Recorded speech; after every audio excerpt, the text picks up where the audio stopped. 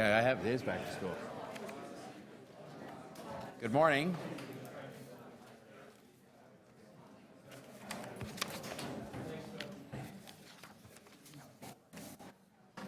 The clerk said that it's back to school this morning and that we didn't meet in August, and she's quite right because I didn't even know which button I was supposed to be pushing to turn the microphone on. But welcome, everybody. If I could have your attention, and there's hubbub coming from the right-hand side of the room this morning, and if we could just have that die down, that would be great. Councillor Ford, nice to see you here for your first executive meeting, I think, since you got elected to council. Congratulations again on your election.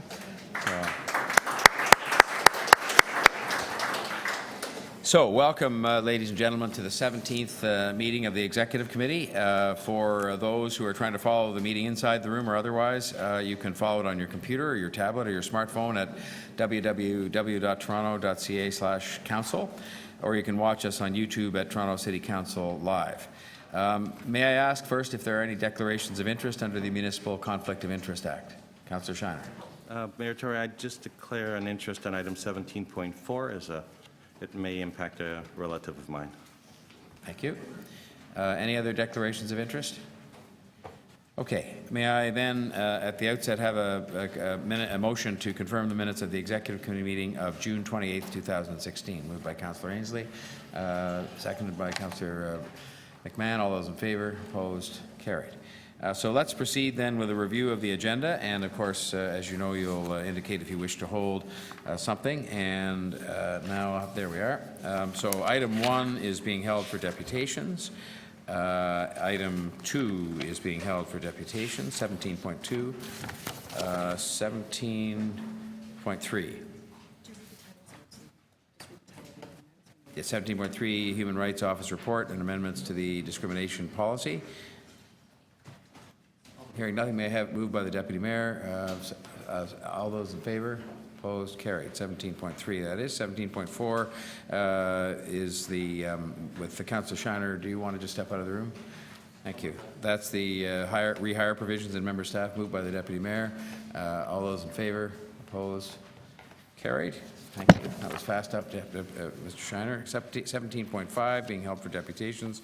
17.6 being held for deputations. 17.7, the procedural bylaws for the civic theatres. Moved by Councillor Crawford. I bet you want to hold that to Councillor Shiner? I'll talk to Councillor Crawford about it. You're holding it? Yes. Okay.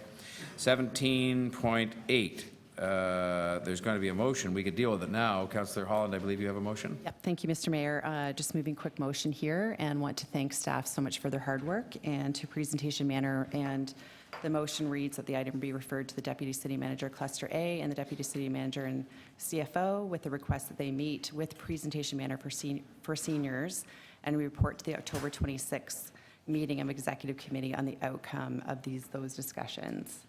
So it'll be 1 month. Thank you. It's moved by Councillor Bardinetti. Questions of the mover? All right. I think it's just to do what it says, send it off to those people to report back. Any further discussion? All those in favor? Opposed? Carried. Thank you. 17.9, affordable housing contributions to build Toronto's 5131 Shepherd Avenue East. Motion to adopt the recommendation. Councillor Bailao, second Councillor Ainsley. I'm sorry, you want to hold that? Well, I don't want to hold it. I just want to make a comment that I'm sure Councillor Bailao would appreciate, and so would my colleagues that are here on the billboard, because it's, sorry, it's another wonderful project that actually has a third of this development being affordable housing on former built property site.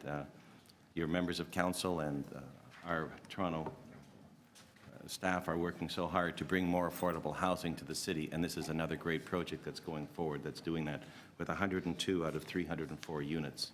And still we're able to sell the land, generate a revenue, and see affordable housing on the site. So it's another great accomplishment, the partnership between the city staff and Build Toronto that's delivering this, and I think some kudos should go out to both the staff, Councillor Bailao, and her work on it, and my colleagues and the Build Toronto folks. And build. Yes. Okay. With all that having been said, my colleagues, Councillor Menon Wong and my Councillor Thompson, my colleagues on the board. Appreciate those comments, and I think that would bring us to the question on 17.9. I think it was moved. All those in favor? Opposed? Carried. Thank you very much. 17.10, the Parks and Recreation Master Plan Progress Report. There's a recommendation to be adopted. Do we have a mover of the Councillor Holland? Yep. Thank you. Mr. All those. Tory, can I hold that? Sure. Held by Councillor Shiner. 17.11, supporting condo dwellers. This is the condo clinic recommendation. Motion to adopt the recommendations in the report. Moved by Councillor McMahon. Seconded. All those in favor? Opposed? Okay, now you do have to, even though we're back in school for the first time, you actually do have to exert the energy to put your hand up, so I know that people are actually voting in favor of it. I didn't see anybody not. Thank you very much. Item 17.12, a change in the members representing the city on the Credit Valley, Toronto and Region Central Lake Ontario Source Protection Committee. Recommendation is being moved by Councillor Ainsley. All those in favor? Opposed? Carried. 17.13, TCHC, CMHC mortgage refinancing, adopting the recommendation moved by Councillor Bailão. Oh, do you want to hold it, or? No. No, we're just, I'll just make a quick comment that Yep. we're happy to refinance mortgages that we're continuing to pay at an average of almost 10%, so we're happy to see some of these opportunities to mortgage with CMHC. We would like to have more. I was just going to say, and while you were commenting, I hoped you would say that we would like to have even more support from them to refinance even more mortgages. There's still some more to be refinanced. Exactly. Well, on that note, we'll take this bit of good news as a first step, as I said at the waterfront the other day. It's a first step. All those in favor? Opposed? Carried. 17.14, 2372. I've had a request, Councillor Plasko, I think is going to hold that because. Yes, Mr. Mayor. Yeah. As a courtity to Councilor Courtesy to Mamalidi, I'd Councillor like to put Mamalidi, this who's item. going to be here to speak to that Thank you. and ask questions. 1715, operating variance report, June 30th, is being held for deputations. 17.16, the capital variance report. May I have a motion to accept the recommendation, and adopt the recommendations from the Budget Committee? Moved by the Chair of the Budget Committee, Councillor Crawford. All those in favor? Opposed? Carried. 17.17, transfer of funds from Construction Hoarding Sign Reserve Fund to the Council for the Arts and the Art in the Parks program. Motion to adopt the recommendations moved by Councillor Ainsley. Seconded. All those in favor? Opposed? Carried. 17.18, the budget adjustment, federal homelessness partnering strategy. This is a zero net transaction. Motion to adopt the recommendation moved by Councillor Crawford. Seconded. All those in favor? Okay, now, that's it. We're going to have to go around and start. Do I have to come around and start? All right, and all those in favor? Opposed? Carried. You want to record? Yeah, okay. That's fine. That may be the only way to get. All right, 17.19, the water capital budget and capital budget plan adjustments. I seek a motion there adopting, moved by Councillor Crawford. All those in favor? Opposed? Carried. 17.20, transportation services capital budget adjustments. Tory, I'd Moved like to again hold by, you want to hold that? Yes, please. Okay, Councillor Shiner. 17.21, facilities, real estate, environment, energy, 2016 capital budget and adjustments, accelerations, deferrals, and so on. Coming from Councillor Crawford, a motion to adopt the recommendations from the Budget Committee. All those in favor? Opposed? Carried. 17.22, Toronto Police Services Board operating budget variance for the period ended March 31st, 2016. Again, a motion to adopt the recommendations from the Budget Committee. Moved by Councillor Crawford. All those in favor? Opposed? Carried. 17.23, year in review update on City School Board's Advisory Committee work plan is being held for deputations. 17.24, the City School Board's Advisory Committee request respecting the Toronto Green Roof development requirements. This is the suggestion here is that we adopt the recommendation from the School Board's Advisory Committee, moved by Councillor McMahon. All those in favor? Opposed? Carried. 17.25 is the Older Women's Network presentation on universal design and new multi-unit residential construction. We're holding that for deputations. 17.26, the license with the TTC for the Toronto TTC Loop at the Exhibition Place. The suggested disposition is to adopt the recommendations in the report. Moved by Councillor Palacio. All those in favor? Opposed? Carried. 17.27, the Holodomor Memorial at Exhibition Place, we are holding for deputations. 17.28, we also are holding for deputations. 17.29, that was, the gender diversity on city boards. 17.29, interjurisdictional task force on automated vehicles. comes here without, this is, I guess, came back from City Council. But there is no recommendation as to what we deal with this. So it's really just requesting the city manager to enter into a dialogue with the Government of Canada and other institutions and academics. It looks fairly straightforward to actually just get some information on that. So we can move the recommendation, number 1, by the Deputy Mayor. All those in favor? Sorry. Well, we actually have a similar report coming back to Public Works and Infrastructure, so I wondered if we could direct it to transportation staff to integrate it with that report, so it's all streamlined. Is that, are you happy with that? Because it came via you from City Council, Councillor Holland, yeah, and Councillor Thompson. I think it sounds like it makes sense to Yeah, I have it think sort of so, because it could be, considered you can just together. augment So what's what we'll do already is then, that we refer this to the Transportation Public Works staff, and all the rest of the language can stay the same in terms of getting information from everybody and coordinating the efforts with the Public Works Committee activity. Okay, all those in favor? Opposed? Carried. Can you get that, Madam Clerk? Okay. 17.30, commercial drone use is being held for deputations. 17.31 is also being held for deputations. And we do have a, beg pardon?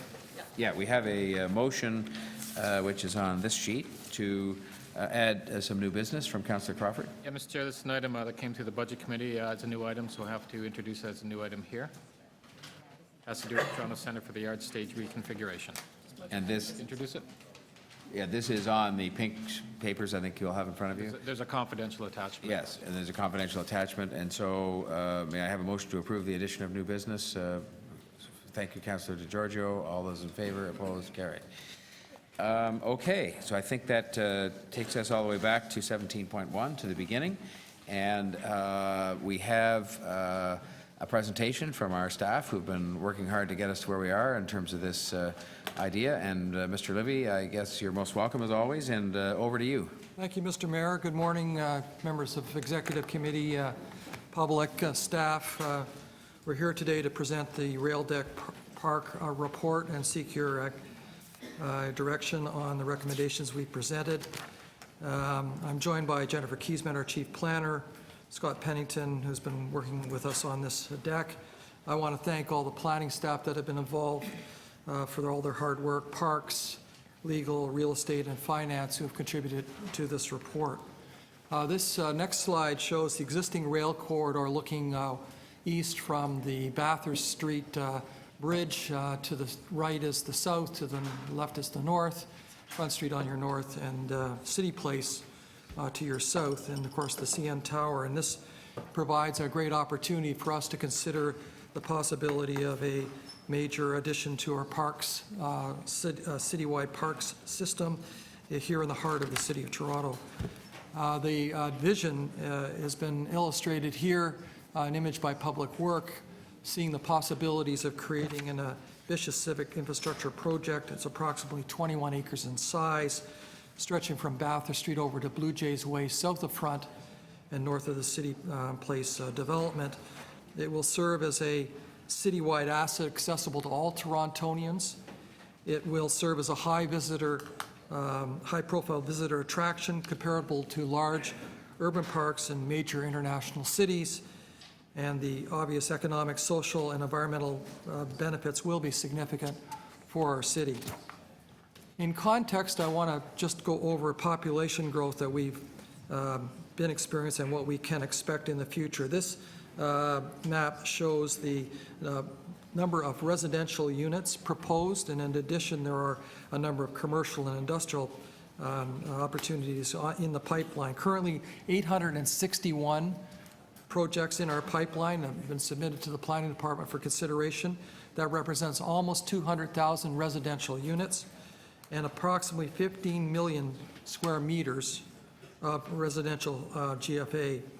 By 2041, the city population is projected to increase from 2.6 million to 3.4 million, and the downtown population is projected to increase from 250,000 to 475,000, representing about just under half of the population increase expected over that next 25 years. Now, the residential development you see on this map is concentrated and reflects the growth management areas of the official plan. with 40% of the proposed residential and 43% of the proposed non-residential GFA in the last 5 years in the downtown. The centers are focal points for today's strong market, and with 9% of the housing proposed citywide. Of the projects in the centers, Young Eglinton has 42% of the proposed units and 46% of the non-res space, and growth is occurring along our avenues and our transit corridors, especially along Shepherd Avenue East and Eglinton Avenue East, consistent with our official plan. To state the obvious, the downtown is growing. The initiative, when we first started back in the 90s with the Kings, through the official plan last decade, and now the condo boom that we've seen, we are now another 50,000 on top of the 200,000 people in 2011. And TO Core is looking at what that impact is on the capacity of the city to accommodate this amount of growth. Approximately 500,000 jobs are located in the downtown core, with an average growth of 17%. That's 75,000 jobs since 2010. The downtown population of downtown Toronto includes residents, employment, visitor population exceeds 830,000 people on a daily basis, and puts tremendous strain on the capacity of our city to provide a quality environment. So this is all about parkland needs. To state the obvious, we need more parkland across the city and in the downtown. Toronto's high-growth areas have low levels of parkland provision compared to the citywide average. Parks in the downtown are some of the most high-profile and heavily used in the city. The Rail Deck Park would be a destination citywide, internationally across the GTA, and a destination park space accessible to residents across the city. The Rail Deck Park will assist in addressing growth-related park needs in the downtown. If you look at our statistics, the median rate in the downtown is 1.9 acres for every 1,000 populations. Over the past 10 years, the city has secured 21 new or expanded downtown parks representing 48 acres, primarily in the waterfront and major developments like Regent Park. Parkland acquisition is the way that we acquire funds necessary for the provision of parkland spaces, and it's Section 42 of the Planning Act that enables municipalities to acquire new parkland principally through either conveyance, but mostly through cash in lieu payments. The city collected $465 million in cash in lieu payments between 2006 and 2015. Across the city, the parkland dedication requirements are 2% for commercial and industrial, 5% for all of the users, including residential. That's the old standard. The old act said you get 5% of your residential subdivision for a park. And in the 80s, the act was amended and allowed for this cash in lieu provision, and it established an alternate rate based on the density of the development. The act permits up to 1 hectare for 300 units. It's a fairly punitive or onerous requirement, especially in high-density areas. So we have a parkland provision embedded in our policies that requires an alternate rate at a lesser rate, and it is capped, and I will explain that in a minute. So in the parkland deficient areas, including the downtown, but across other areas in the city, additional education is required at the rate of 1 hectare, that's about an acre, for every 300 units. It's capped at 10% for sites less than a hectare, and I can tell you that the majority of the sites, almost all of them, are under a hectare, under 2.5 acres. The Rail Deck Park would have to work and consider opportunities to enhance that alternative rate, I believe, if we're going to be successful in seeing its realization. So here are some decking projects that you may be aware of, if having traveled to some of these cities. Millennium Park is very comparable, 24 acres. It's on top of the rail deck in Chicago, and it's cost about $33 million an acre in today's dollars. Hudson Yards, a very ambitious project. Unlike Millennium Park, it has major buildings included in it. Major commercial buildings as the downtown in New York shifts, or the financial center shifts northward to 34th Street. 50% of its open space, but 50% is commercial towers at $77 million, and obviously the infrastructure required to support those structures is more extensive. Manhattan West is another example, 5 acres, 1.5 of park space, and again, fairly heavy commercial office tower type developments. Now, the next slide, I just want to get everybody oriented in the geography of the rail deck park. So on the west, you see Bathurst Street, and the east, way over, you'll see Blue Jays Way with Spadina sort of in between. And the report goes through various ways of building this park. It can be built in phases. It's a very important point. We can do this in phases. We don't have to do it all at once. We can do it over time.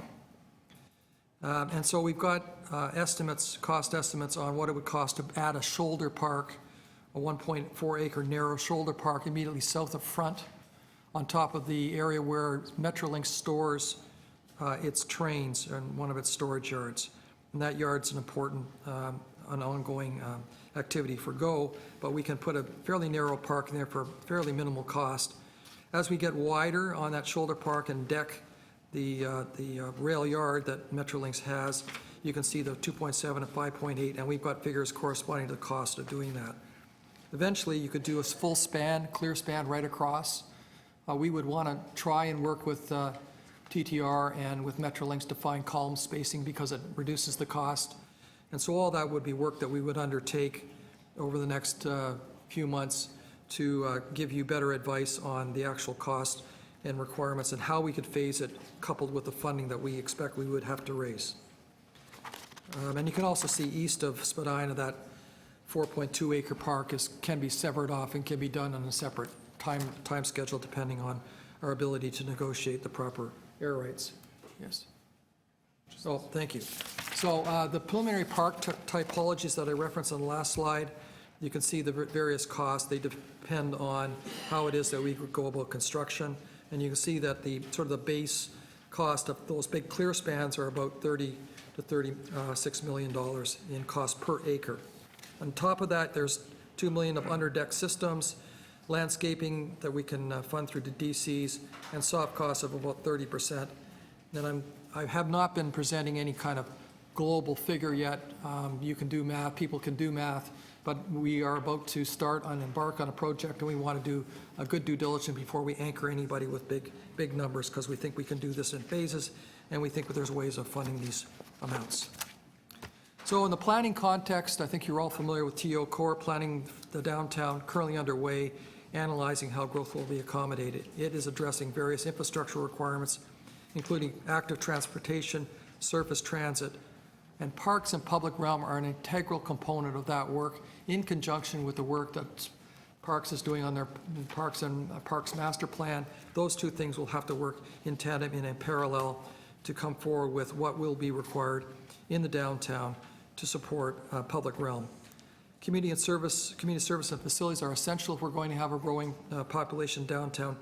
Energy considerations, water and infrastructure upgrades to the existing services are necessary, and we'll be articulating those costs. So my basic premise here is we're going to have additional growth in the downtown. It has to pay for and sustain itself. It has to provide the funds necessary for us to see that. Otherwise, we have to very seriously look at the amount of growth, the pace of growth, and question whether or not we want to provide that much growth downtown if we can't provide these essential public services. And priority projects in TO Core include the Rail Deck Park, King Street Transformation, Tower Separation, amongst others. We also have two old secondary plans dating back to 1994. They both currently permit transportation and related uses. They did signal some form of rail decking, so this is not an entirely new idea, and they did provide a process for an official plan amendment to come forward. In terms of real estate and property matters, the city will work with the property owners, rights holders to advance plans for a public park above the rail corridor. There will be a negotiation that will be complex and required to secure air rights to see this dream realized. The ownership of the rail corridor is very much multi-layered, very complicated legal permissions in the area. A private developer has indicated an initial pre-applications discussion with staff regarding their potential interest in the rail corridor. We will be pursuing those discussions with those land owners and those that have land interest in the area. The structural design and engineering analysis, we would have to engage a consultant with engineering experience on design and get you some preliminary costs. We'd look for the Class 4 estimate, 10% estimate of design. and we'll work with construction phasing and staging options to address technical constraints and funding scenarios as we come back through the implementation plan. On the partnership strategy, this is one opportunity I think we should be pursuing with vigor, and that is to promote ongoing engagement with community, government, and corporate partners. We believe that this park represents an opportunity for an approach to long-term program operations and maintenance required that goes above our ability currently under our programs to provide parks and open space. We think it's a novel and model opportunity for a new model, and we'll be reporting back with our partners in parks and in finance to understand what the implications might be. And finally, financial analysis will be undertaken on the financial feasibility, phasing options, timelines, funding options, including growth-oriented tools, donations, sponsorships, and grants. So in terms of the growth-related funding tools, we review the DC rates on a 5-year basis. There's a certain discipline in the DC Act around background studies, renewing and refreshing this, and those DC rates can be used for the development. So things like washrooms, fields, the facilities that you can build in parks can be covered and collected through DC rates, and we would include this park in the next background study, and that would go into the denominator of the costs that we would try to collect for DC. So on the parks development side, I believe we have a very feasible way of incorporating those costs. In Section 42, we think we need to look at what our history is. We need to review what has been in place for a long time now. I would observe that we're seeing greater densities in the downtown than we ever anticipated, both in the residential area and in the employment area. In the residential area, we're seeing what used to be a 30-story tower, now a 60-story tower. And because of the capping provisions in Section 42, we're not collecting any additional dollars as a result of that. The cap kicks in really early. So on some examples, I'll give you some examples. We've got 410-unit development in the downtown, 410 units, King West, and it has the cap kicked in at 16 units. So we collected on the first 16 units, and the remainder of the units, it was all above the cap. So we didn't collect enough money, I believe, in those developments to pay for the needed and necessary Section 42 contributions. And there's lots of things happening in Section 42 discussions. There's a recent Richmond Hill decision that says it is the municipality's ability to set the rates. You have to be reasonable, and in that sense, we would have to come back with a proposal that made sense. But I do believe there's certain rooms in the Section 42 that we should be reviewing in conjunction with parks, coming back to you for securing your approvals. So the recommendations in the report, we'd like to initiate an official plan amendment for the Railway Lands West and Central Secondary Plan zoning bylaw changes to support park use for the 21 acres that you have before you today. I'm seeking direction for myself, together with Julie Carboni and Rob Rossini, to develop an implementation strategy for the Rail Deck Park and report back next year on feasibility and options for securing air rights, providing you cost estimates and phasing options, funding options with a focus on growth-related revenues, and a partnership strategy to support community and corporate involvement in the programming, operations, and maintenance of the park. And to do that, we need to establish a capital project. We believe it's about $2.4 million gross for next year to support the Phase 1 work. And a team of 7 staff, together with consultants, has been outlined in the report for your consideration and approval. And these resources are shown on this slide. For city planning, they've got both the project management responsibilities for leading the planning framework and working with the overall coordination of the work plan. Legal services, I can't tell you how complicated the geography is here. It will take us months of title searching to establish. I can almost predict for sure that you're going to have a Grand Trunk Railroad interest, and you probably don't want to go down that rabbit hole, but there's going to be a number of complicating factors on the legal side in terms of title, and we're going to have some fairly strong advice to negotiate the proper air rights deal with the TTR and any interests that might be associated with that. And Parks, Forestry, and Recreation will need some staff to help capital planning and engineering work. We'll engage consultants on real estate, financial analysis, engineering, planning and park analysis, and of course, we'll have a robust public engagement. I hope this will be an opportunity to have a park design that is superlative, is world-class in its execution, and would be securing kudos for its efforts. The next steps is to have this report proceed. Hopefully, it was approved by Executive Committee and the Council. We would establish the dedicated team. We clarify ownership status in the corridor, engage the interested parties, initiate the process for the official plan amendment for the park, and secure the proper consultant resources to support design, engineering, real estate, planning studies, and financial analysis. And we would then come back to this committee next year in a timely way with an implementation plan for your consideration, coupled with the work and in tandem with the work that we're doing in the Parks and Recreation Master Plan. And I'm happy therefore, Mr. Mayor, to stop the presentation, and if you'd like, I can either answer questions now or we can answer questions after the deputations, whichever is your preference. I think we'll go through the questions now, and then it allows the deputies to have heard the answers and to comment on those if they wish. And I'll thank you, John, Deputy City Manager, and your colleagues. And I wanted to say thank you. I try to be not to be one of those people who's asking for endless numbers of reports, but I did sort of cause, together with Councillor Cressy, this one to occur to get us at least launched on taking a look at what I think is something very exciting. But I just want to thank you with all the other things you all have to do, and your colleagues for getting us to this stage where we can now take a serious look at the questions that you've enumerated in your report. On that note, I will first ask if there are members who are not part of the Executive Committee who would like to ask questions of our presenters, and we'll start with Councillor Cressy. Thank you, Mr. Mayor. I have a few questions, and I'll direct it to a couple different of our senior staff leadership here. I suppose I'll start with the Chief Planner, if that's all right. Could you clarify the boundaries that define downtown and what growth has looked like both in population over the last 15 years and projected for the next 25?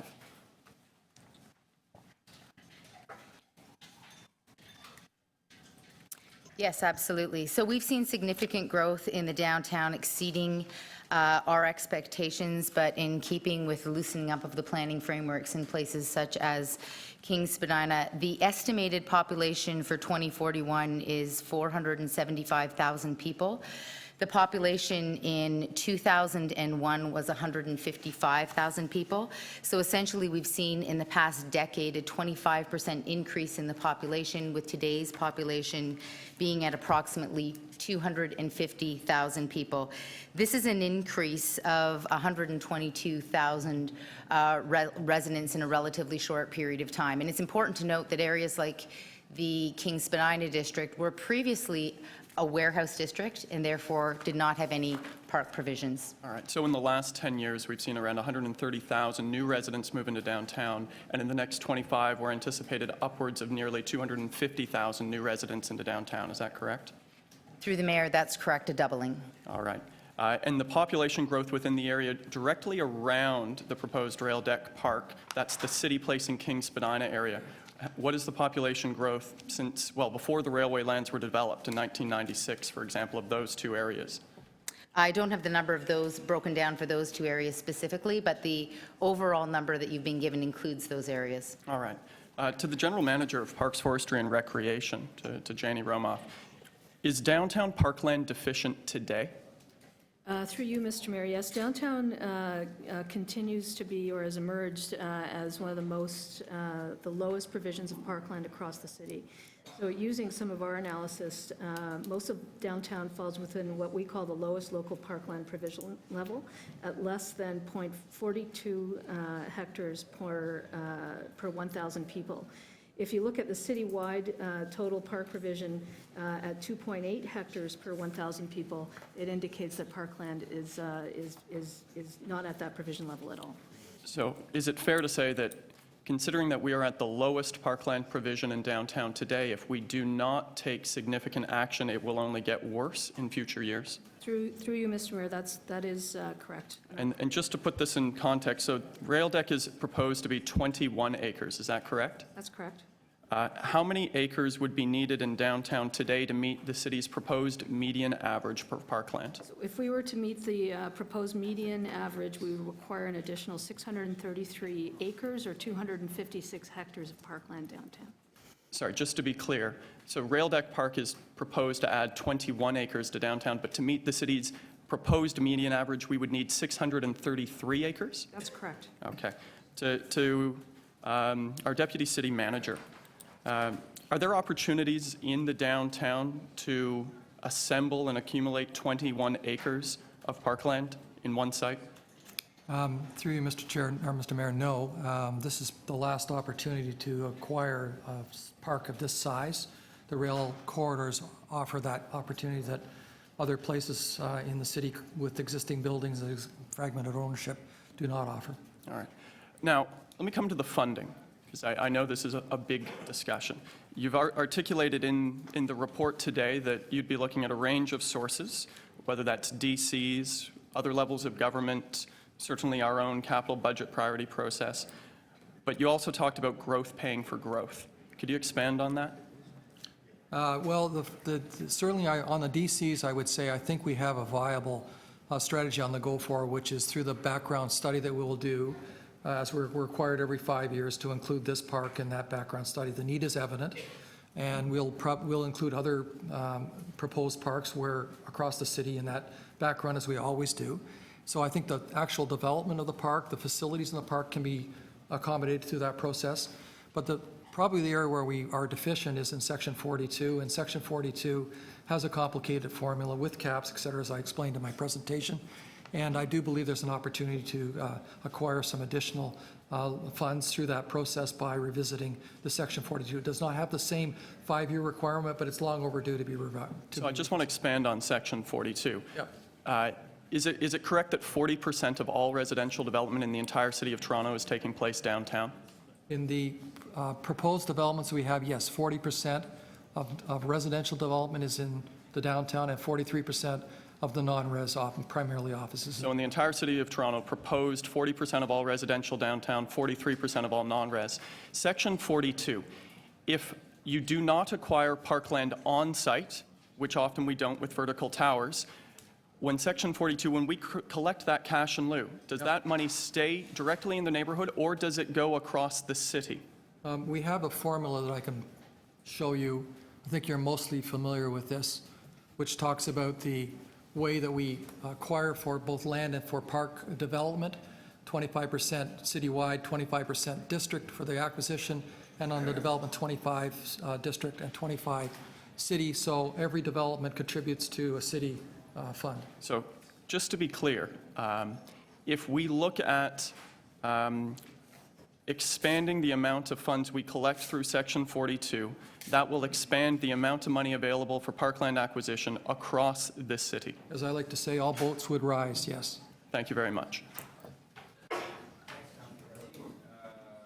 And may I just say that it would be my proposal, if the committee members concur, that we treat this series of questions, and Councillor Cressy did sneak one in to somebody who's not part of the presenting group, but that we treat this as questions to staff as well. I mean, because I think a lot of the questions are going to be to the same people.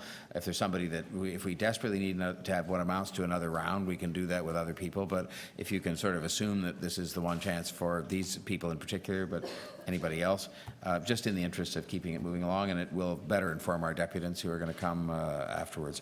Now, anybody else who is not a member of the committee who wants to ask questions of staff with respect to this matter? I don't see anybody. Okay. Then can we move to members of the committee who want to ask questions? And that we'll have Councillor Bailão, and then Councillor McMahon, Councillor Crawford, and Councillor Palacio. I'm sorry. So I'll put you. Actually, you had your hand up first, and I had written your name down. So we'll start with Councillor Palacio, Bailão, McMahon, and Crawford. Councillor Crawford, you did have your hand up, correct? Councillor Crawford, you did have your hand up. Yes, thank you. Okay, so Councillor Palacio. Thank you, Mr. Mayor. To the Deputy City Manager. On page 6 of your presentation, and you indicated that the rail deck park will be a destination park.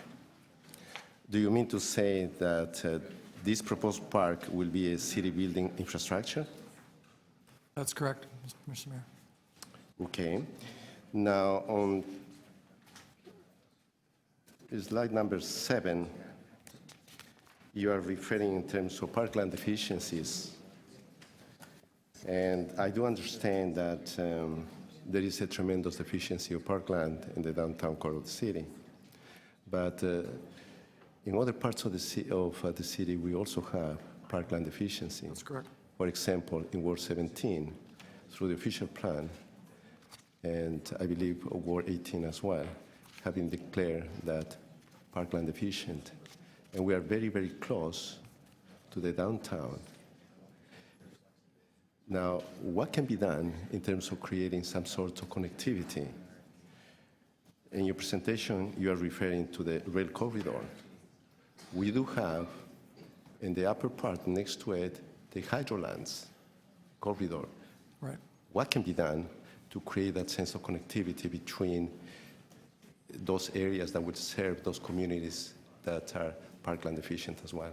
Right. So through the Parks and Recreation Master Plan and through our official plan work, those connections are absolutely essential, and we should be building on any opportunity, including hydro corridors adjacent to the rail corridors. There's current proposals under consideration and should be pursued with vigor, and I don't think anything should wait for that.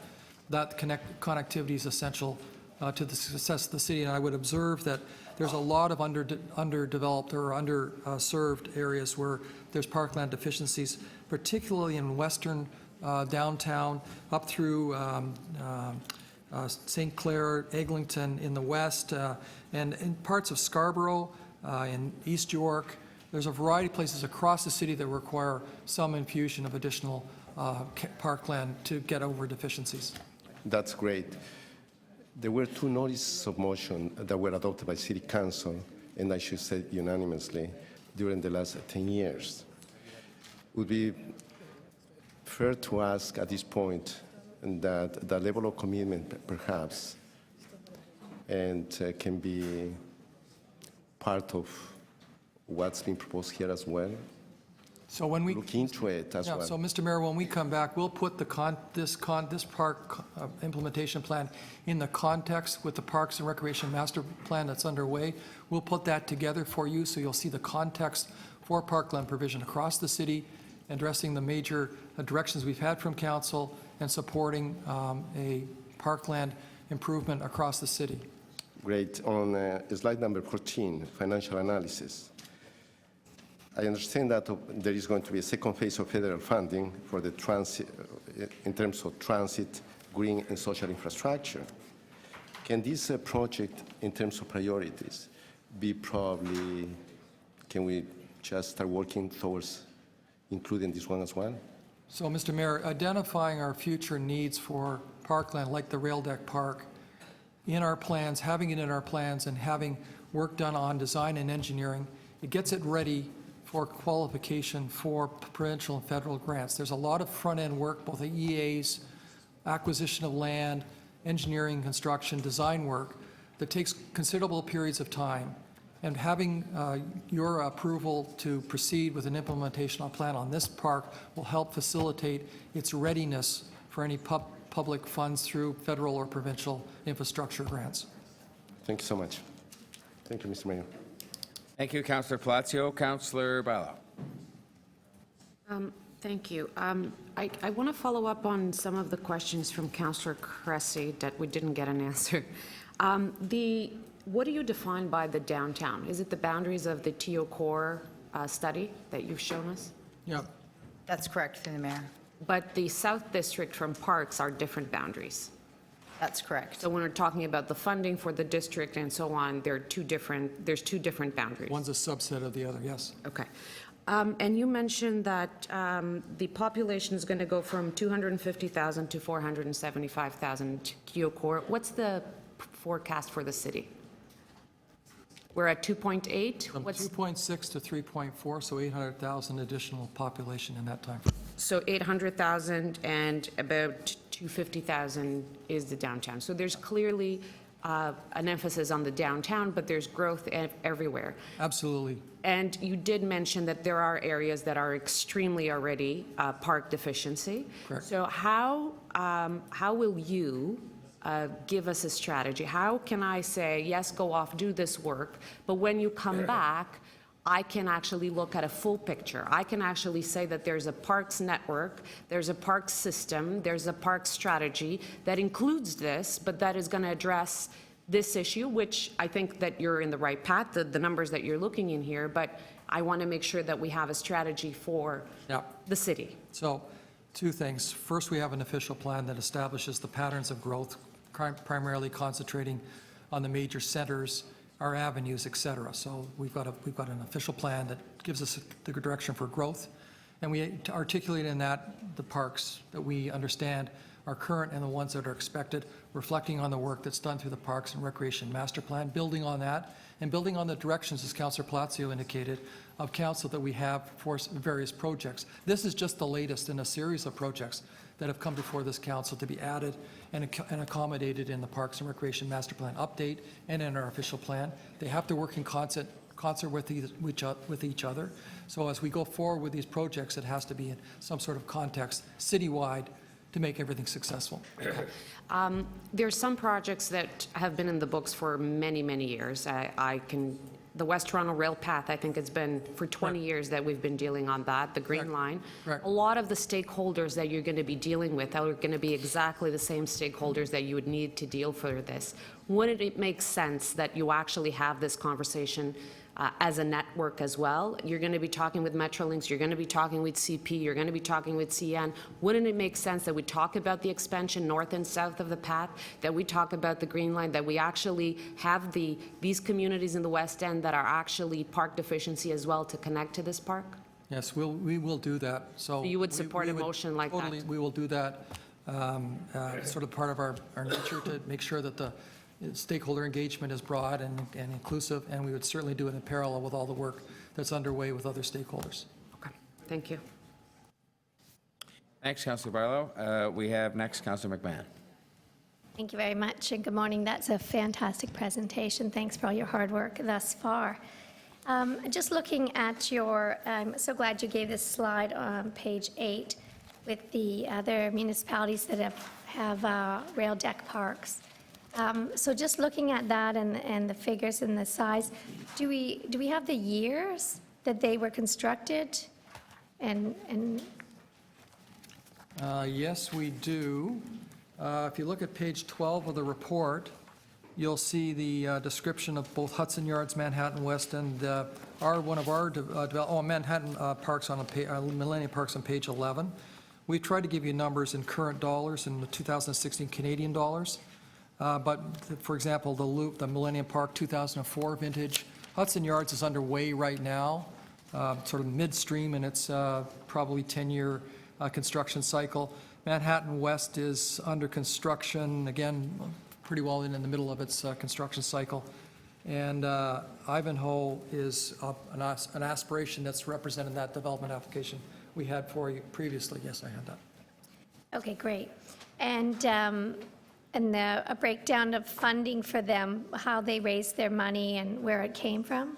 It varied. Hudson Yards actually had to go back and got additional funds from the city and through the state. Typically, these projects are supported by state and federal programs, and we would certainly be interested in those kinds of provincial and federal supports that would make this a reality. And you mentioned about partnership strategy, and so are you, I'm assuming, but you are looking at a conservancy kind of model to help with fundraising, operation, that kind of thing? I think that it's evident that we're not going to be able to acquire 600 acres downtown to meet the average parkland requirement, so we're going to have to do with something less. And as a result, those lands that we do acquire and develop into parkland have to be well-designed, and they have to be adaptable to intensive use. That will require more paved surfaces, washroom facilities, and other things that will have a higher level of animation and cost. And the programming on this is really important. Our traditional model, Janie could probably speak to it, is stretched to the max, to the limit, to provide operations and maintenance. We've had, complaints that we're not maintaining the standard to which people expect, and that gap, I think, has to be realized through some sort of partnership with the adjacent condominiums and landowners in a conservancy. If there's going to be some partnership funds coming in for programming, we have to figure out a way of doing that. So I think this represents an opportunity, along with some of the other things we're doing, for a new model for a higher level of parks, programming, maintenance, and operations. And that's what we are doing for the Bentway, right? A conservancy, and how's that working? So, We're in the early stages, but we've got council's support to pursue that kind of model for the Bentway, yes. okay, thanks. Thank you very much, Councillor McMahon. Councillor Crawford was next. Thank you, Mr. Mayor. So just to reconfirm that we're not making any decision on moving forward with this park at this point. Mr. Mayor, all we're asking for is the $2.4 million capital project and the staffing associated with us to do the implementation plan. So no, we're not asking for any approval of the park. Not jumping the queue on any other priorities in the city. This will be looked at in the appropriate time and all of that with regard to capital projects, parkland. So that just, you've said that, I just want to confirm that. Yes, But we are committing couldn't say to- that better, exactly what we are. But we are committing to the $2.423 million? Correct. Okay. Just a couple questions on that. So there's $2.345 million coming out in 2017. And just getting into a few, some of this, but most of them make sense when you're looking at money coming out of the Section 42 from the development charges. Just a question with regard to the number D, the $621,000 coming from closed capital projects. Can, probably through the city manager to the acting CFO, what's the normal process on closing capital projects and reallocating the money? How do we look at that when we close a capital project and reallocate those monies? And we've just done that at budget, so just want to give me an idea of that process.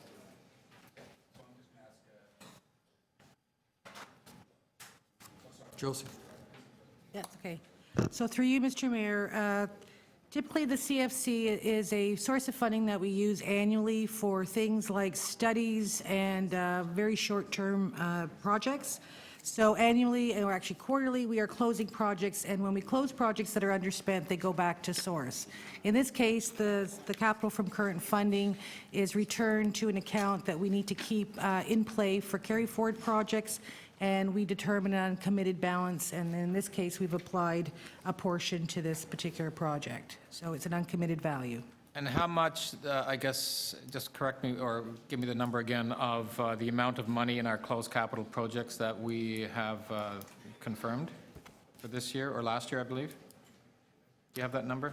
Through you, Mr. Mayor, I mean, we have a report here, Capital Variance Report number 16, which has identified over at least these last 2 quarters, it's a total of a savings of $75 million, of which $27 million is savings in non-issued debt and about $10 million in CFC.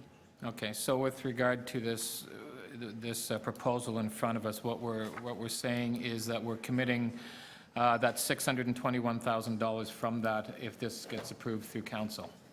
That's correct. Okay. Now, will this amount, and I guess the money that is impacted to the 2007, will any of this be confirmed through the 2017 budget process, or are we looking at making a decision here that circumvents the 2017 budget process? So through you, Mr. Mayor, this project, if council approves recommendation number 4, it sets up the authority for the total project cost. It sets up the actual appropriation of $78,016 so that folks can spend.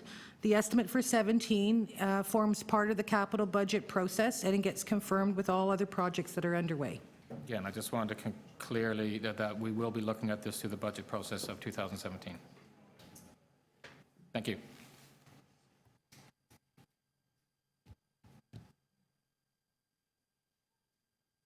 Sorry, ladies and gentlemen. Councillor Crawford, thank you. And next had Councillor Thompson.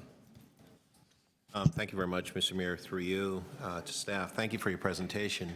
My questions are not meant to be critical. I thank you for the presentation.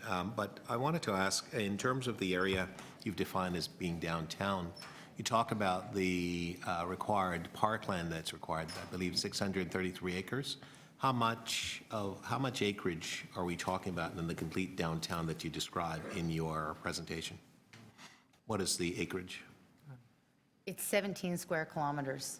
So the entire city is 613 square kilometers. The downtown area is 17 square kilometers. It's 4% of the land area of the city. It's a very small area. Okay.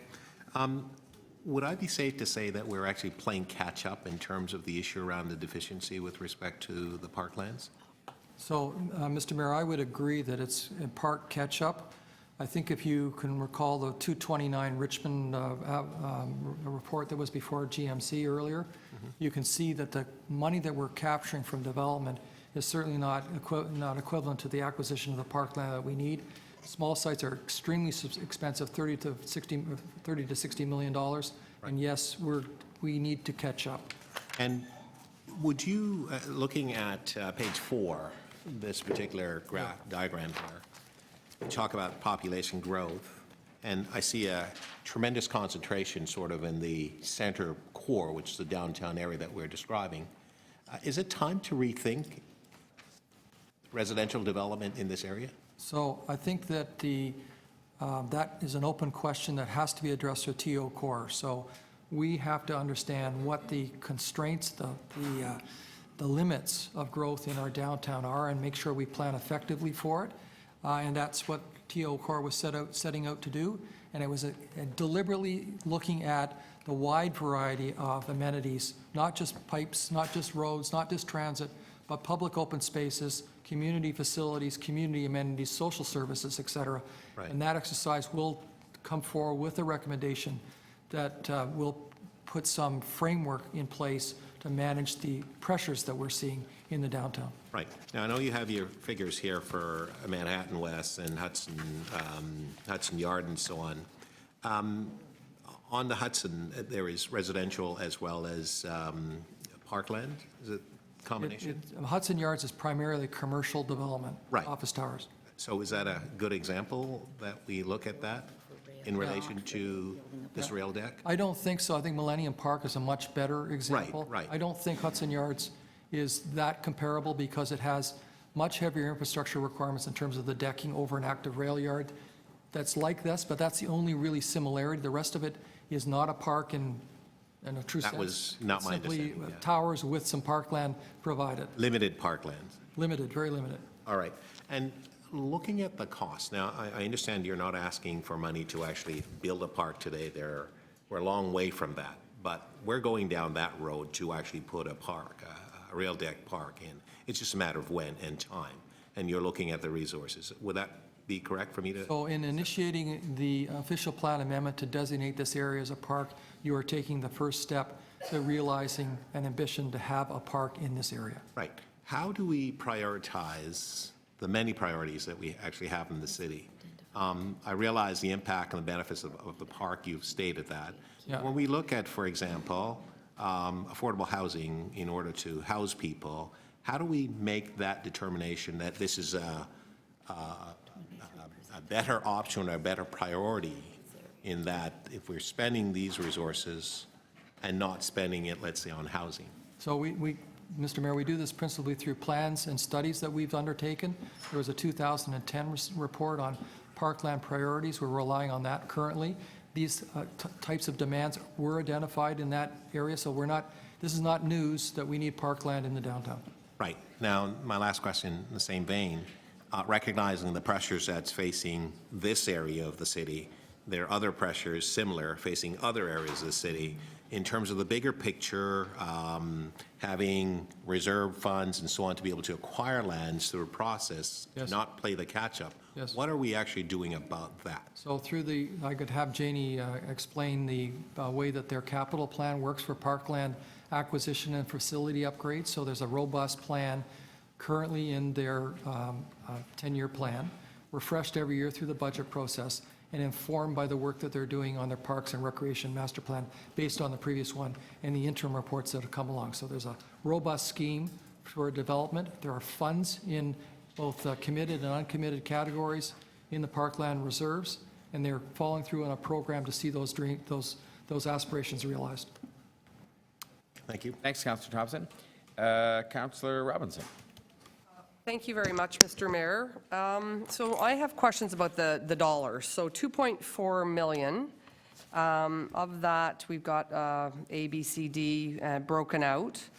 So I guess my question is, given this is in the downtown core, why we couldn't secure more money from Section 42 to fund this kind of startup of this exercise.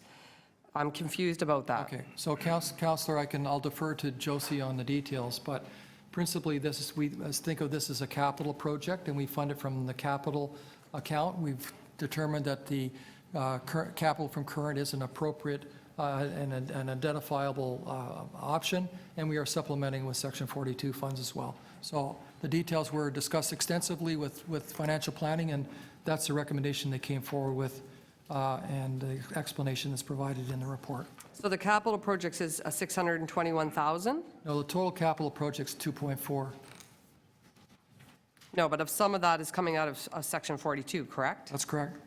So what is line D, where it talks about closed capital projects, $621,000? So again, financial planning determined that there was a legitimate mechanism to use, which is closed capital projects. That explanation Josie provided previously, but you can ask her again if you'd like.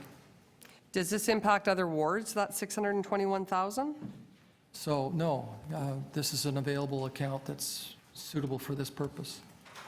Okay, and the staffing in item 5. Yes, So you've asked for 4 new planners, yes, 2 new legal services staff, yes, and 1 new parks and forestry recreation position. that's correct. Is there also consultants being hired? Yes, there are. There's consultants on planning studies and public engagement, so that the stakeholder engagement and the planning studies would have the benefit of market analysis and revenue tool options. We have some consultants helping us with engineering, detailed engineering, detailed design.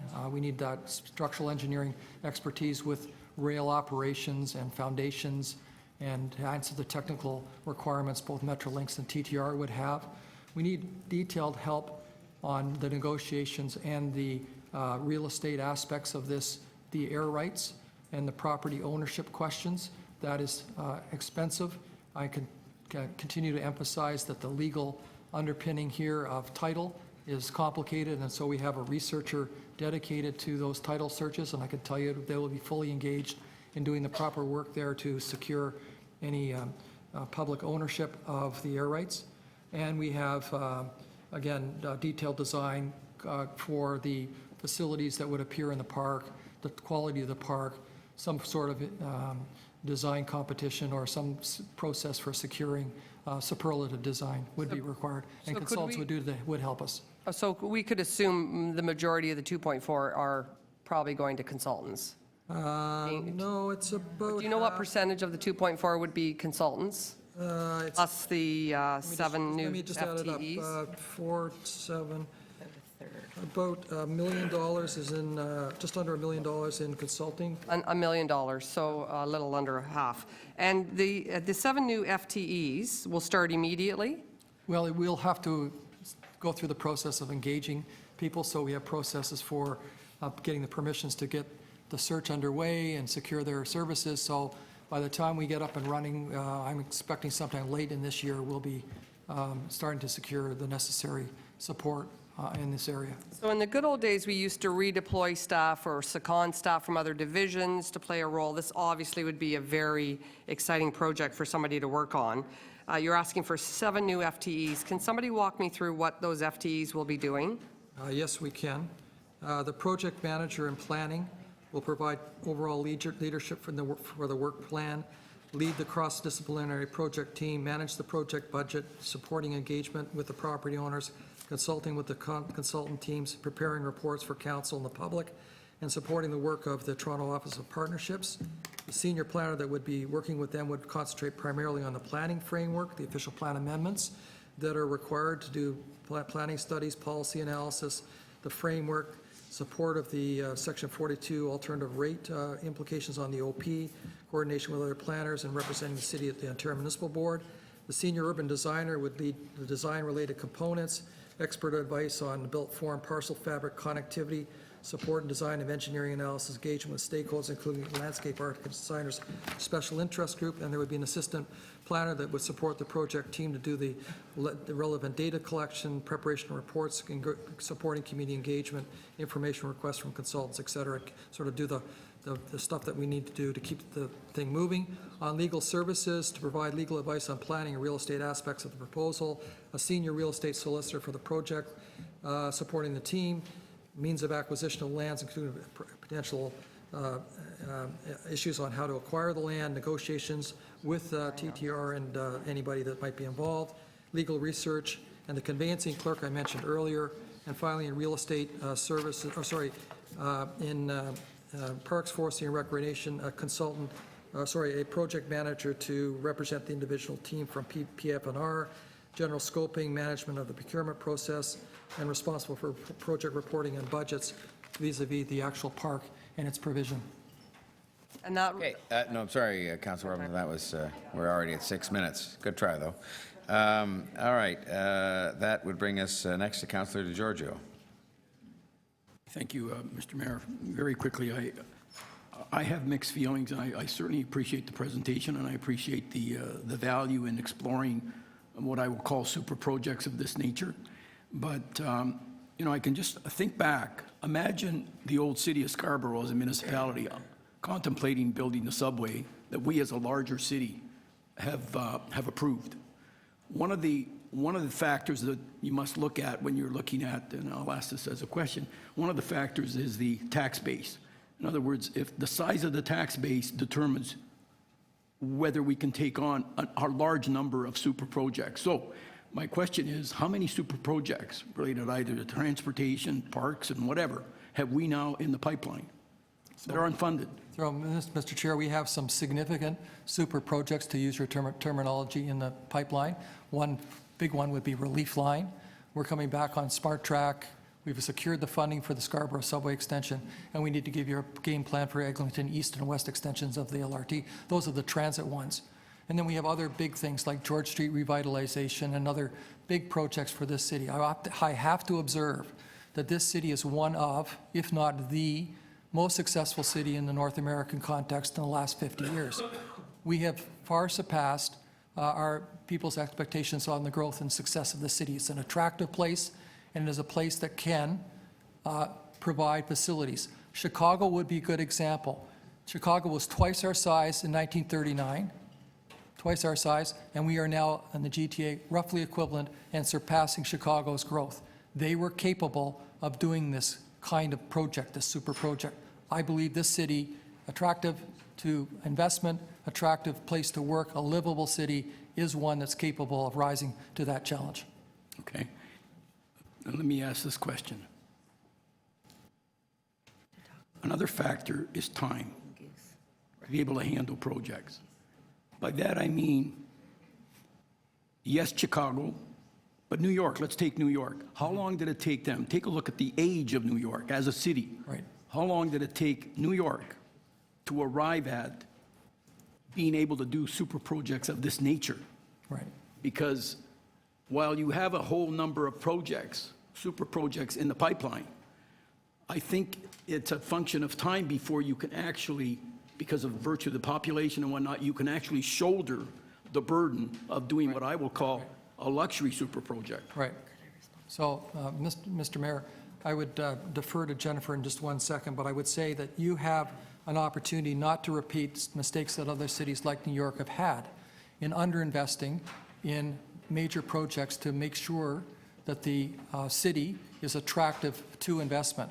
And we've been poised in that problem with the transit file. We all know that. And we are now starting to get into the point, if we don't make investments like this in parks in the downtown, we will choke on our own growth. Agreed, but based on just what you said, if for the longest period in time we've been, I won't use the word, well, neglectful of making the proper investments, if we're behind and we need to now make investments because of our past mistakes, how can you then say, well, let's not only do that, but let's look at this project as well, and maybe put this right at the head of the line? Well, Mr. Mayor, I think that this is not, we're not asking for your approval of this No, I project realize today. that, and that's why I We're say asking to I don't pursue mind this. exploring these things. I think it addresses both aspects. I think it addresses an unmet need in the downtown for parkland space that we've not been able to catch up with, and addresses some future needs in a significant way. All right, thank you. Mr. Mayor, it's important to note that Central Park was planned in 1857, well ahead of any of the high-density growth that we see today. It was a visionary project. It was planned in the context of farmers' fields. The risk that we have today is that we have been for 15 years approving new condo buildings that have been driving the overall growth in the city on the assumption that the infrastructure will follow, and we've actually hit a tipping point. We have a moment where we either need to provide the amenities that provide for livability, or we need to stop approving growth in the downtown, but we can't have both. Are we contemplating growth other than the downtown? Is any growth going to happen elsewhere? And will they need infrastructure? Absolutely. Okay. It's not at the same scale that we see in the downtown for a variety of reasons, but one of the objectives of investing in transit in our suburbs in a significant way is in an attempt to provide the infrastructure in our suburbs that will be an impetus for attracting more growth to our suburbs. My point is, can you do it all at the same time? Thank you, Councillor DeGiorgio. Councillor Pasternak. Thank you, Mr. Mayor, and thank you for coming with this report. And my comments and questions are not to be construed as critical. When it comes to closed capital projects as a source of funding under this project, I guess it's $621,000. There's numerous councillors that have been seeking sources of funding for their unfinished parks projects.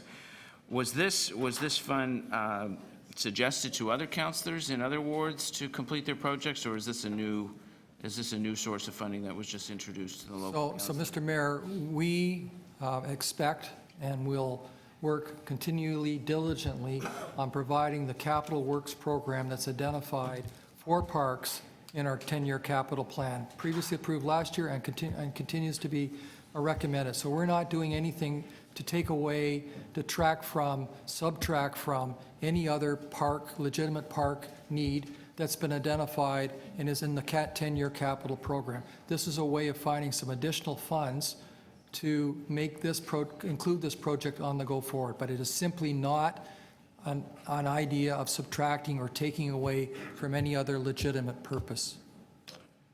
Well, my question was, has this fund been suggested to other councillors to complete their unfinished parks capital projects? I would suggest if there are some unfinished projects, we should just check to see whether or not we should be drawing on the existing uncommitted balances in the Section 42 funds, which are significant. That would be the first place to go. I wanted to avoid doing anything extensively in that area to avoid exactly the proposition that you have inherent in your question, because I do not believe it to be true.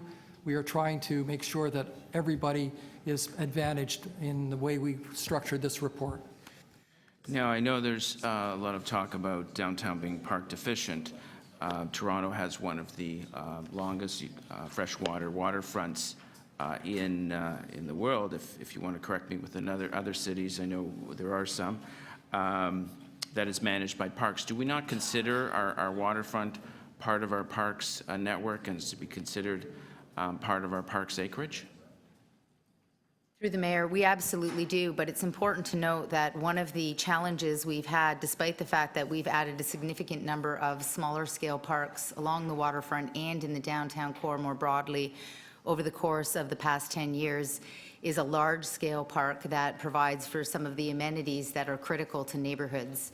And the objective in planning for this park is recognizing really two key objectives. One is providing a neighborhood destination for the 830,000 people who work in the downtown during the day, but also for families in the downtown. And this links up directly with our Growing Up Vertical study, which has identified that families would like to stay in the downtown and raise their children in condos, but the neighborhood amenities, the place to play ball, are in fact missing.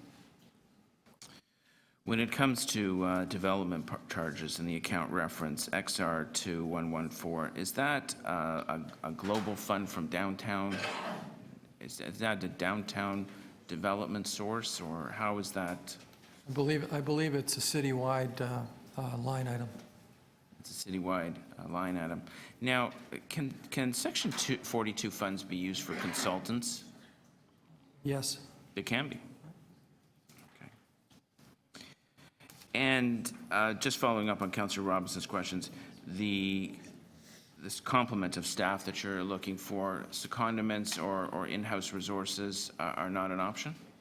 Through you, Mr. Mayor, we'll provide opportunities for secondments and options, but we will have to then have that work done by the hiring that we're proposing here, so that there will be opportunities, but there's no way that we can credibly recommend to you as Executive Committee and Council that we should be taking away from existing planning or parks projects currently underway and have them sacrificed on the basis of this project.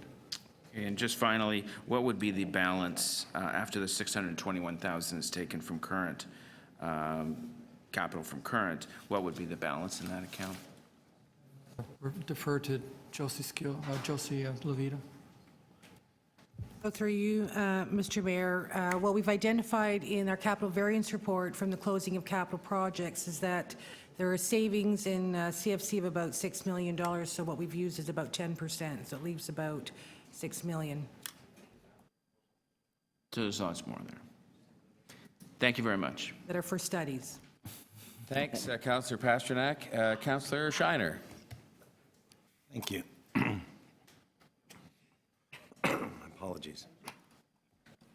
Linear park over the railway lines isn't a new idea, is it?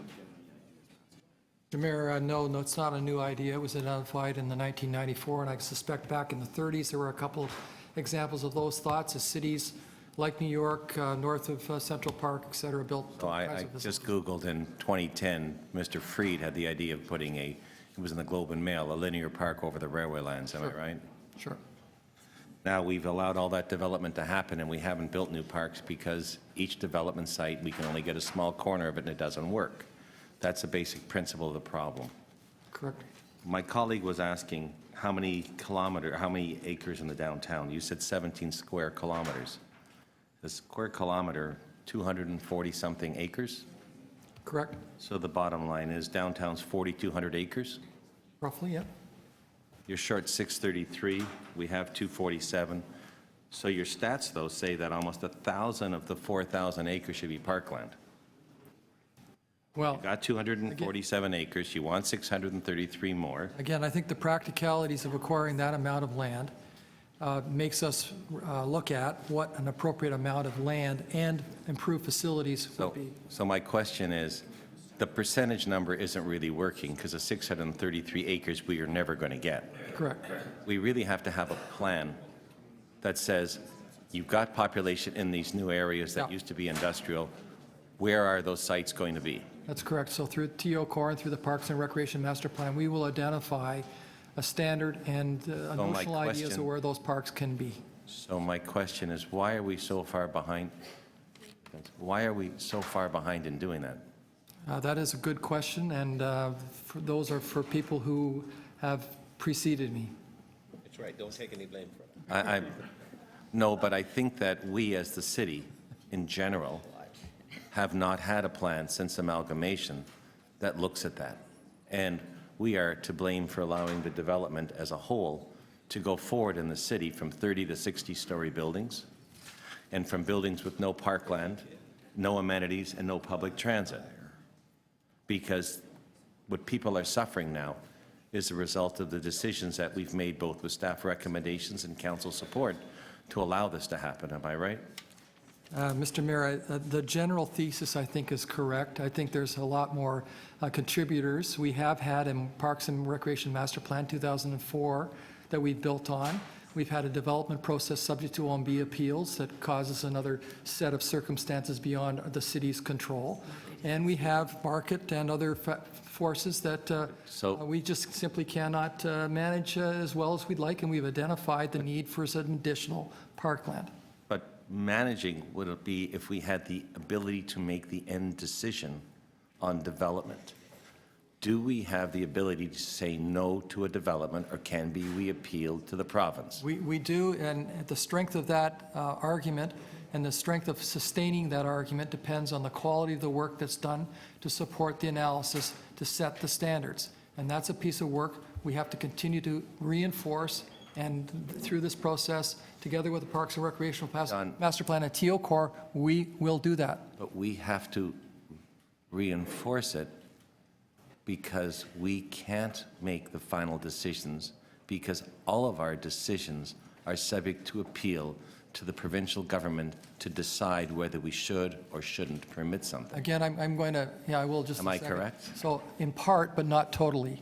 So that the recent decision in Richmond Hill on the parkland rate is significant because it's not appealable, according to the divisional court, to the OMB, just like site plan. So in part, you're correct. There's things somewhat beyond our control, but there are some things that this council can establish certain levels of service that we have our own ambit and authority. Two quick questions for you, because I'm running out of time and don't mean it to be a debate, and I appreciate everything that you're doing. The air rights are the issue of the value of the land over the railway corridor, because we don't know what's there, but there are rights for development over that and or in that area. I'm looking for the value of that or that land. How can we control that? And secondly, I've discussed with you trying to get a breakdown of what money we've received, how we've spent it, because you showed it, and what we've done with that money over the last few years, and your support of trying to get that information to us. We can get that information for you. And the value of the land? That piece will be subject to the advice we will give you in confidence through the negotiations that we take forward, and I would not be comfortable providing you with something that might compromise our ability to secure a good deal. Well, through the mayor, it's also important to clarify that air rights is a bit of a misnomer in the Toronto context because there's no entitlement to build over top of this corridor. It's designated as T, transportation corridor. There is no entitlement to put any kind of a building on this corridor. In fact, we don't have those kinds of entitlements in the City of Toronto. You have no entitlement if you have a single-family home to one day put a tower there. Our entitlements are entrenched in our policy. This is the reason why the official plan amendment is a critical next step in the implementation strategy, because the official plan amendment is about transitioning from a transportation corridor primarily to a park space. There's no entitlement, there's no right to build over the corridor as per city's policies today. Thank you all, and thank you, Councillor Shiner, and Councillor Holland is next. Thank you, Mr. Mayor, through you to staff. Thanks so much. So I'm just going to follow in some of Councillor Shiner's questions in terms of the building and the density that's taking place in the downtown core. And I know I've been asked this question as Chair of Parks. Why is it park deficient now, and what were we doing previously with 80-story towers coming in? And I know Councillor Bond was spearheading that. So this could be prior. And obviously historical, but what were we doing to mitigate that growth and making sure that we had that park space made available? Through the mayor, I think there's two critical considerations. One is that since 2001 in planning policy, there has been identified the need for a large-scale park in the downtown. The second, so there's been an awareness, but there hasn't been a strategy to advance this. The second is that this is precisely the objective of TO Core. There has been an appetite by the mayor and amongst this council to in fact be proactive in ensuring that we're providing the quality of life amenities that are required in our fastest growing areas of the city. And it is not this is an outcome of that due diligence process in TO Core, recognizing an existing need, but this is also about recognizing the growth that we expect to see in the downtown core. So it is both responding and it is proactive. It is both of those things. Okay, and in terms of I'll just go back to the air rights issue. Obviously, that's been playing out. So do we have a value on that, or is it something that you're going to provide in the report back?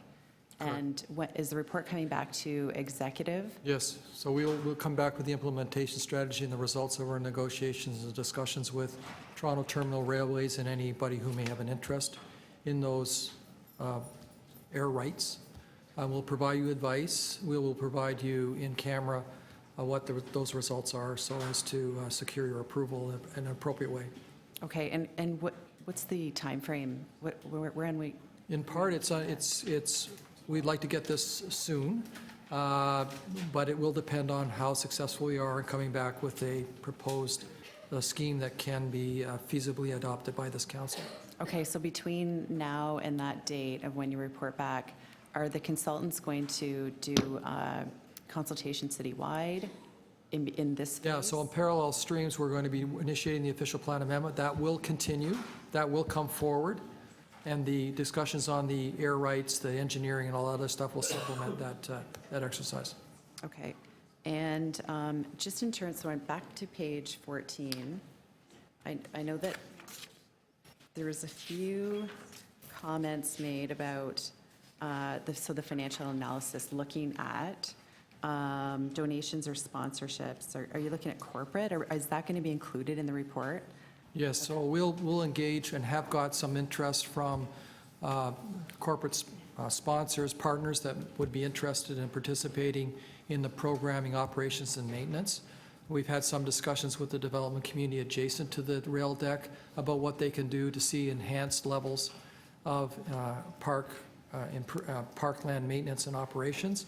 And I do believe that there is an interest for forming some sort of structure, whether it's conservancy or whether it's a mechanism to provide some governance around improving those spaces. Okay, but they would be looking at operating, so they'd be contributing to the cost of the project, or is this just operation? Yeah, if you use examples like Bryant Park in New York City, where the adjacent landowners around that park took a drug haven infested rundown park and turned it into a thriving tourist attraction based on their programming and their infusion of cash for operating and maintenance.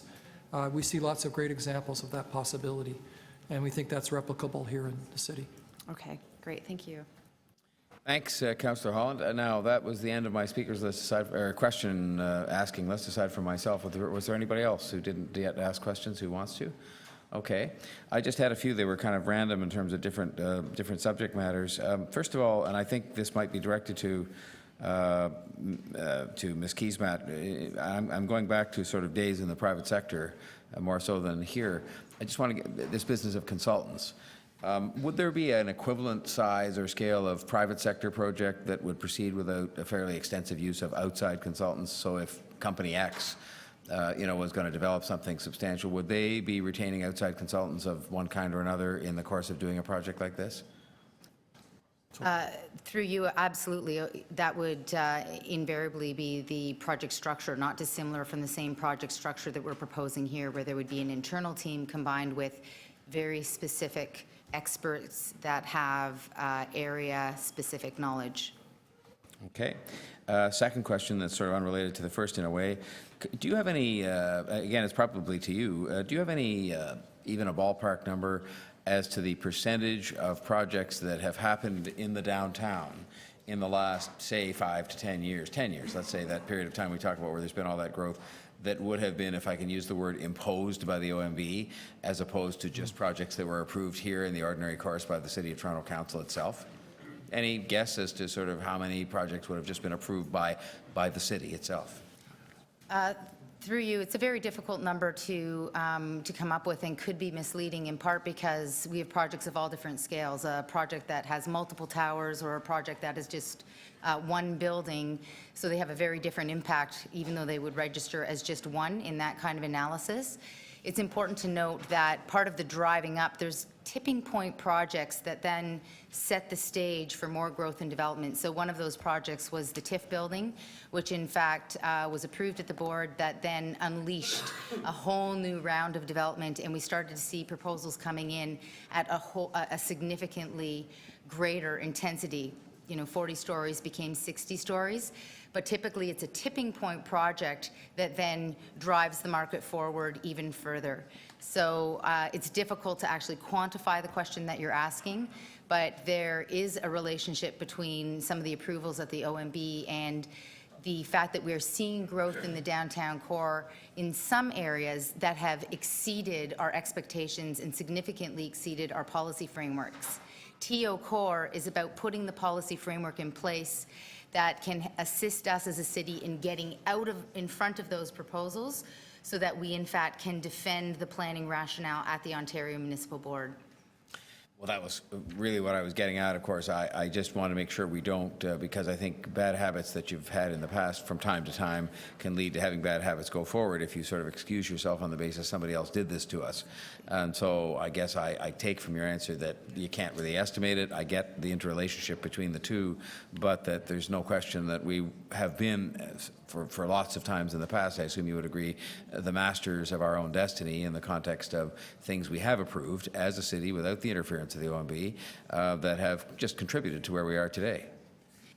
Through you, that's absolutely correct. And importantly, TO Core, to use your language, is about being masters of our own destiny by having a proactive planning framework in place. The Heritage Conservation District for Kings Spadina is also about getting out in front. It's about being proactive and having clarity as to where the future development parcels are and what an appropriate built form is on those sites.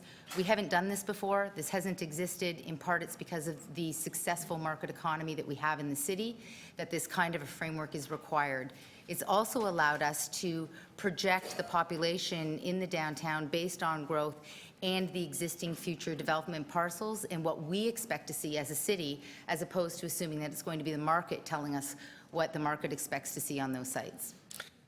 One more, and I know that you're not a lawyer, but that you were commenting earlier on about the rights that do or do not exist at present to build anything on this particular site, for example, above the site. And I'm assuming that if no right to build anything exists at this moment in time, it's also difficult to transfer a right, because anybody who got a transfer, let's say, or conveyance of any kind of so-called right above that land would simply have to come and see us and say, well, now I have a so-called transfer of a so-called right, but I have to come and see you to see if it amounts to anything. Is that fair? Is that fair? That's absolutely correct. The only thing that could be transferred at this point in time would be the transportation corridor, the transportation function. And the important part of both the Richmond Hill decision as well as a decision recently in Vancouver that went up through the Supreme Court indicates that the city has the jurisdiction to determine what happens over its rail corridor, that is 100% the city's purview. And this is a very important hearing for us in Vancouver because it clarifies that, in fact, it continues to be our authority as a city to say how that area will be used in the future. Thank you. That completes all the questions we had of our panel and of staff, and I thank them very much again for the fact that they had all this work thrust upon them by myself and Councillor Cressy, and they've brought us to this point, which is, I think, just an important jumping off point. We'll have lots of time to talk about that in the speeches and so on. But thank you for the presentation and answers to the questions this morning, and we'll move to the deputations. And we have on our list, first, Mr. Dave Harvey from Parks People. Good morning. Thank you for being here. And you have 5 minutes. Thanks for the opportunity to speak on this. My name is Dave Harvey. I'm Executive Director of Park People. We're an independent charity that builds stronger communities by animating and improving parks, placing them at the heart of life in the city. We support more than 100 community park groups, bringing them together with city staff, funders, and other partners to host events, plant trees, gardens, build new infrastructure, steward volunteers, and transport parks into dynamic community hubs. We offer training and mentorship and share learnings through our park summits, our park talks, and we get the word out on what's exciting and new in parks to our 7,000 followers on Twitter and Facebook. And we come up with great research reports profiling challenges and opportunities facing the city, such as our Making Connections report, which came out last year, which identified some of the needs and challenges that we're discussing today. And we drive change through transformative developments such as the Green Line Linear Park and our Sparking Change program to turn underused green space and community hubs in underserviced neighborhoods into those great hearts of the community. We work in parks across Toronto in every single ward, and the vast majority of our work is outside the downtown. Park People is a strong, supportive, and excellent park system for the entire city. Every neighborhood should be well served by parks with a well-resourced and staffed parks department to maintain those parks. It is because we support a strong park system for all neighborhoods that we support the proposal in front of you today to begin the planning work on this important project. We are very lucky that our city leaders in the past ensured a strong set-aside for parks. Overall, Toronto is 13% parkland, and that compares very well with cities across North America. Previous city leaders also insisted on parkland that was spread around the city in every neighborhood. So again, as the deputy city manager identified, there's only a select number of neighborhoods in the city that are parkland deficient. And overall, again, we're very lucky in that compared to most other cities around North America. As was stated in the presentation earlier, obviously the downtown neighborhood is already very deficient in parks because nobody ever lived in that neighborhood before. And again, as you heard, the population has been booming and there's a distinct lack of park space, and it's now becoming a critical issue. Without new parks and other key infrastructure, we're essentially setting up these communities to fail, and these will not be communities that people want to live in 10 or 15 years from now. And we're talking about a significant challenge today to catch up with the demand for people who want to live there. It'll be a far more difficult challenge if 20 years from now, this committee is talking about how do we try to fix a failed neighborhood. While park people while such a park as Rail Deck is critically needed to serve the people who will live in this neighborhood, it's also an important park for all of the city. We have the hundreds of thousands of people who work downtown. They'll benefit from this park at lunch hour, after work. They'll bring their family downtown. We see this as a park for all of Toronto. And as was mentioned in the presentation as well, there's a great opportunity to attract tourists to this. On funding this important new park, because Park People supports a strong park system for all of Toronto, we do not support diverting large amount of citywide park resources for the park. But as was discussed in the presentation, if development in the area of the rail deck continues at its current pace, there will be millions in park levy dollars generated by these developments that must go towards improving parkland directly in this neighborhood. Those funds would not be eligible to be able to use parks elsewhere in the city, so these funds must stay right there. Just commenting on a couple of the items that came up in the presentation and discussion, Park People is very supportive of some of the creative ideas that were talked about in terms of using Section 42 to see if we can get additional dollars to support this park project. We're also very pleased to hear some of the ideas around community engagement, consultations, creative partnerships, how this area could be used for creative programming as well. And also very pleased that the rail deck proposal is being considered as part of a broader network of park systems to serve all the downtown, but again, part of that broader network to serve all residents in the City of Toronto. So in summary, Park People strongly supports Rail Deck Park and the proposal in front of you today. Would really like to thank the Mayor and Councillor Cressy for their leadership in driving this important project forward. If you have any questions, I'd love to hear them. Thank you. Thanks, Mr. Harvey. Are there questions of the Deputy? Councillor McMahon. Thank you very much, David, and thanks for coming in and all your great work you do right across the city. And so I'm just wondering, what's your experience, if you have any, or knowledge about conservancies and their success or not success? Well, again, conservancies is just a form of partnership. So it's about, again, our whole mantra is when communities get involved, parks get better. So that's various models on partners. So we have park friends groups, that's a form of partnership. We have BIAs involved in parks, that's a form of partnership. So a conservancy model is one of the more formalized ways to do a partnership. And so that's bringing in a contractual relationship between a nonprofit and the city on how they could be managing this, this particular parcel, or as we've seen with the Bentway project.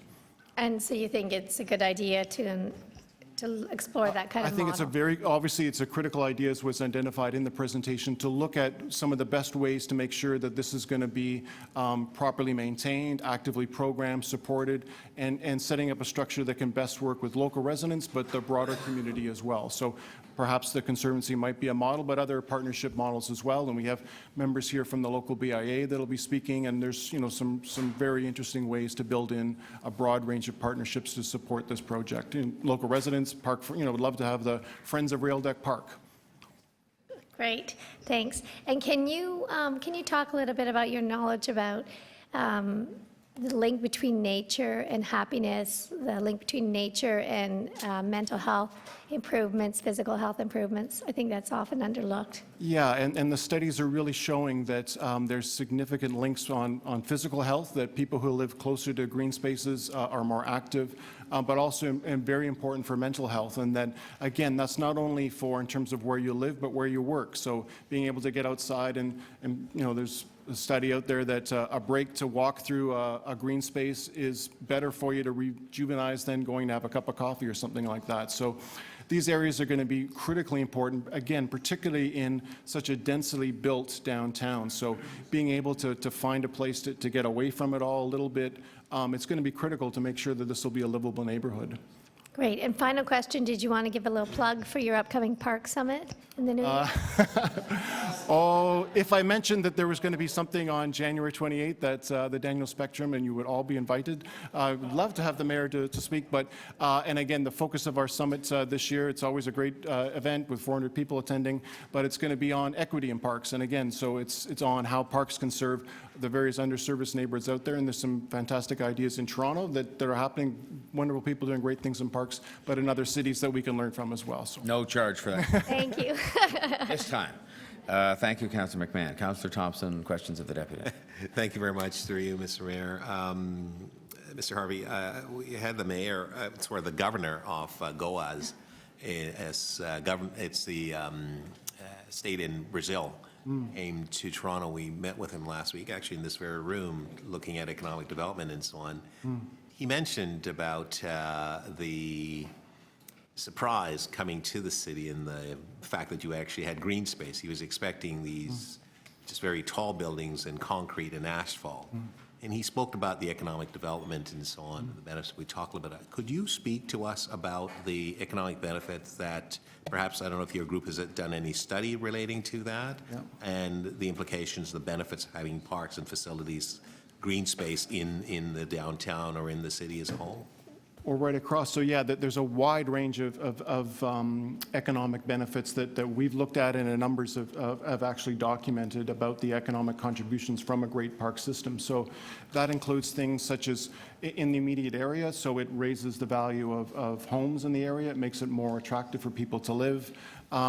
It's, you know, when you look at something like the High Line is the second most visited destination in New York City. So that's larger. It's the only one larger is the Metropolitan Museum of Art. So it's a huge tourist draw. Millennium Park, when it first opened, they say, was the 5th largest visited destination in the U.S. So it was a real draw for tourists. It supports businesses around it. But also, more interestingly, we do a lot of work in local neighborhood parks in the city. So what we're seeing is, a great example is with the Thorncliffe Park Neighborhood Bazaar in RV Burgess Park. So you're getting local farmers markets, but also people from the community who are selling things in the neighborhood. And so it's getting new immigrants who are getting introduced to the economic system and economic opportunity in Toronto by using the parks in various different creative ways. So there's a range of economic benefits from great parks. Thank you.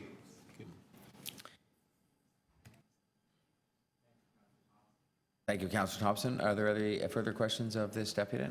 All right, if there are none, I will thank you very much, Mr. Harvey, and we'll move along, and that would bring us to Janice Solomon from the Toronto Entertainment District BIA. Good morning. Thank you for being here. Morning. You have 5 minutes. Thank you. I'm here today to speak on behalf of the Entertainment District Business Improvement Area in support of a work plan for official plan amendments and an implementation strategy for the potential future rail deck park along the rail corridor from Blue Jays Way to Bathurst. Toronto is a growing, thriving city with explosive residential and commercial growth, particularly in the downtown core. The Entertainment District specifically continues to see new development happening with many proposed projects still underway. The residential population you've heard about, our chief planner mentioned the working population and its growth. And I also want to mention that we in the Entertainment District receive over 17 million visitors to the area annually. The infrastructure requirements to meet the demands of this intense growth become increasingly evident. Our neighborhood has narrow sidewalks, limited public squares, a lack of a tree canopy, and very limited park space. The Rail Deck Park is a bold civic infrastructure project, and our city needs projects like this to happen. We support the work plan and implementation strategy to get started on this tremendous vision. Thank you. Thank you. Questions of the deputy? Did I see your hand up there, Councillor Cressy? Yeah, okay. Thank you, Janice, for being here. I wonder, just to put it in context for members who aren't as aware of the BIA, if you could talk about the membership and the size of your BIA and who you comprise and represent. So there are over 2,200 businesses represented in our BIA. We are approximately south of Queen, the east side of Spadina over to University Avenue. We also take a jog and include Maple Leaf Square to the most easterly portion at the south end, and our southern boundary is Lakeshore Boulevard. So again, a very heavy working population. We're also considered a 24/7 neighborhood. So much of our working population is on a cycle of 24 hours a day. And you mentioned more than 2,200 businesses. These are both large and small. They include TIFF, Mirvish, the CN Tower, MLSE, Oxford, as well as small independent bars and restaurants. Is that correct? That's absolutely correct, and I do believe that we have a working population, again, steadily increasing, with over 80,000 people currently working in our neighborhood. Thank you very much. Thank you, Councillor Cressy. Other questions of this deputy? Okay, well, Ms. Solomon, thanks very much for being here. Appreciate it. Hamish Wilson.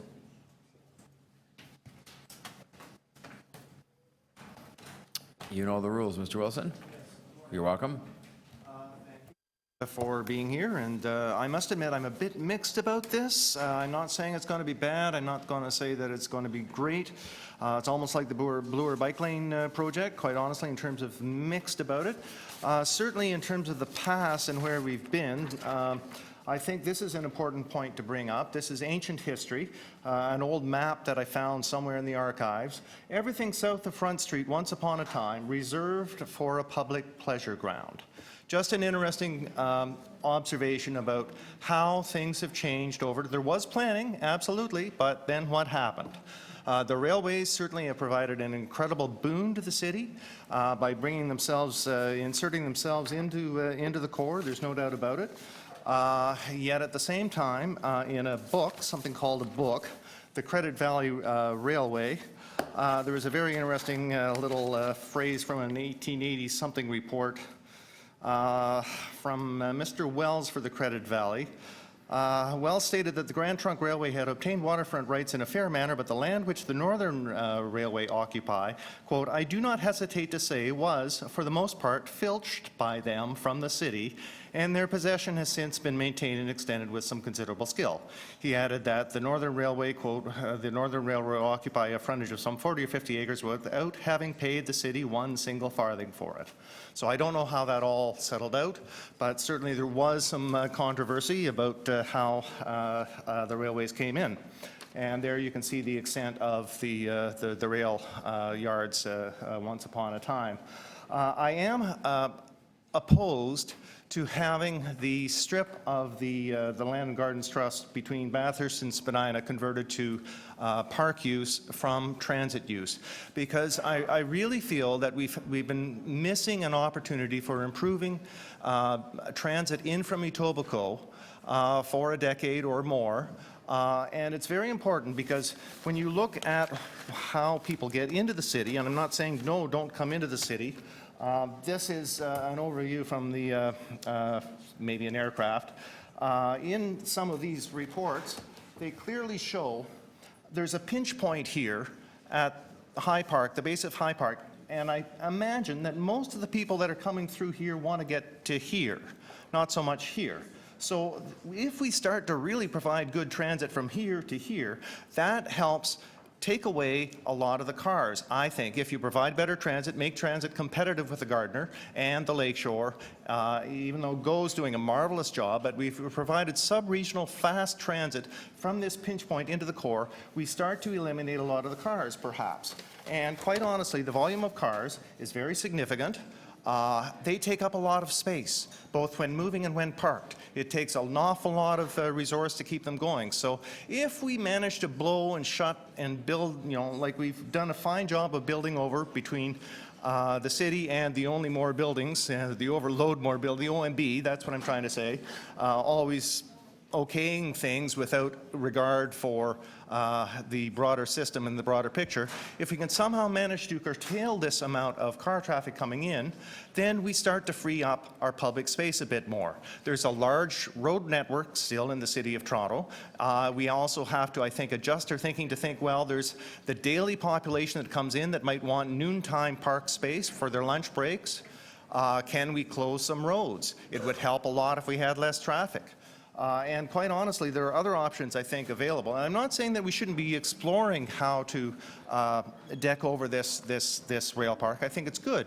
But there's probably a real obstacle for people going to the Toronto Island because the ferry costs so much. We allow everybody to use the Gardiner for free, and yet the Toronto Ferry has to be self-sustaining.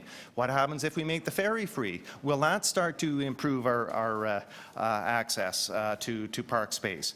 If we did open streets on the Gardiner, instead of doing Bloor so much or Yonge, what about open streets on the Gardiner every Sunday morning through the summer months? That's another thought, I think, or and open streets on King or Queen. And that's and there's an awful lot of asphalt at the exhibition. If we had better biking out to the exhibition, there's a huge parking lot there with all the drainage implications. So that's and Liberty Village has also a ton of asphalt and a ton of parking. And now because we're so piecemealing in terms of our thinking, we're not actually providing the opportunities for thinking about transit from Etobicoke in, including through Liberty Village, because it is a bit isolated. It needs to have more connection. But to build a little roadway between Strawn and Dufferin at however many million and ignore the transit options, I think is also a folly. All right. Thank you. On that note, I will thank you very much for your deputation, and Councillor Shiner has a question for you. Can you put your map up for a minute? Which one, sir? This one? The one of the old city. Yeah, yes. So you're showing Front Street there. This is Front Street right here. Yes, sir. And then a small piece to the waterfront. The waterfront's not there anymore, is it? Absolutely not. Thank you. I'm not sure how much.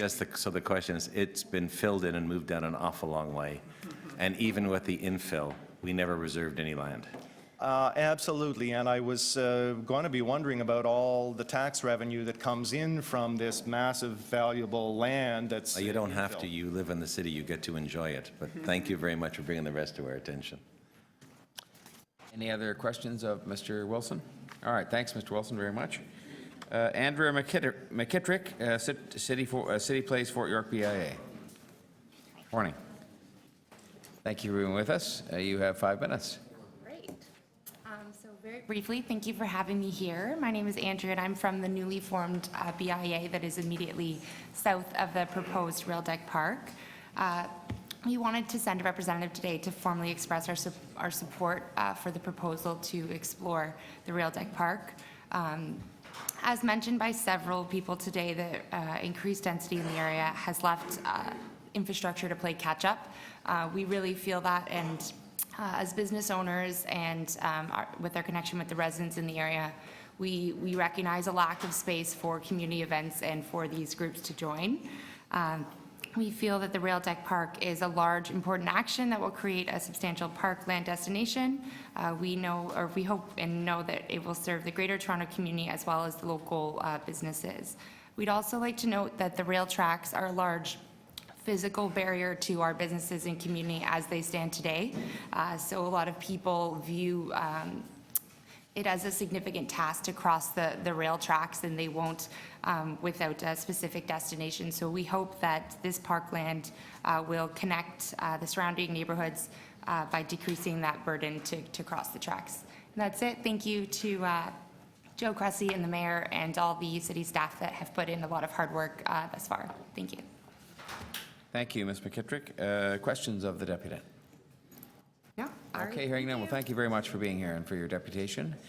And then we have Lucy Cameron from the Diamond Corporation. Hello, everyone. I'm Lucy Cameron, Vice President at Diamond Corp. And thank you very much for the opportunity to speak with you today. I'm very excited about this, the prospect of the rail deck park. Today, I'm appearing, I think, as the only developer on the deputation list, but I am representing 2 other developers, RioCan, who is a prominent retail developer in the GTA, in the province, in Canada, and also Allied Properties, who has been developing land in the King West neighborhood for many years now and has a significant inventory of office and retail in the King West area. So I want to commend you, everyone, for bringing this forward. For you, Mr. Mayor, Councillor Cressy and staff, this is a very, very proactive and big move on your part. And it's a very big piece of city building. City building is something that's very important to our company. Whenever we even look at a piece of property, we do our due diligence and we try to figure out not only what the project would entail, but also what is the city building opportunity on this project. And in this case, our partnership for the well, which is right across the street from the potential rail deck park, has engaged in a number of city building opportunities. And we do see that the rail deck park will bring significant benefits to not only our site, but to the local area, to the downtown, and to the city as a whole. And we really do think that it has the prospect to be an iconic park that will be, of worldwide significance as well. So thank you very much again, and I would hope that as the process unfolds in terms of setting out the implementation strategy, in terms of how the city plans to use Section 42, that we will be able to speak with you and have others at the table as well. Thank you. Thanks very much, Ms. Cameron. Do we have questions of the deputy? We have Councillor Cressy and Councillor Shiner. Lucy, thank you for your deputation for coming. And so, do I understand correctly, you're here on behalf of RioCan, Allied, and Diamond Corp? Yes, I am. All right. Now, you mentioned that as three development partners, you have a project called The Well, where the Globe and Mail currently is, immediately north of the proposed rail deck park. Could you describe in some detail what that project is? Sure. The project is about 3 million square feet. It's about half and half residential and non-residential. And in terms of that split, going forward, as we're planning out our development with all of our partners, there will be more than 50% that will be held by long-term interests on this site. So Allied in terms of the office, RioCan in terms of the retail, and new company, Woodburn, who is developing some rental buildings on the property, and one of them will be in partnership with RioCan. So it's a very exciting long-term view that the partnership has over the development of the lands. You mentioned one of the reasons that the three partners here support rail deck is because it's a city building initiative. Do you see that in the context of not just livability for the residents who will be in the well, but also economic growth and development for the mixed use operations of the well as well also? Through you, Mr. Mayor, the benefits are, when we looked at the benefits of the well alone as a mixed-use project, it has far-reaching benefits in terms of health because it is a truly integrated mixed-use project. It will reduce cars on the road. It will bring people closer to where they work. It will provide entertainment space and retail space that is currently lacking in the neighborhood. So we do find that those benefits in terms of having a smaller green footprint or having a good green footprint on this part of the downtown it will be very beneficial. And then in terms of having the park adjacency and the interplay is I can't think of a better situation. And do you see, not just for yourselves as developers and owners of a property there, but also some of the other owners and property owners in the area, that the integration between the rail deck park, the proposed smart track station at Spadina in front, that there's a synergy there to bring this all together in a way that will improve livability and economic growth? Absolutely. I actually can't think of another city building exercise that will bring more economic impacts and social impacts that will be very positive for this area and for the downtown and the city. Thank you. Thanks, Councillor Cressy. Councillor Shiner. So, Lucy, thank you for coming, and I'm glad my colleague asked the questions to identify one of the sites that you're working on, because when I saw the map, it's one of the first things that I saw is you're right across the road with this fantastic new development that's going forward in an area that's having trouble dealing with development. So it's a great development in an area that's choking on what's happening. And this is huge. You've got 3 major players. So what do you suggest that yourselves, RioCan and Allied, can do to help us with the issues we're going to have with the industry and trying to be sure that we generate enough revenue from new developments to be able to pay for the infrastructure like the parks infrastructure that we can't afford to pay for now, to make the developments as great as we'd all like to see them, but until we find a way to pay for it, it isn't happening. Right, thank you, through you, Mr. Chair. We firmly believe that in order to make the city grow, we need to do it in partnership. And the official plan actually talks about, when dealing with built form, that it is a partnership between the city and the development community that will make things happen. And that's the same on the financial side. Our industry does contribute a significant amount in terms of all of the required payments under Section 42, negotiations under Section 37, and development charges. There are significant benefits, plus the ongoing economic benefits and spin-off benefits that come out of our developments.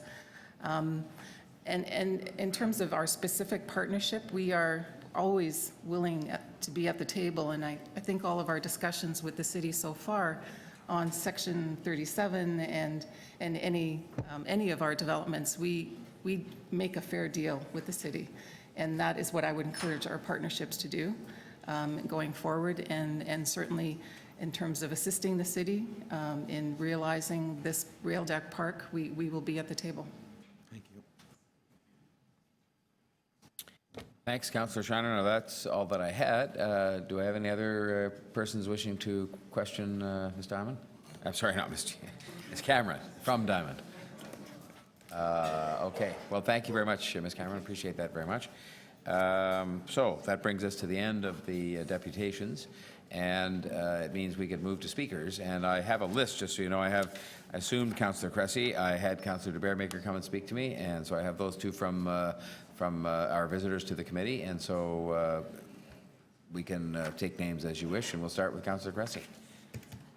Well, thank you, Mr. Mayor. I believe Rail Deck Park will be a new central park for the entire city of Toronto. And I want to tell you that I'm pleased to be working directly with Mayor Tory to make it a reality, and I want to thank Mayor Tory and our members of staff for both the vision and the hard work on this. I think the context here that is in front of us is what type of city do we aspire to be? That is the question before us. Do we want to be a city that is livable? Do we want to be a city that thinks big? Do we want to be a city that plans for the future? That's the type of city we should be. And I think that's the type of city Toronto is ready for. And that's what Rail Deck Park will help to provide. We know why it's important. All members of council, residents who use parks know why this is critical. Public spaces, our parks and our community facilities, they make our neighborhoods livable. That's what they do.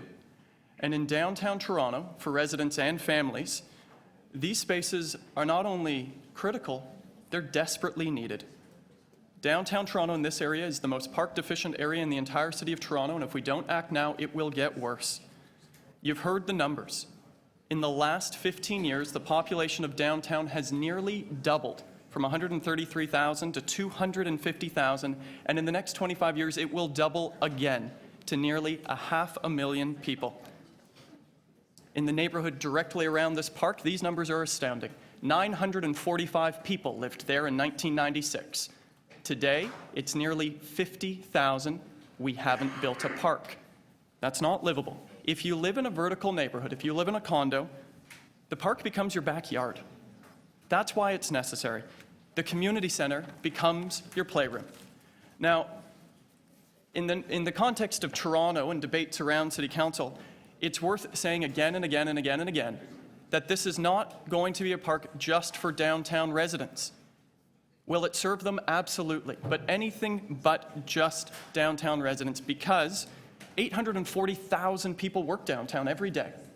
In fact, the population of downtown triples in size every single day with people coming in. This is a place for them. Tourists and visitors. Millennium Park in Chicago has 3 to 4 million annual visitors. The year it opened, it was one of the top 5 visited destinations in all of the United States. This is about the entire city. it will be a central destination for all of Toronto. Now, let's talk about growth in downtown. 40% of all residential development in the entire city is downtown. 43% of all non-residential development in the entire city is downtown. And Councillor McConnell, Deputy Mayor McConnell, Councillor Wong Tam in my ward. Toronto does well, all of Toronto, when downtown does well. That's how this works. When downtown Toronto succeeds, we all succeed. 1/3 of all the jobs in the entire city of Toronto are located downtown. Your residents commute to downtown to work. 1/4 of the entire city's tax base is generated downtown. Half of the city's GDP is generated downtown. And that development growth, the development charges, that helps fund infrastructure throughout the city. Section 42. When I can't get a park on a tower site downtown, 50% of the funds developed from that cash in lieu go to serve residents in other wards. And what we know is that when downtown does well, a rising tide does lift all boats. And as John Livia stated, when we properly collect funds for Section 42, as it's proposed here, we'll all do better. And so as we grow, we need to focus on building neighborhoods, not just building more towers. If we continue to build towers without building the social infrastructure that goes along with it, well, then we're going to stop building towers, as our chief planner has said. This is the last opportunity in downtown to create a park like this. 21 acres simply does not exist waiting to be assembled or accumulated. If we don't seize this opportunity now, we never will. Now, this idea, it will not happen overnight. It's going to take years, but I believe it is bold, it is ambitious, and it is exactly the type of big thinking the City of Toronto is ready for.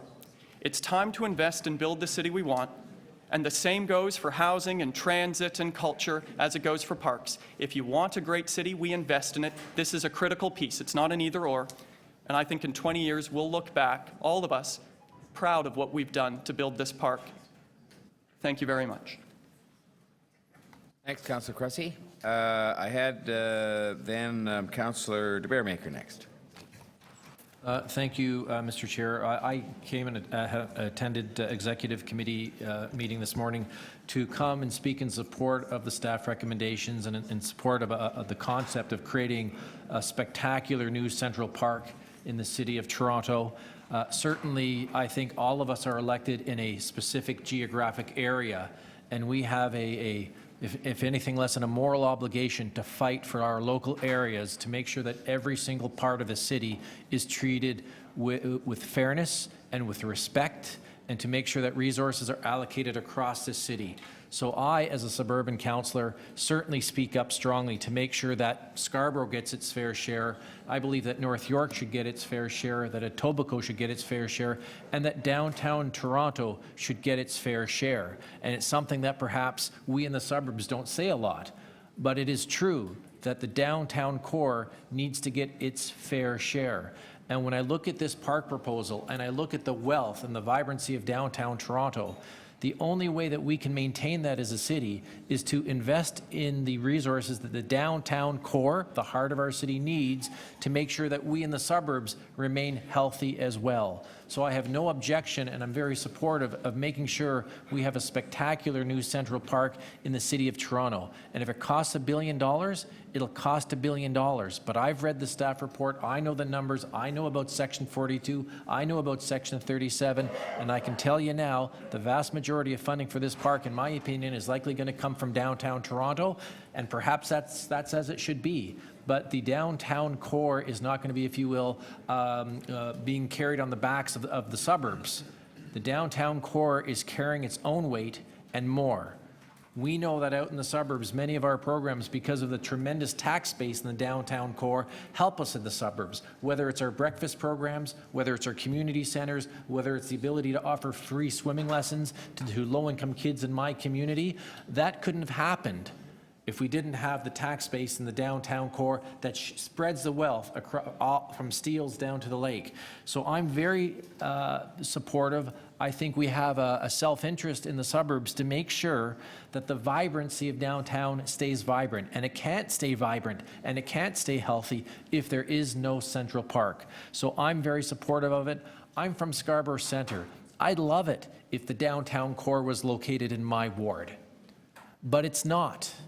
The marketplace has decided that people want to be in the downtown core and along that Yonge Street subway line. That's where my residents want to go. Not all of them. Some of them, like me, love being in our suburban bedroom communities, and we have to, if you will, emulate the downtown core. Downtown is a walkable, livable place where you don't need a car, that you can go with a basket in your hand and shop for fresh vegetables. You can't do that where I am in the suburbs. And we have to, and we're in the process of trying to change 50, 60, 80 years of history where our part of the city was designed for the automobile with Lawrence Avenues and Eglinton Avenues and Ellesmere Avenues where you could land a jumbo jet. We have to change the suburbs to make them more livable, and I expect, and I have seen my downtown colleagues, for the most part, on most issues, support investing in the suburbs and making our suburban places more vibrant. And at the same time, on the other side of the coin, we in the suburbs have to make sure that our colleagues in downtown Toronto get the support they need to build a vibrant downtown. So when I look at Scarborough, my residents and all Scarborough residents, they flock to Woodbine Beach. They flock there because it is a beautiful place. It's hard for them to get in there because there's not enough parking, but we share the wealth of downtown Toronto. My residents flock to Toronto Islands. Very hard for them to get to, though, and it's very expensive for them to pay $7 a head as an adult and $3.50 if you've got some kids with you to get over to Toronto Island. And in fact, Toronto Island on a good day, you just can't get there. So when this Central Park is created, 625,000 people in Scarborough will have an option available to them that says you can go to downtown Toronto, you don't have to wait for a ferry, you don't have to search for hours to find a parking lot at Woodbine Beach. You can actually take transit to downtown Toronto, you and your family, and for free, walk through a Central Park and have a picnic and enjoy the life and vitality there and take the subway back home. That's what's going to benefit my residents. I look around the world, New York, London, Paris, and Toronto, and it has a good ring to it. So I hope that we all get on board and supportive of this project, and I hope that when we're all retired and talking to our grandkids, that we say, we were part of creating that Central Park. It was a once-in-a-lifetime opportunity, and we did our bit to make sure it happened. So thank you, Mr. Chair. I look forward to working with the local councillor and all of my colleagues to make sure this project is a reality. Thank you. Thank you, Councillor Bearmaker. Councillor McConnell, Deputy Mayor McConnell. Thank you, Mr. Mayor, and good morning. I want to, first of all, thank you and my colleague, Councillor Cressy. This is a bold vision. It's an out-of-the-box thinking, and it's a long-term vision. My experience in all of these years of city building is really, it's like a jigsaw puzzle. You need the picture first, and then you put the pieces together. And whether that's the North Market, or whether it's at the East Bay front, or First Parliament site, which hasn't yet been done, or Regent Park, or the West Donlands, first you need the picture. And I think this is a brilliant picture. I also think that it's probably several councils away, and perhaps by that time we will have resolved some of our fiscal problems. But I don't think that this is about stealing from other neighborhoods. This is about allowing a plan that takes the investments that we have by these growth spurts that is going on and allows us to invest very quickly. When it was that the railway lands were planned, we spent 6 weeks in the Ontario Municipal Board opposing it. Why? Because it didn't have enough parkland, because there were too many buildings and too high. And now it seems as if not only were we correct, but never mind, that's over, but we also are now trying to right the things that the Ontario Municipal Board didn't do. I want to also say to my colleagues, you know, a lot of you have had really great visions as well.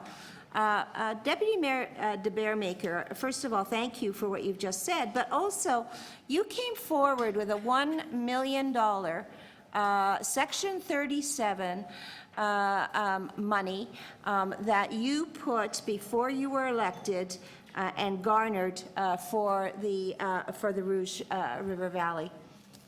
Now, if you think about that investment of $1 million, and now you look at what's happened and what the work that all of the councillors in Scarborough have done and the support of the federal government and all of those things, we now have a spectacular place for people in Scarborough. And that was predicated on one person's idea of getting $1 million, a drop in the bucket, to begin that process. And so from my perspective, I think it's really important for us to be bold and to jump into the deep end.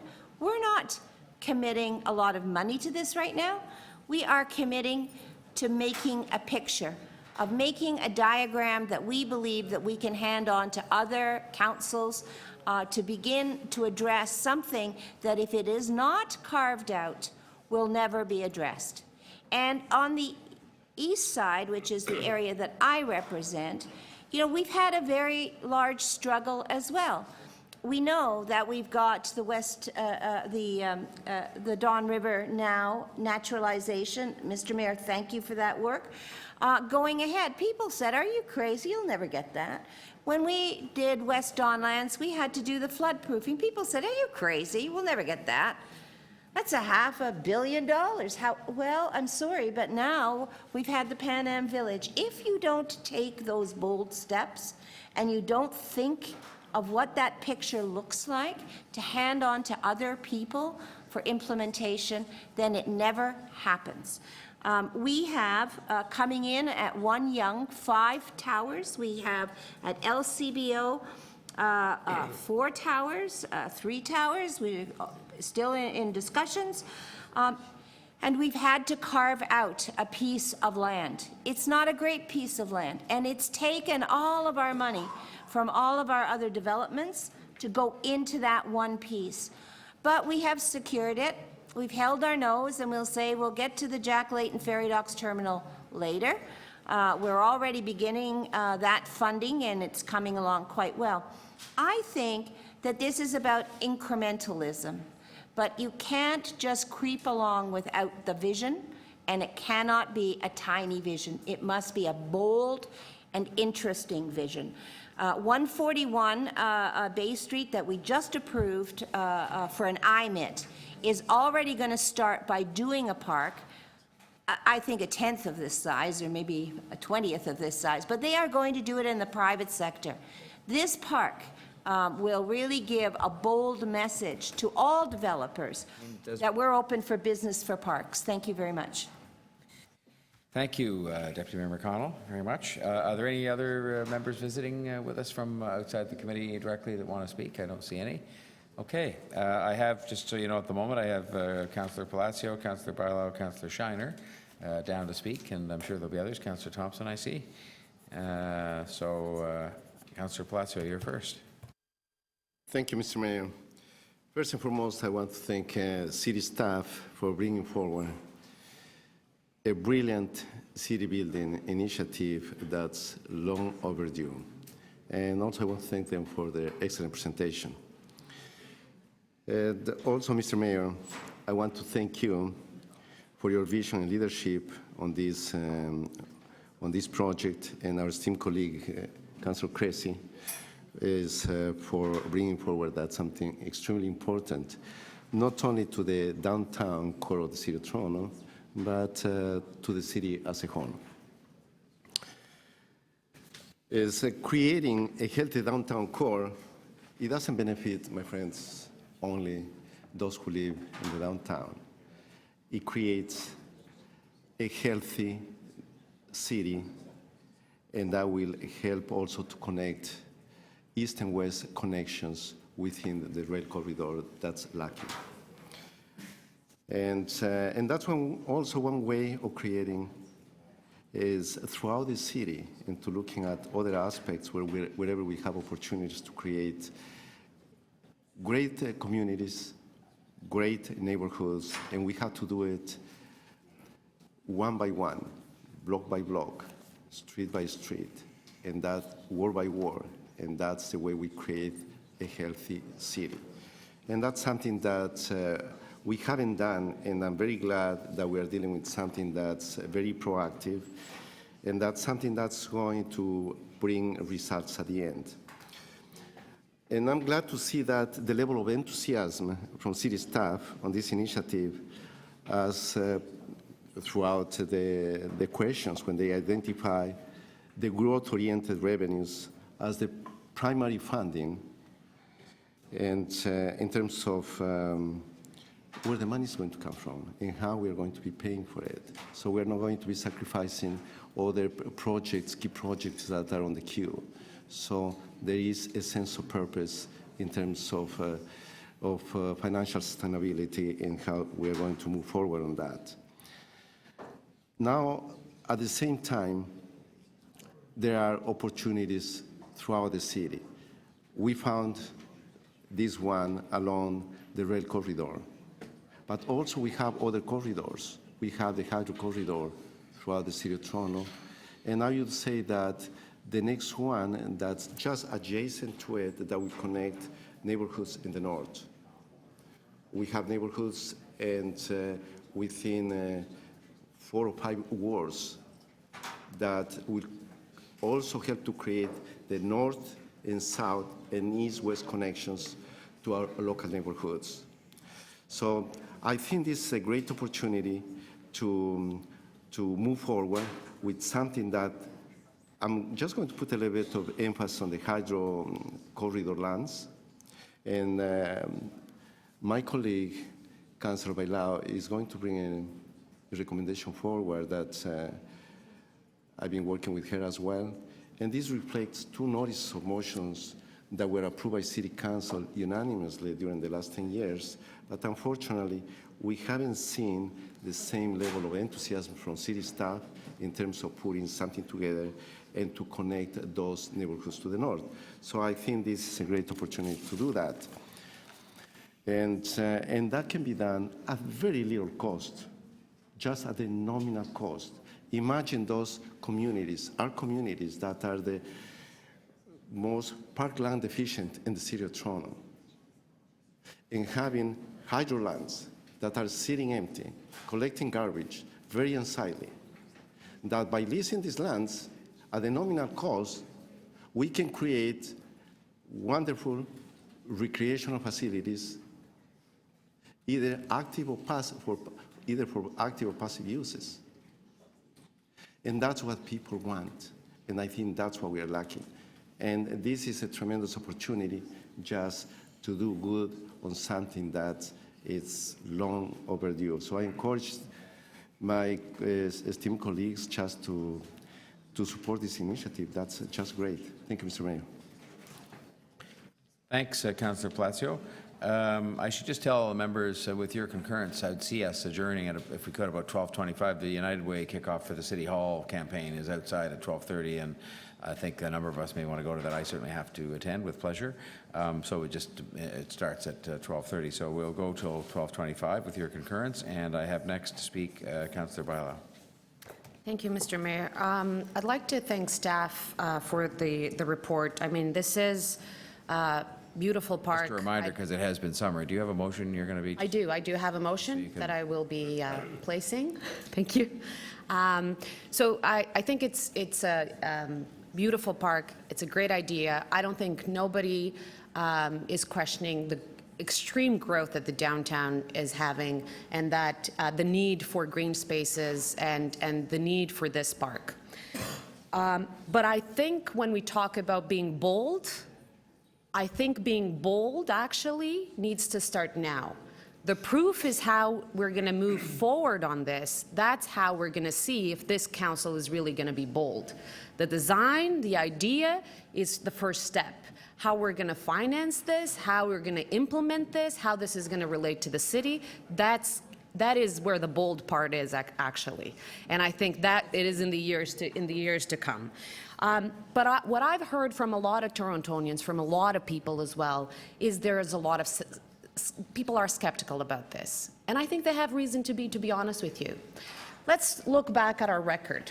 West Toronto Rail Path has received awards. It's been a great project. It's been in the books for 20 years. A new shiny project now comes into place. That there's no champion for the other project goes in the back burner.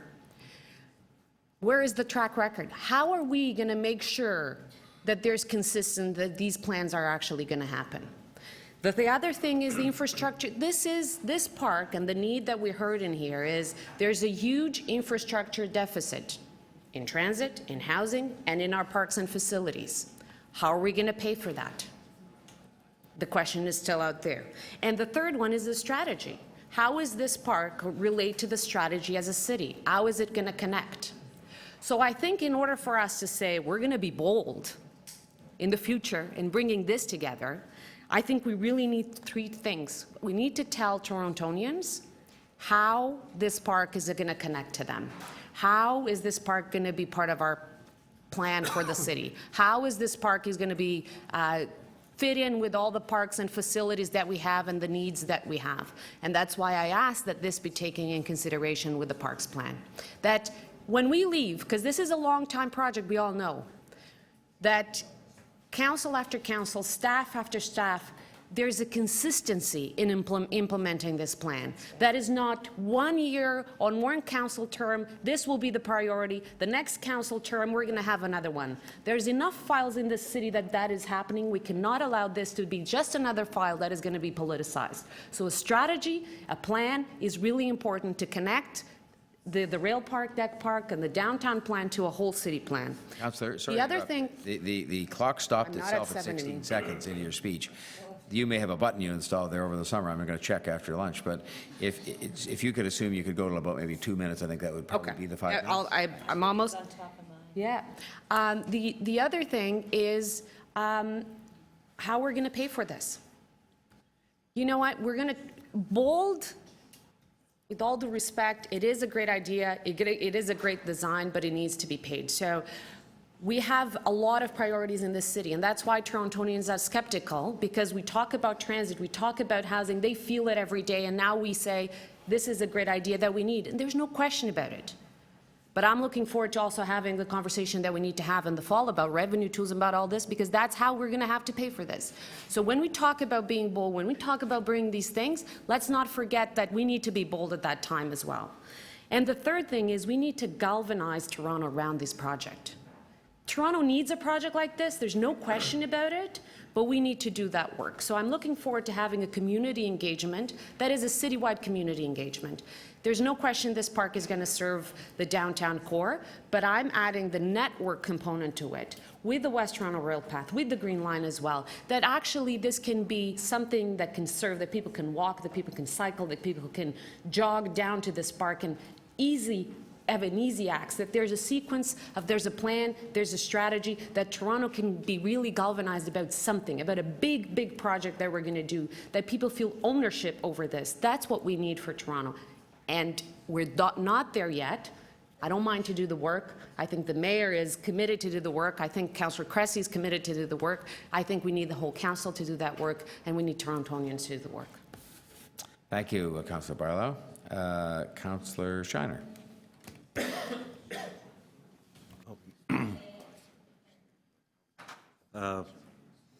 Mayor Tory, Rail Deck Park isn't this new idea that just showed up here a while ago. It's a good idea that's been floating around that I applaud you taking the initiative to move it forward, to put it out into the public debate that it should be out at for people to look at the opportunity to create a central park in the downtown area where there's no land to create a central park, where it will be impossible to assemble this size of a piece of land and get a park in place down there and close to the waterfront, but close to the new development. It's the only space that might work. I can't think of any else. And then we heard the shortfall, 633 acres short. We have 277. Let's talk about 900 acres of parkland. We'll never achieve that in the city core because we've only got 4,000 acres of land altogether. But what we haven't done is we haven't planned within the city to provide these large acres or central parks or parks plans in areas of growth that have come on recently after the Places to Growth Act in particular came into play. We haven't done a great job of trying to make sure that they're there. And it's a very complicated plan. I mean, we're talking about the amount of staff that it's going to take to do it, but this isn't going to be an easy one. Anytime you say the word railway, you know you have problems. Anytime you start to talk multi-jurisdictional with our federal and provincial partners, you know you have problems. Very often those are the agencies that say it won't work before they tell you how it might work. And it just seems to be the way that those things go is they'll say, well, it can't work this way, and it can't work that way, and it doesn't work this way because we need this, we need that, and the other one. It's going to take a very strong effort of both our staff and on the political side to make something like this have the possibility of moving forward, not even moving forward. But I think it's something that we have to do. I've also mentioned to you and my colleagues at the table of a request I'm going to have for an additional item to be introduced that's going to ask for a report on our cash in lieu for parklands that we've received over the last 10 years, what we've received and where we've spent it, and our current policy. Because as staff showed us earlier, our current policy says you divide it half citywide and half to the area, and then you take that and divide that half again into major capital maintenance projects, major now being only $50,000 and more, and parks. So what you've got is, of the $465 million we collected over the last 10 years, half of that has not been used to buy parkland, but it was taken by the city to buy parkland, and we've used it for major capital projects. I think we should look at that, and if there's some changes we should make, we should have that discussion, and we may wish to put that forward, but definitely you can't buy parkland when you're spending money on fixing compressors in a building because they've gone out of place or other work like that, and you've used that money somewhere else. I also want to see in the Parks Master Plan, which I hope to deal with later, the fact that if a master plan was in place that showed these large areas and we had started to assemble the land or work in it before, we wouldn't be in the position of being as short as we are where major development is taking place in the downtown. But guess what? We're the same problem in some of the suburban areas. We have it in Scarborough, where we have major development around Scarborough city centers and other areas that have become nodes. Each piece of land is taken independently. Each piece of land isn't large enough for a park. No park, lots of new people. We have it in the north in Yonge Street, in the city center. All the development land that was taken up, but hardly any of it for parks. So we have tens of thousands of people moving in with the same type of problem that you're facing downtown. We have it in Etobicoke, whether it's old industrial land or land that's been coming to city centers that now needs that type of amenity for the people that are living there, and we don't have it. So we have to do a better job collectively, because as council, we're the board of directors here, to make sure that we do look out to the future, we do plan, and that's what some of the concerns I heard of my colleagues was, well, if you're doing it downtown, what about our problem? I think we should look at them all. And I think the master plan is the place to do that. So I'm going to see to be sure either it's in there or make an amendment to make sure that we do that. But I think the initiative that's in front of us on a standalone is something that will be great for the city. My colleagues have said that, something that is appreciated for the mayor for your bringing it forward, that needs a discussion that's going to take place. And it's something that hopefully it will work out to the benefit of all the residents of the city of Toronto to have that great waterfront space. Councillor Shiner, thank you. Before you conclude, did you say, because I have an item that I'm order asking. this motion as part of this item. I want to introduce You didn't circulate this yet or put it up? Or did you circulate it to everybody? My colleagues have it. I walked around at a courtesy. When we're finished with this item, if we could introduce it as a new item. All right. And then That's fine. vote on it as Thank a you. separate item. That's fine. That would be appreciated. Thank you very much for your comments, and that would bring us to Councillor Thompson. Thank you very much, Mr. Mayor. I know it's been said already. You've been thanked. Councillor Cressy's been thanked, and the staff been thanked. I want to add my voice to the thanks as well. I just simply wanted to make the following points, that what we do here is for the best interests of the city. I don't want this to be a situation where we're pitting the suburbs against downtown and citizens against citizens. It has to be in the best interest. As the people who have been fortunate enough to be selected to act on behalf of the 2.8 million people that resides in the city, and your leadership as mayor, we have to look at the totality, the interests, and where are the things that are required. Things are required downtown, things are required in the suburbs, the priorities, we list them and so on. We often hear that ideas are great ideas, but the but comes in, and then we get the budget card is played. We can't afford it. Well, that would mean that we can't afford many things, quite frankly, but there are ways in order to afford and to bring these big ideas to reality. Part of this we're hearing from this report. The report states on how we're going to do this. And I think it's extremely important for us to take this on as a group, not the folks from Scarborough or Etobicoke or elsewhere, but as a council to deal with this big picture for the best interest of the city. We know that it has benefits on tourism, social benefits. We know that when visitors come here, they look at what we're doing in the city. I pointed out earlier on in my questioning, we talked about the governor from Brazil coming in, the things that he had to say. Obviously, enhancing and developing a park that is badly needed in this area will actually pay great dividends for the citizens of Toronto, but also those who come here as well for those particular purposes. I can tell you, having had the best of both worlds, having lived in a condominium on the waterfront, and being able to visit the Harbourfront Centre, for example, it was a terrific thing for us. And then behind the building, the city came and built a small parkette.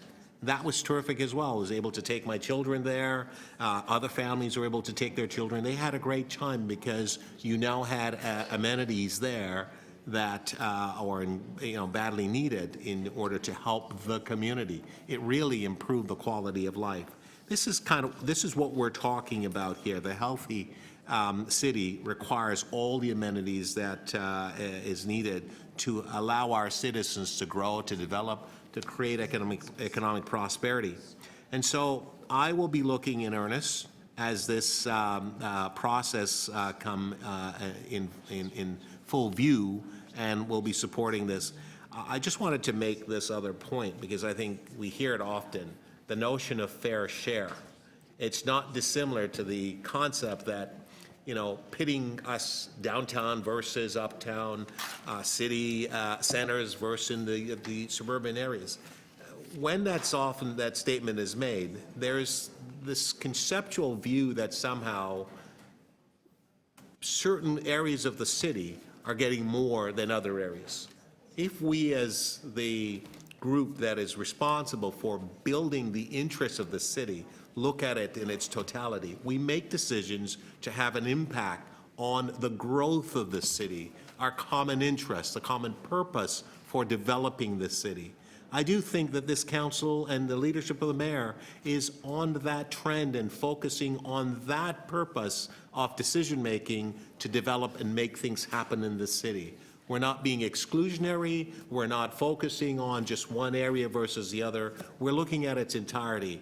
Yes, there are issues with respect to resources, but we're at least putting in plan and also putting resources in place in order to address this deficiency that occurs across the city. But there's a view now to look at the city in its totality, and I think that's the reason why we're here. We're not here to be parochial. We're not here just a Scarborough interest, downtown interest. I represent an area in Scarborough, but that's part of the bigger picture. I also am a member of Toronto City Council to make decision in the best interest of this city for its prosperity, its growth, its development, and its benefits for the citizens. So I'm supporting this report, Mr. Mayor, and thank you again. Thank you, Councillor Thompson. Now we've probably got time literally for one more. If Councillor McMahon would like to speak, we have time for that, and then we'll take our lunch recess. So I'd just like to thank Mayor Tory and Councillor Cressy and our Smart City staff for bringing this forward. It's phenomenal. I wholeheartedly support it. I do disagree with my collegial councillor colleague over here who mentioned that this is a luxury. I wanted to speak after you, but He mentioned it was a luxury project, and I disagree with that. I think it's actually quite forward-thinking. I think we don't do enough of that. We have not done enough of that at City Hall, and we get slagged for not doing that. So I think here we are out here and trying to do that, and that this is a visionary project. It's an R.C. Harris moment, is what I would call it.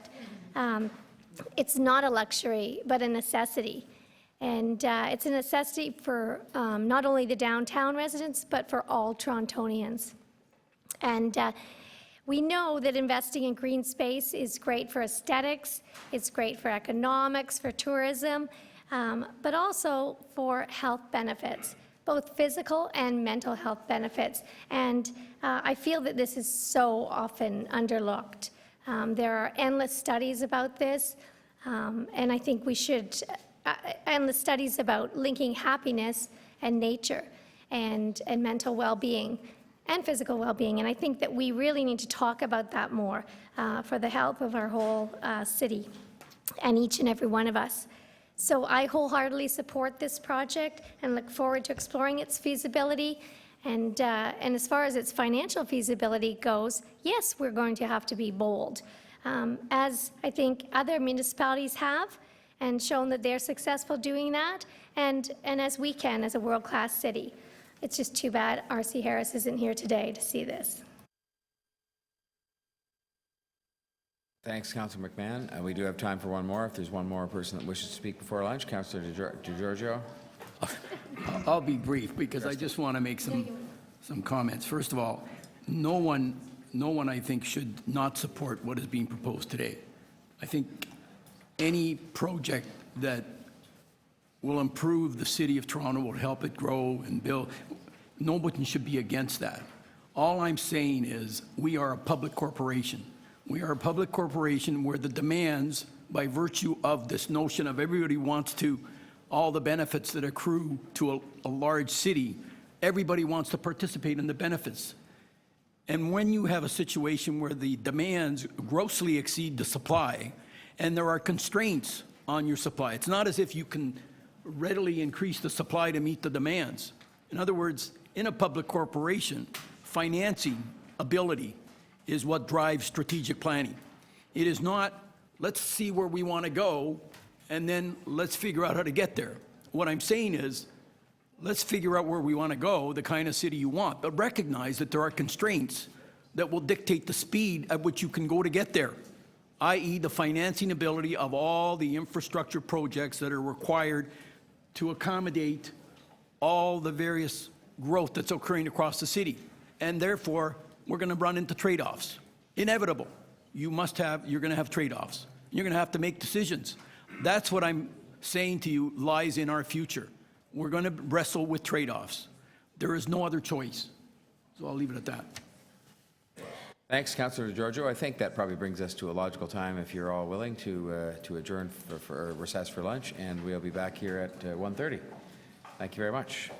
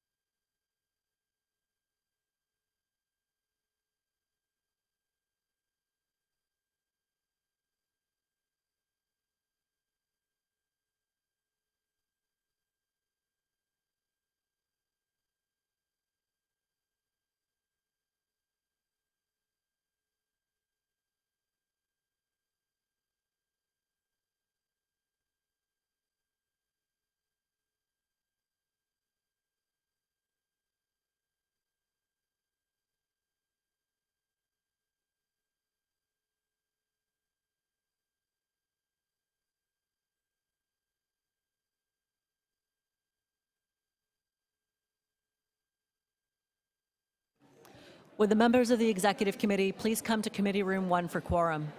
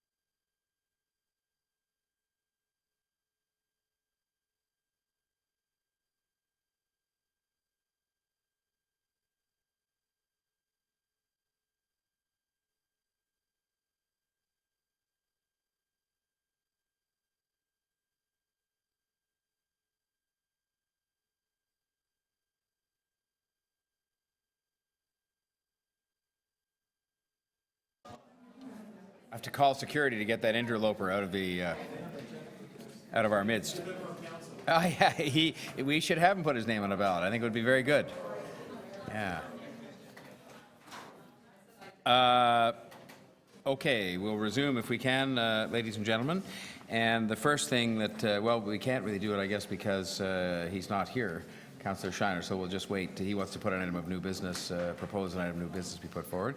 And Councillor Holland's not here either, and she had a quick release, I think, that we could deal with, so we'll put those over and just resume what we were doing with respect to the Rail Deck Park. And I had exhausted, I believe, and I have it here in my yellow file, wherever that is, there it is. I had exhausted the speakers list of those who I had written down to speak, but we're on to members of the committee, obviously. So are there some who have not spoken who wish to speak, who are here? Yeah, I'd like to speak. I'd like to speak. Councillor Robinson. You need a minute to get collected there? No, I think I'm all right. Good. There's Councillor. Oh, well, Councillor Shiner is here, and I think you had a motion just while we wait for Councillor Robinson to get organized to add a piece of new business to the meeting. Yes. We'll do it now. It's a piece of new business, the motion that's been circulated to you on pink paper, and I spoke to my colleagues about earlier in regards to getting a report on our funding that we've received for cash and lieu. So we have a motion from Councillor Shiner to add an item of new business, which is the request for a report on the parkland allocation. All those in favor? Opposed? Carried. Thank you. We'll deal with that. And if we could deal with it possibly after you vote on the park and get it off here would be great. Okay. Are you looking to get things off the agenda? Well, gee, we're always looking to do that. So, Like to go home early. did you have something you wanted to? Well, I was looking for my list. He's holding that, the master plan. So maybe I could help out there.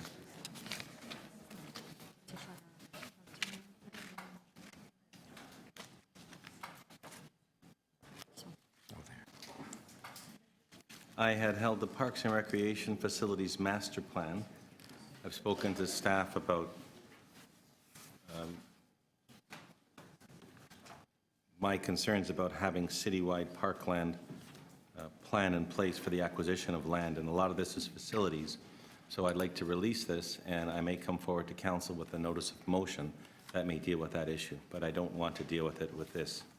So I can release 17.10. All right, and 1710 had a recommendation to adopt the recommendation, which is to receive the report for information. So Councillor Shiner has released his hold. All those in favor of the recommendation? Opposed? Carried. Thank you. And I also held Mayor Tory I'm looking for the number. On the variance reports, I had held the one on transportation services, capital adjustments. 17.20. 17.20, and I have spoken to staff of the division with the concerns that I have, and they're working on it. So hopefully I'll be able to resolve that before council. If not, I'll also deal with it there, so I can release that as well. All right, 17.20, may I have a motion then, I assume, which will come from Councillor Crawford, since this is coming from the Budget Committee, to adopt the recommendations in 17.20. All right, thank you. All those in favor? Opposed? Carried. Okay, and then I guess Councillor Holland is still not here yet, so we'll because I was going to say we could release, she's got one, I think, as well. Did you have another one, Councillor Shiner? Well, Mayor Tory, I'm just waiting for staff to show me a slight amendment to 17.7, approval of procedure bylaws for the board of directors of the civic theaters, etc. That would simply permit members of council to attend and get information. So when I have that, I'll come back to you on it, and maybe release it then. That's all that I've held it for. Is that the confidential meeting? That's so we can attend a confidential meeting and get the confidential information. Okay. So I know staff have worked on that. Once I see it, I'll bring it to your attention. All right. So I think we're ready to proceed back then to where we were, and I thank you, Councillor Shiner, for those releases, and we will go to Councillor Robinson speaking on the 17.1, the rail deck park. Thank you very much, Mr. Mayor. I have two motions. If the clerk could put them up, and I'll just walk my committee members through those two motions. So the first one is, well, first I'll just start by saying that I certainly support big city building objectives and initiatives. We have to, as a council, have vision for our city. Like many of my colleagues, of course, we worry about the price tag. And I'm always a proponent of finding, existing resources to push the planning process forward. So I guess I firstly say that I think we could take comfort in this motion a bit. If you look at page 4 of the report, it outlines the costs associated with this endeavor of getting it up and running. And if you look at 4A, B, C, and D, 4A is fixed. There's nothing we can do about that. But the good news is B and C will fluctuate, and the CFO can review this as development unfolds and really review that growth piece and see if we can alter D, which is the item I think most councillors are struggling with, the capital from current, which is $621,000. So this motion just really locks down the fact that we will support staff in continuing to review B and C to see if they can actually go up, and therefore D could go down, D be decreased, or potentially even eliminated. And that's the one that might affect other parts of the city. So that is my first motion, and staff helped me write that if that makes you feel any better. My second motion is related to the FTEs. So I struggle with FTEs. Every time we do something new, we seem to be adding FTEs. I'm not sure it's always necessary. I like to support the internal staff and give them opportunities to be seconded and redeployed to work on these very iconic projects. And so, and as well as that, with my earlier comments, I think growth should pay for growth. So I do think parks, planning, culture and tourism, and certainly the waterfront secretariat should be working on this, this endeavor. And I'm not convinced we need this number of FTEs along with the consultation team that's being also hired. I'm not convinced. So I've put together a very soft motion, but really just ask for the staff to continue to review opportunities for staff from these various departments and divisions, that they may work with the consultants, I will say, to execute the proposed work plan for the rail deck park. So for those of you, I had the great pleasure of sitting on the Waterfront Toronto board for several years. As you know, that's a very big operation. But within the context of City Hall, we have a waterfront secretariat that has 11 FTEs, 11 or 12 FTEs. I've heard varying reports. Those people seem to me well skilled to play a role in this. So I'm not sure why they can't actually just take this over and run with it. But I'm being told that that might be challenging. So I've just put forward a request to the city manager to review these opportunities, because I'd love to actually put a much more I guess, tougher motion forward to say, let's just do this internally completely, maybe hire one project manager and the rest come from our existing complement of the divisions that are outlined in the motion. But I've softened it a bit to just have the staff review opportunities, and those are my only comments, Mr. Mayor. Thanks, Councillor Robinson. You have a question of the mover, Councillor McMahon? Sorry, thank you, Councillor Robinson. I just wanted, with your motions, just especially this one with the review, we're just looking at a review, but we're not looking at, you know, kind of strangleholding the consultants group or anything like that, or taking it over or limiting it. Which one are you referencing, the This first one or right second? here, yeah. The one before us? It's just a review? No, it actually, the wording is actually request and review. So I would say that that's very open-ended. Okay, thank you. So I had Councillor Robinson to speak, and then I didn't have, my list had been exhausted as of the lunch adjournment, and she's now spoken. Are there others who wish to speak? I'm going to say a few words, and I can do it any time, but if there's others who wish to speak, I certainly don't want to stand in their way. Okay. Well, let me just start the clock. So I apply the rules. I would just, obviously, I'm very supportive of this project and doing what we're doing, which is the business-like examination of all the different aspects of it, whether they be legal, whether they be cost related, or whether they be technical. And I think I remind myself when I look at these things, and indeed one of the reasons I became so interested in this when Mr. Livy and I got chatting about it, and subsequently conversations with Councillor Cressy and with Ms. Keesmaat and others. We have a responsibility here, yes, to administer the City Hall well in the short term, but we also have a very fundamental responsibility, I would argue in a way even the more important one, to take the steps now to build for the future. And I think if you look, and we're honest about this, and I don't mean this as a criticism of anybody, that it is our failure because, as I've often said, we did a lot of hand-wringing or look for all the reasons we couldn't do things, that we are in the deficit situation we're in today with respect to public transportation, with respect to housing, with respect to public spaces. And I'm struck by the fact, as I meet a group as recently as this morning of people who come here, because I get the chance, as I know a number of you do, to go to visit with organizations visiting Toronto for their conferences and so on, and they are so they're so amazed at the quality of life we seem to have. They're so amazed at the vibrancy of the downtown, because oftentimes that's the only part of the city they really see. But I also hear things that we know that they don't know, which is all the plans, as Ms. Keesmaat was mentioning this morning, for future development. A lot of it already approved. And again, you can try to sort of say, well, it's the OMB that made us do it or otherwise, but the bottom line is that development is going to take place. I even look from the standpoint of the city as a whole at the fact that even if you took that development away, I think we need to be looking ahead and saying there need to be more places, bold, special places where the public from across the city can go. And so I'm really very anxious that we should keep this discussion away from the notion of sort of who has what and having some sort of an accounting exercise. I think you want to obviously make sure every part of the city is treated fairly and projects are addressed properly on their own merit. But I think when it comes to these kinds of things, like the zoo, which happens to be in Scarborough, like the island, which happens to be downtown, that I think genuinely represent or can represent citywide attractions that are being done for the benefit of the whole city, and yes, as Councillor Cressy said himself, a healthy downtown, that we have an obligation to look at things that way and to try and take off those hats that say we're going to talk about, you know, who's getting what or who isn't getting what. And I very much have tried to dedicate myself to that throughout the time that I've been here. But step one in any of these things is to get the facts. Get the facts. And this is all we're doing today. It is expensive. I wish the number was lower in terms of the work that's going to have to be done, but I also recognize the fact it's very sophisticated work on the law, on engineering, and on a number of other fronts. And so we're going about that in an open and responsible way. Somebody used the word explore in describing this earlier on this morning.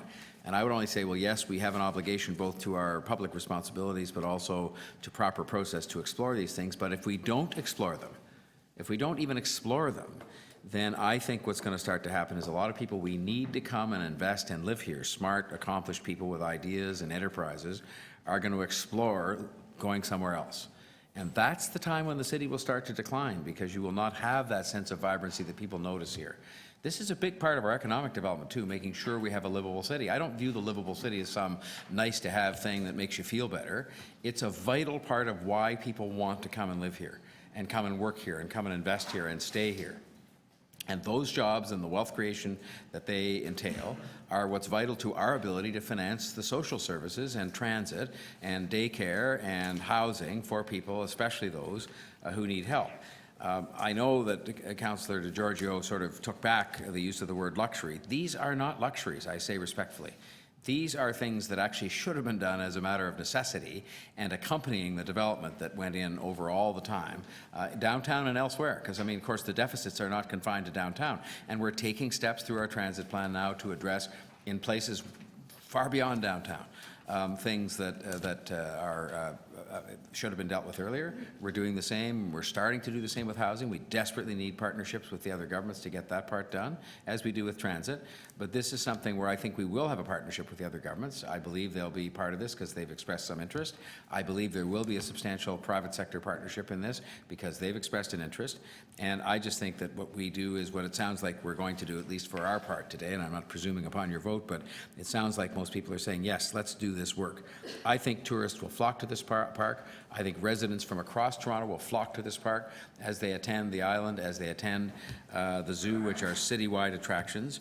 And I think we will begin a process here of rebalancing something that, quite frankly, got out of whack when previous councils, no disrespect, had no trouble seemingly approving a lot of development, but seemed to have the trouble figuring out how we were going to get the parks and the transit built and how to pay for it. And I will be coming forward together with Councillor Crawford and others with proposals on how to pay for these things this fall, as you know, because I think that's part of leadership as well, including if this park moves forward, as I very fervently hope it will, how to pay for this as well. So I thank you all, I thank the staff in particular for putting up with the fact that we suddenly sort of descended upon them and asked them to write up this report to get us to this stage. And I thank you for your comments and suggestions and improvements. And I now hope we can get on with doing the work and convince our colleagues on council to do the same. And I apologize for taking 50 extra seconds. It's great being the chair. If there are no other speakers, I will move to deal with these motions we have in front of us.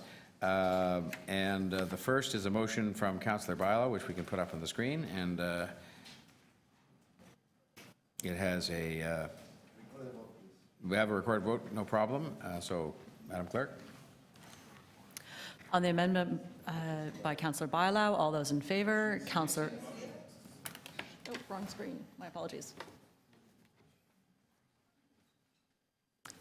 All those in favor, Councillor Ainsley, Councillor Bilo, Councillor Holland, Councillor Crawford, Councillor McMahon, Deputy Mayor Minnan-Wong, Mayor Tory, Councillor Palacio, Councillor Pasternak, Councillor Robinson, Councillor Shiner, Councillor Thompson. The amendment carries unanimously.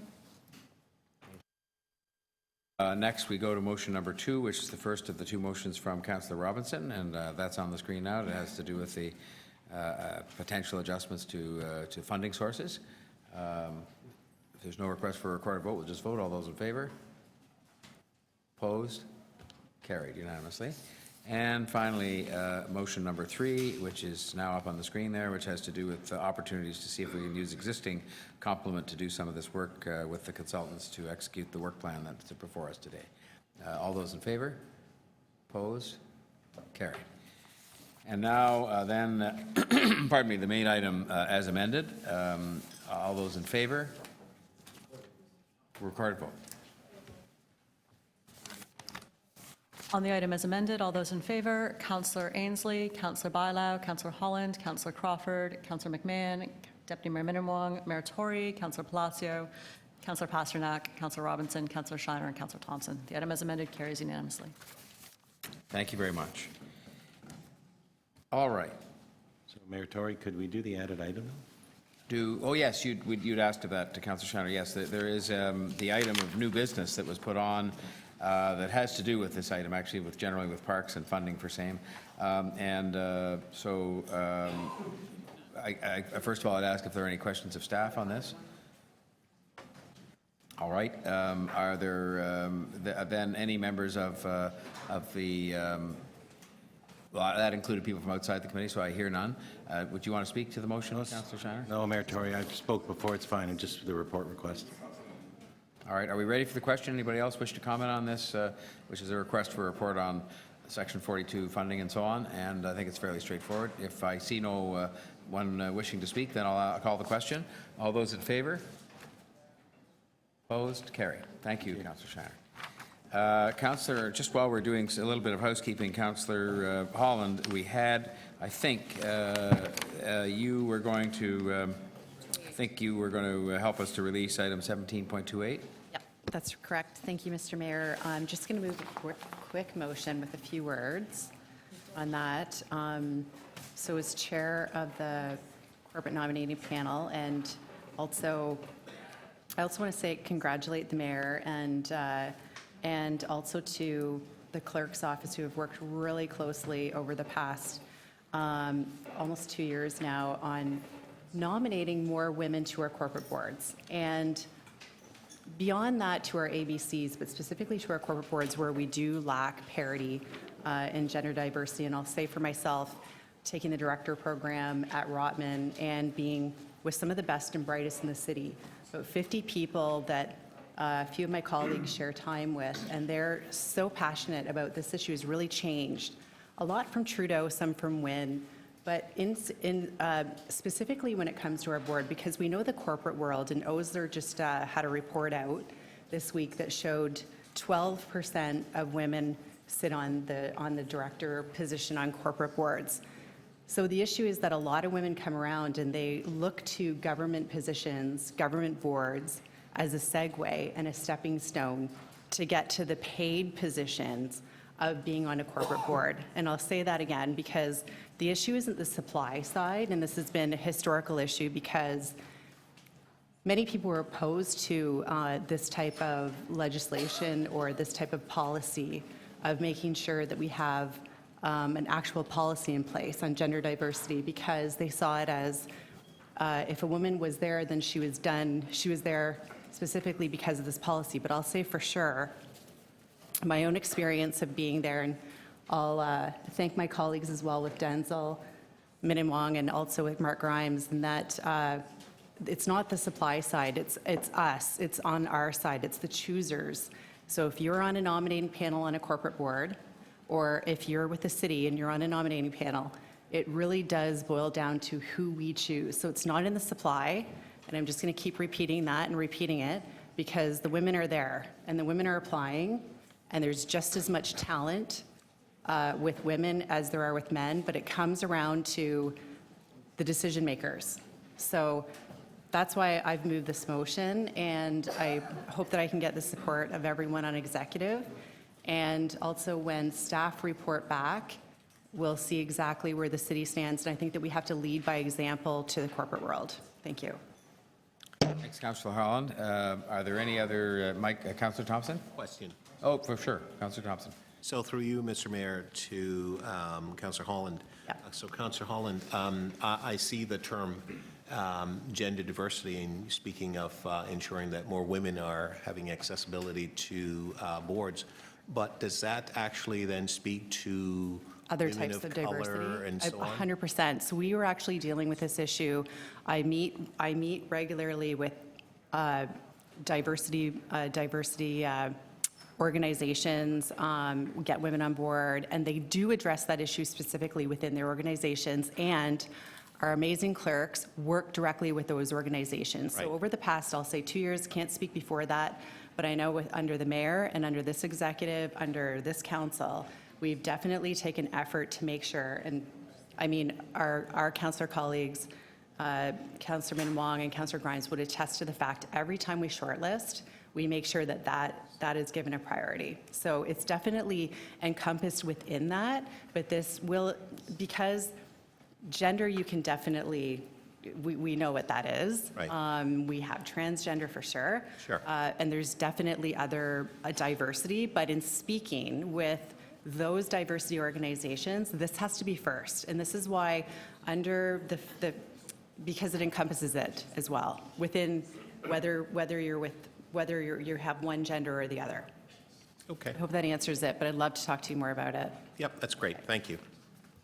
Any other questions of the mover? A question of the mover, Councillor? Thank you, Mr. Mayor.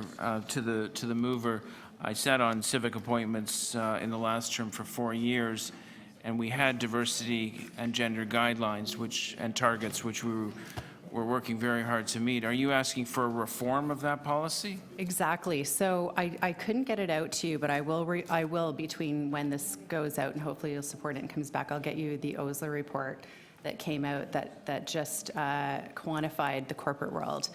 Unless you actually introduce quota, it will never happen. Why is it that 88% of men still dominate our corporate world on the boards? And why only 12%? Because we don't have a quota system. And at the director program, which I'm taking at Rotman, our professors have even said, and when they did a hand up in the classroom where everybody supported, and Richard Powers, who's an amazing professor there, who's been doing it for years, has said it's a change and it's needed and it's required. And finally, people like myself who were opposed to quota have seen the light. Unless you introduce that type of legislation, it will never change. I could go on about why golf courses, clubs, that type of thing, and where it just is predominant that people become friends with one another, and that's how you get on the boards. And I know exactly how it works because I've joined them and I can see how it works. But here at the city, we have an obligation to make sure that our corporate boards have gender parity. And I think that we're almost achieving that. We're working in that direction. We're doing an amazing job, but we have to lead by example. And if we want the corporate world to change, then we have to start at home. Well, and you have a daughter, so.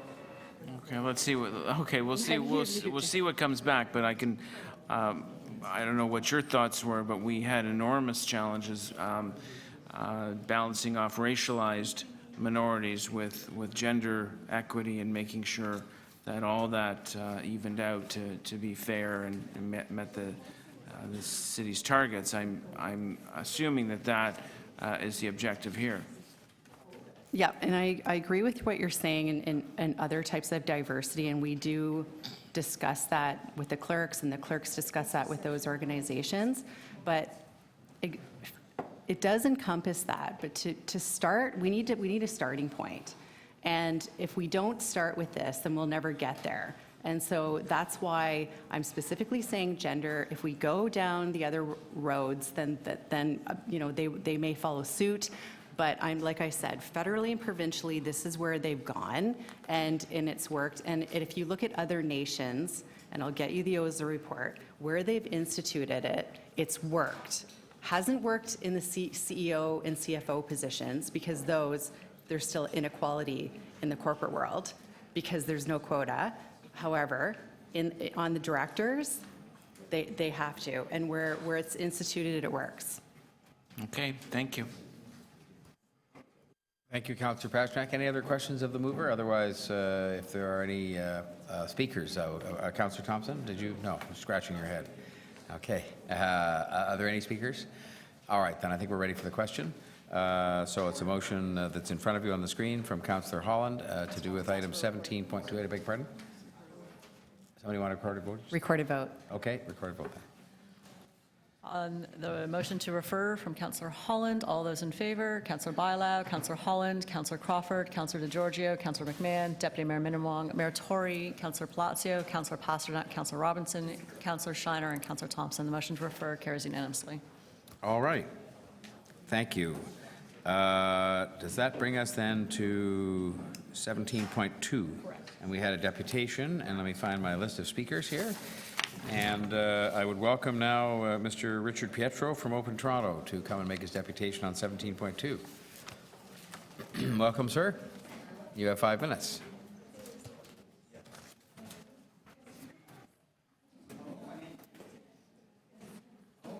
Pietro, and I spent the last 5 years working diligently trying to make OpenGov and Open Data a reality.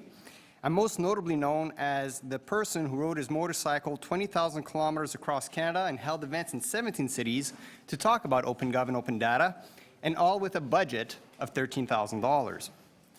And last February, myself and other colleagues gave deputations at the Government Management Committee meeting suggesting that Council pass an Open Data bylaw, much like New York City, that would supersede and have more teeth than the current open data policy that exists today. As well, the 2016 Toronto Open Government Progress Report issued by the City Clerk concludes and states the following. Open government is about culture change, and the City is committed to transforming its organizational structure, organizational culture. So how does this fit all with the Toronto Public Service Bylaw? Well, in the words used in the background document of today's agenda item, public service legislation is a cornerstone of the machinery of government. Additionally, the bylaw itself states the following as one of its objectives. To ensure the public service is effective in serving the public, the Toronto government, and the city as a whole through excellence in service, stewardship, and commitment.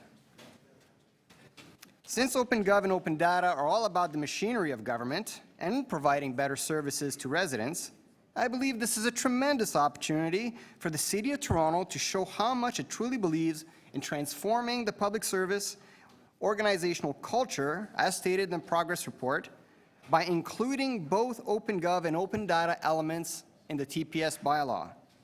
As it currently stands, there is only one instance where the word open can be found in the bylaw, and it's in this phrase. The city and its agencies will ensure that every employee who is qualified to vote will have 3 consecutive hours available to vote while the polls are open on election day. Now, conversely, the country of Estonia, as part of its international open government partnership commitments, is on schedule to complete the following this fall. An interactive web-based toolbox for developing public services where service developers from the public, private, and NGO sectors can obtain guidelines, methods, handbooks, and best practices for developing new services or for redesigning existing services. And a little closer to home, in 2013, the Privy Council Office launched Blueprint 2020, an initiative to validate a vision of a world-class public service, and here is one of its guiding principles. Create an open and networked environment that engages citizens and partners for the public good. We will support responsive, adaptable, open and networked approaches, services, processes, and structures. So I suggest that perhaps the Executive Committee would like to amend the TPS bylaw and add a new article solely dedicated to organizational culture with a particular emphasis on open government and open data. I suggest the City of Toronto can model this article based on items from New York City's open data law, Estonia's open government commitments, or Canada's Blueprint 2020 initiative.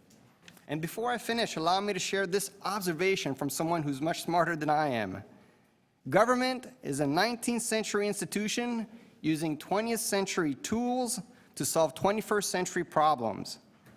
Adding OpenGov and Open Data to the TPS bylaw is an essential step in creating 21st century tools that are better suited at serving Torontonians and its rich community of innovators. And one last thing, I am the organizer of something called the Toronto Open Data Book Club.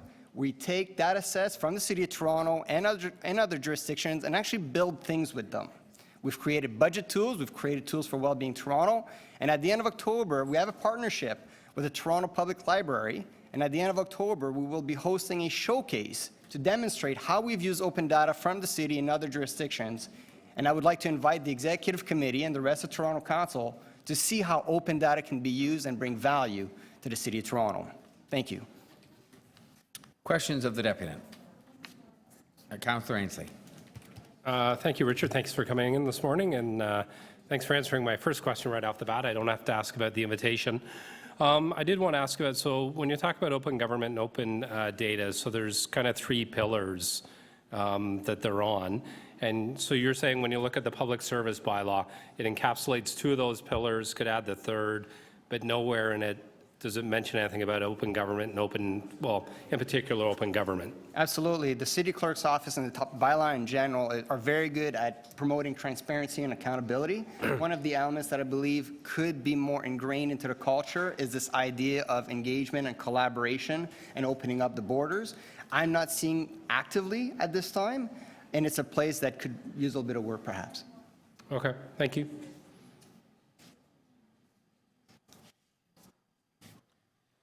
Other questions of the deputy? All right, hearing none, I will thank you very much and appreciate your time. We have next to hear from Derek Moran. Thank you.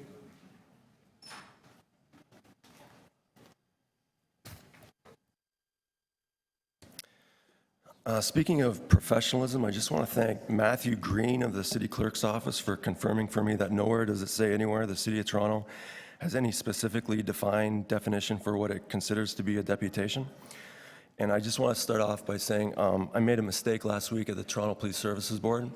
I mistakenly referred to Peter Wallace here as the Deputy City Manager, and he's quite clearly the City Manager, so I just want to clear that up.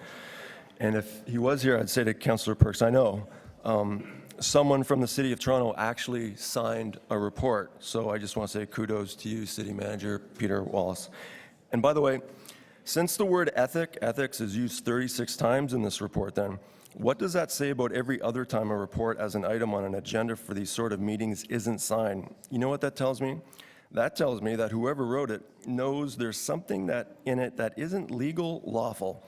And they don't sign the report lest it come back to bite them in the you-know-what and have any liability attached to them where they might end up having to be surety for it. Because as this guy, he doesn't like me very much, Scott Duncan on the internet keeps saying over and over again, legal equals surety and accounting. Legal, meaning the legal system, is all about accounting. What's legal has nothing to do with right and wrong and everything to do with generating revenue. Charged is an accounting term. As for surety, much like Jesus died for our sins, allegedly, so did the Crown by committing a voluntary assignment in bankruptcy for all of us when we were born to protect us from their creditors as the Crown operates in bankruptcy itself. So if the City of Toronto has suddenly become so ethical, does that mean it's going to comply with Section 336 of the City of Toronto Act? And what about Josie Levita and Councillor Greb? I'm concerned for them.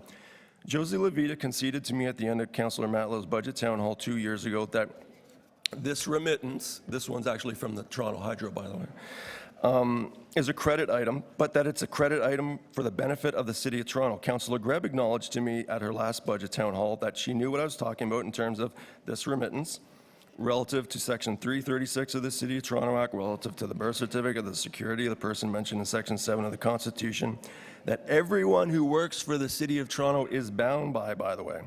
On page 3 of this report, it says provisions for the disclosure of wrongdoing and reprisal protection, provides mechanisms to disclose, investigate, and resolve allegations of wrongdoing, and establishes reprisal protections for public servants who in good faith disclose government wrongdoing. So if Josie Levita and Councillor Greb decide to go to new Director General Tony Manconi and say that they think it would be best if the Canada Revenue Agency revoked the tax exemption status of the City of Toronto because it's unwilling to comply with Section 336 of the City of Toronto Act, then will they be protected from fear against any reprisals? If Councillor Perks, Councillor Ainsley, and Councillor Lee go to Attorney General Yasser Naqvi and Deputy Attorney General Patrick Monahan and tell them they don't feel comfortable with how the City of Toronto, even after they were told no, is blatantly disobeying them along with the Government of Ontario, was still going ahead and depriving the people of Toronto the ability to fight a parking ticket in court as the way it's always been, and suggest the other 30 councillor members who voted in favor of disobeying the Attorney General, Government of Ontario, should all be rounded up and arrested for fraud, breach of trust, will Councillor Perks, Councillor Ainsley, and Councillor Lee be protected against any reprisals? And by the way, hasn't the City of Toronto violated Section 454.2 of its own City of Toronto Act by not taking this John Alpiza and his boat treehouse to court and actually proving he's broken the law like you're supposed to? How's that ethical? I mean, there's black letter law, maximum law, that says the plaintiff or prosecution bears the burden of proof. You guys haven't done that with that guy. That's not fair. That's not ethical. So the City of Toronto just can't be trusted to do what's in the best interest for the people of Toronto, so I'm going to make a deputation. I appoint Her Majesty Queen Elizabeth Windsor to act as the trustee for me in regards to the Toronto Public Service Bylaw with the instructions, and I say this respectfully, of course, that whenever the City of Toronto violates this Toronto Public Service Bylaw, to make sure whoever at the City of Toronto was behind it is charged with fraud, breach of trust, and that I direct her to do it, and I demand that she do it. God bless Queen Elizabeth Windsor. And if Councillor Matlow was here, I would love to ask him, when is he going to get back to me with the question he said he was going to answer for me? Where does it say that any man, woman, life and being has to pay property taxes? because the crown died for our sins, much like they talk about it in the Bible. That's why they they gifted us the security of the person, so nobody would have to sin acting in commerce, acting for our own private conferment or advantage or self-profit and or gain. So anyway. Good timing there, Mr. Moran, 4:54. Oh, wait a second. Wait. Seconds. You called me Mr. Take notice, Mr. Derek Moran is the legal person I have that the Crown is the surety for. If you ask Councillor Grebb's assistant, Victoria, she has 2 emails from the Registrar General's office that refers to me as Derek, sole living beneficiary. That's a trust law term, by the way. Okay, good. Thanks for that. Any questions of Mr. Moran? Okay, Derek, sole living beneficiary. Thank you very much, sir. Much appreciated. So that completes the deputations on this item. Are there questions of staff? Councillor Ainsley? Sorry, I just wanted to ask, I'm not sure who I addressed this to, but the first deputant had some concerns about the lack of reference to open government in the public service bylaw. This report's about the implementation of it. I'm just trying to understand when's the next time we would look at amending the bylaw? Is there a schedule when we look at regularly amending it, or? Through the mayor, there's no current schedule for amending it. We're constantly looking at opportunities to innovate, refine, and improve the quality of the bylaw. At this point, there's no time for a scheduled look at it. Okay, all right, thank you. Thank you, Councillor Ainsley. Any other questions of staff? All right, are there people wishing to speak to this? Councillor DeGiorgio. Mayor, I have a motion, and the thrust of this motion is to basically acknowledge that notwithstanding that the Toronto Public Service Bylaw essentially promotes the separation of the administrative function from the political function, there are instances, in my view, where political intervention is necessary to ensure that council policies are actually being implemented properly by the administrative people who are delegated authority from council to actually implement those policies. The reason I basically put this forward is simply because we have, in the very near future, we will be reviewing the whole notion of Section 37 policies and the way we will actually perhaps probably reform Section 37 policies so that we will agree that the policies will be implemented in a certain way. And I need to make sure that there are mechanisms in place in the administrative or in the bureaucratic part of the organization that allows those policies to be implemented properly. I've personally experienced where policies have not been implemented properly. And as a matter of fact, I don't really want to share those particular experiences in this forum. But I do have grave concerns, very serious concerns, that where policies have not been implemented properly, and where due process has not been practiced, my view is that probably will be some legal implications coming forward to make sure that those issues are addressed properly. So again, the reason I put this forward is that I'm hoping to avoid going to that extent. I think that there are ways of sort of fine-tuning the Toronto Public Service Bylaw and the City of Toronto Act to ensure that all delegated authority given to staff by council is properly carried out, so that responsibilities are carried out. And if council or a councillor who has an obligation to ensure that council policies are adhered to, there is a mechanism in place where we can have a political intervention. That's really what I'm looking for, mechanisms that allow, really it's a safety sort of what's the word I'm looking for? A mechanism that is a check mechanism. What's the word? A safety check. A check and balance or safety? Yeah, check and balance is sort of approach. That's the thrust of this motion, and I'm asking for a report to come forward from the city manager in consultation with legal and even the integrity commissioner, and I'd be more than happy to speak to the to the city manager to sort of clarify what I'm looking for. Okay. Thank you. Thank you, Councillor Giorgio. Did I have Deputy Mayor Wong to speak on this, or I thought I saw your hand, but no? Oh, do you understand better after that? Well, I'm asking for a report, and part of the report is to elaborate on what I'm saying here.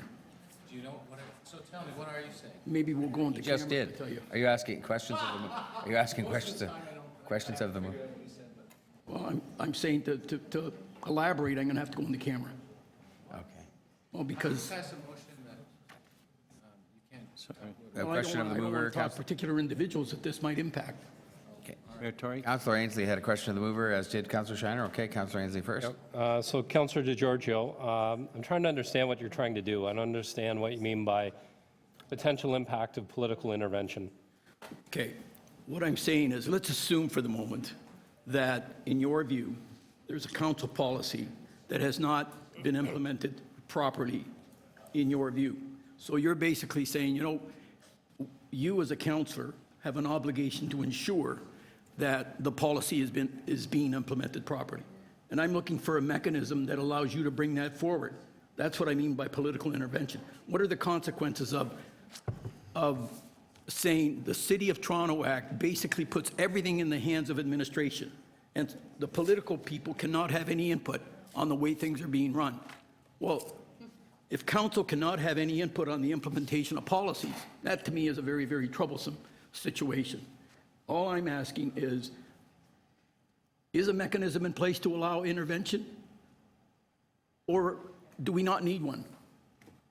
Do we not need a mechanism that allows someone to say, you know, it's hard for me to go into great detail because I'd have to be more specific and I'd have to name specific situations, but I'm more than happy to talk to the city manager on it. So Councillor DeGiorgio, I'm just trying, so we have an integrity commissioner, an ombudsman, we have a number of accountability officers. And I'm saying that a report comes. So if there's an issue with either a councillor thinking something's not being implemented properly, or one of our residents comes and says, you know, I think there's an issue with how a policy or something's being implemented, like the public service bylaw, there's an accountability officer we can direct them to.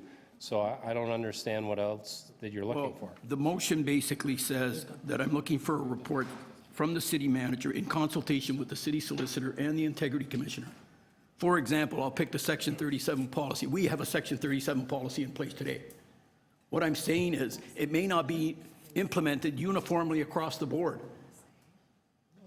And if I feel, for example, that in my area, Section 37 is not being implemented properly, then I want a mechanism that allows me to review that. That's what I call political intervention. I wonder if I could make this respectful suggestion, because I think that part of the problem here is that some of the members of the committee are unclear about exactly what it is you are getting at, and I'm sort of, that last comment made it a bit clearer. Could we stand this down? And we'll stand down 17.2 along with it, because you're doing it in the context of that bylaw, of that report. And maybe you could talk to a combination of maybe the city manager, because he's the one you're asking to coordinate this, and also maybe the deputy mayor, and just see if we could get the wording a little clearer, and then we'll see if we can't, then fine, you're entitled to have it put to a vote if you want. But if you could do that, I think it might just make us all understand better what it is we're trying to do here. Is that okay with you? All right, thank you, Mr. Mayor. Tory, yes, Councillor. When we come back to this, I think the question that I'd like answered from the staff is, if a member of council believes something isn't being implemented right, what is their course of action to be able to deal with that, either through the city manager's office and or council? And if that could be explained to us, it may help. Okay. All right. Well, so perhaps we can stand it down, and then we can have that discussion and see if we make any progress on this. So that would bring us then next to 17.5, the council newsletter entitlement budget. I think there's a motion forthcoming on that. Oh, there is a deputy. You're quite right about that.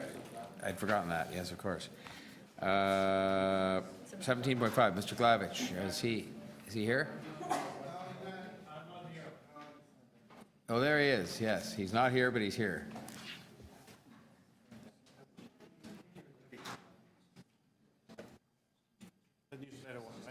It's the newsletter item, yes, 17.5.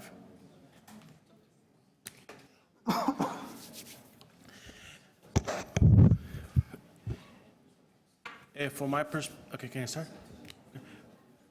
from my perspective, physical paper, whatever this is, newsletters are completely useless. It's 2016. Councillor Ainsley sends once a month what's it called, e-newsletter, electronic, via emails like this long. Let's say Councillor Grimes sends one once a week, a shorter one. I understand there are people in this city that don't have internet access or do online things, but as we progress to a more digital world, some of those budgets are going to should be reduced. If Councillor Ainsley sends me a paper newsletter thing, it's going to go right in the garbage because I can go to his website. I'm a digital person, and with Twitter, I can ask for clarification. Those newsletters, by the time it gets to my mailbox, are completely gone. I still get the newsletters from Councillor Holland when I live here, Warden, and they're following. It's more up to date. I know Councillor Bailao sends an e-newsletter as well, in 3 languages. Has on the side the translation thing. It's 2016. 2016 years after Jesus was born. Most people are not going to care about reading this. My parents get their paper newsletter from Councillor Kelly because they live in his ward. They're up to that. My dad, who's 80 plus, my mother, who's 22, of course. They're not into Facebook, they're not into Twitter, but a lot of the people in your wards are into Facebook. They can go search. Most of you have websites. You have a news section. Mary Margaret McMahon, she tweets a lot of the news and the thing, and you can read that. You know, it's 2016. I don't even subscribe to newspapers. I have on the internet. You know. Obviously, I'm not saying get rid of all the paperwork. If there's a request, you can put a request on your website. Do you require a regular paper or newsletter or whatever? But the majority of your residents are not going to read the newspaper because it's going to be, by the time you get to the mailbox, it's going to be way out of date. 5, 4, 3, 2, 1, 0. Finished. Well, thank you, Mr. Glavich. Any questions of Mr. Glavich, the Deputy? Okay. Are there questions of staff? All right. We have a speakers list then, and did I see Councillor Crawford? I just want to move a motion to defer this item indefinitely. To defer this indefinitely? Defer this indefinitely, yes. And there's no discussion of that, am I right? Sine die, whatever you want. So we have a motion to defer this indefinitely from Councillor Crawford. I'm ready to call the question on that. All those in favor? Opposed? Carried. Well dispatched. Thank you, Councillor Crawford. All right. That brings us to 17.6, the transfer payment agreement for the Toronto Atmospheric Fund for a provincial endowment. And we have a deputant, Mr. Wilson.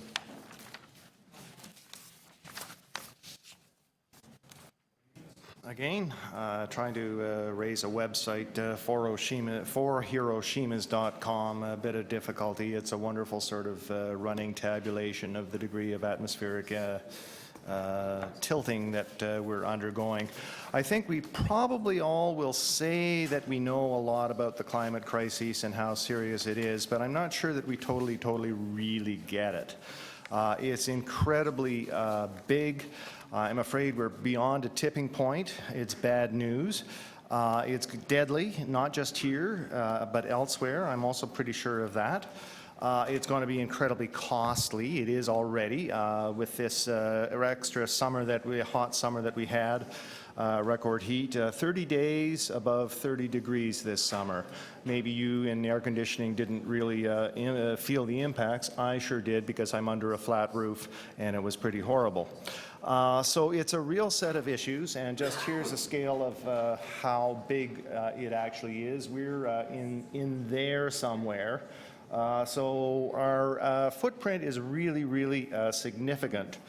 I'm worried that this might just be a bit of an administrative shuffle and maybe a bit of dilution, but are we actually getting into the real reductions that we're needing? This goes to show some of my age. Here is a reference to what was known as the Toronto target, a 20% cut by 2005.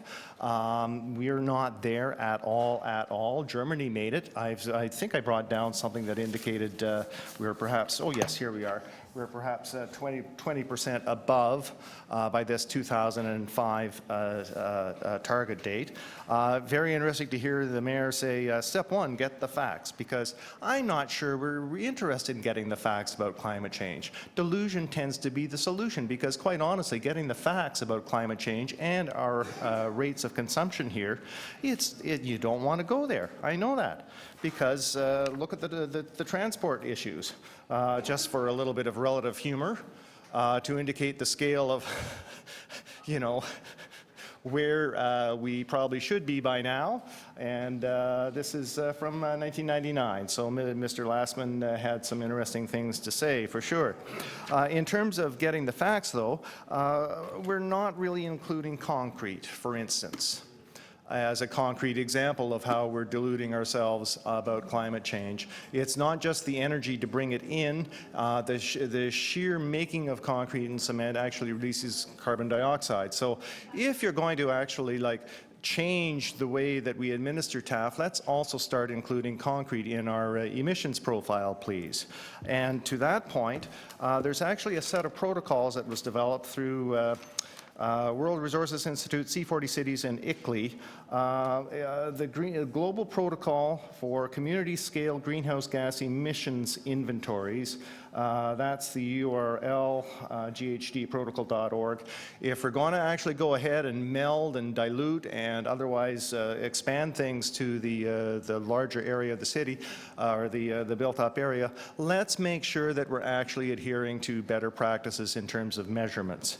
I think we could ask the province, if we're really wanting to show leadership on these climate emissions, let's ask them to include concrete emissions in our environmental assessments. I think that would be a very fair thing to do, because the tonnage of concrete in, say, a simple streetcar project or a subway, it's massive, just massive. Now, maybe much, the Monji cakes of this committee haven't necessarily carried concrete and worked with concrete or masonry, but it's very heavy.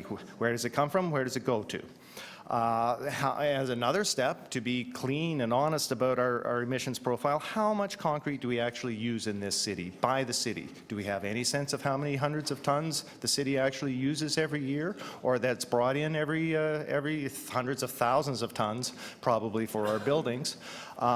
This stuff just doesn't happen. Another example of where we're actually not being honest with our emissions is air travel. We're missing the island airport, for instance. I believe that those emissions are not included in our profile. And so if we're expanding the administrative zone of the atmospheric funds, let's also try and include the Pearson International Airport, which would kind of blow through our pretenses of being a green city. Not that you'll necessarily follow up on all of this, of course, but it's not just a simple thing, just as this cartoon is, dang, missed my turn. I think it's a really serious set of problems, and we're not doing nearly enough. Thank you. Thank you, Mr. Wilson. Any questions of the deputy? Thanks very much. So that is the deputations on 17.6. Are there any questions of staff? Are there any members wishing to speak? I'm then prepared to entertain a motion to adopt the recommendation in 17.6. Moved by Councillor Ainsley, seconded. Yeah, we just need some people in their seats. Sorry. Thank you. All right, moved by Councillor Ainsley. All those in favor? Councillor Palacio, we just need you. We're having a vote here, Councillor Palacio. Councillor Palacio, we're just having a vote, sorry. It's the we've moved the recommendation on 17.6, the atmospheric fund. All those in favor? Opposed? Carried. Thank you. Yes, we can go back to 2 because I think we can move that forward now. Councillor Mendenwall, Deputy Mayor Mendenwall, Councillor DeGiorgio. Go ahead. Mayor, I'm going to move a motion to defer the item for 1 month so that I can, or it's just my motion? My motion is to defer the item for a month so that I can sit down with the city manager and perhaps the deputy mayor and to sort of clarify exactly what I'm looking for so that we in fact can bring it back in a more, let's say, crystallized manner to allow people to understand where I'm coming from. Councillor DeGiorgio has moved deferral of item 17.2 until the next meeting of the Executive Committee for some further report back. All those in favor? Opposed? Carried. Thank you. 17 point, did we deal with 17.7? Councillor Shannon, or did you say there was some? Oh, all right, we'll come back to that. Then, did we deal, I think he released 17.10, am I right? The Parks Master Plan? Okay, so that brings us to 17.14. Now, you were holding that, Councillor Palacio, because of Councillor Mammoliti. Is he here? No, he's not, Mr. Mayor, but I have a motion that I would like to move on behalf of Councillor Mammoliti, and this motion has been worked with city staff, and I would like to declare to, if they can display the motion, that the item be referred to the Chief Corporate Officer and the General Manager, Parks, Forest and Recreation with a request to investigate alternative funding options and report to the December 1st, 2016 meeting of Executive Committee. Motion by Councillor Palacio to refer this matter, 17.14, to the Chief Corporate Officer and Parks, Forestry and Recreation staff to investigate alternate funding options and report back December 1st. Is there any discussion? All right, all those in favor? Opposed? Carried. Thank you. 17.15, we have some deputations on the operating variance report, and they begin with Mr. McGuire.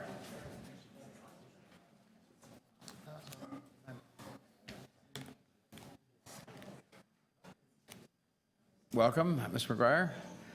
Good afternoon. I have two members of Local 79 who are frontline workers joining me, but because of the back and forth of the agenda, hopefully they'll appear during my deputation and come right after. But we're really... It's material to you. We do have 2 other people, and that would buy you another 10 minutes, but it's up to you entirely. I mean, we have 2 other people that are also deputing. Right. Or maybe are they the same people? Not Fred Shilson and Laura Versa, are they yours? Those are the same people I speak of. Fine. Okay, then. Right. Okay. Thanks. And Laura is a recreation worker, and Fred is a cleaner in long-term care. Could I just ask before you speak, there's a bit of hubbub in the room, and we could just keep it down a bit. Mr. McGuire has some things to say, so we want to hear them. Thank you. I appreciate that. So I've been at Budget Committee and at Executive Committee for talking about the very exciting topic of variance reports.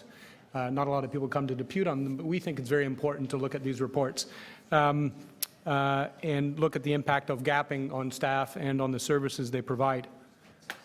And we've started a workplace campaign over the last number of months to talk to our members about workload that arises as a result of gapping and the impact on the work that they do.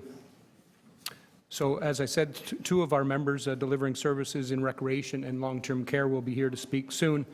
But from our perspective, gapping has become a chronic challenge in this city with 3,200 positions vacant right now at a rate of 5.8, even though the official rate is 2%. Long-term care and recreations only gap at the average rate around 5%, but still it's above the target. In ECS, gapping rate of 10%, construction services. The division is supposed to make sure that the physical infrastructure maintenance of buildings happened efficiently with little disruption to commuters, businesses, and residents. It's hard to do that when we're 60 staff down. The last 3 years, the city has set targets to reduce gapping and missed it every time. Council directed staff last spring to report back to Budget Committee prior to the budget launch on strategies to address the city's vacancy rate in a sustainable manner. in the context of the 2017 budget and the very serious discussions that are happening around the long-term fiscal situation of the city, we think the city needs to come up with strategies to deal with gapping and the impact on pressures on workload and service delivery. We think that it's important that the city have aspirations to build, repair infrastructure, build new infrastructure.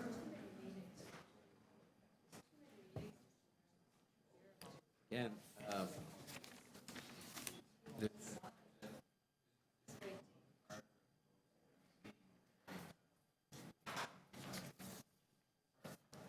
It's okay. Thank you. We think it's important for this city to have grand aspirations to fix aging infrastructure, to build new infrastructure, to have new projects.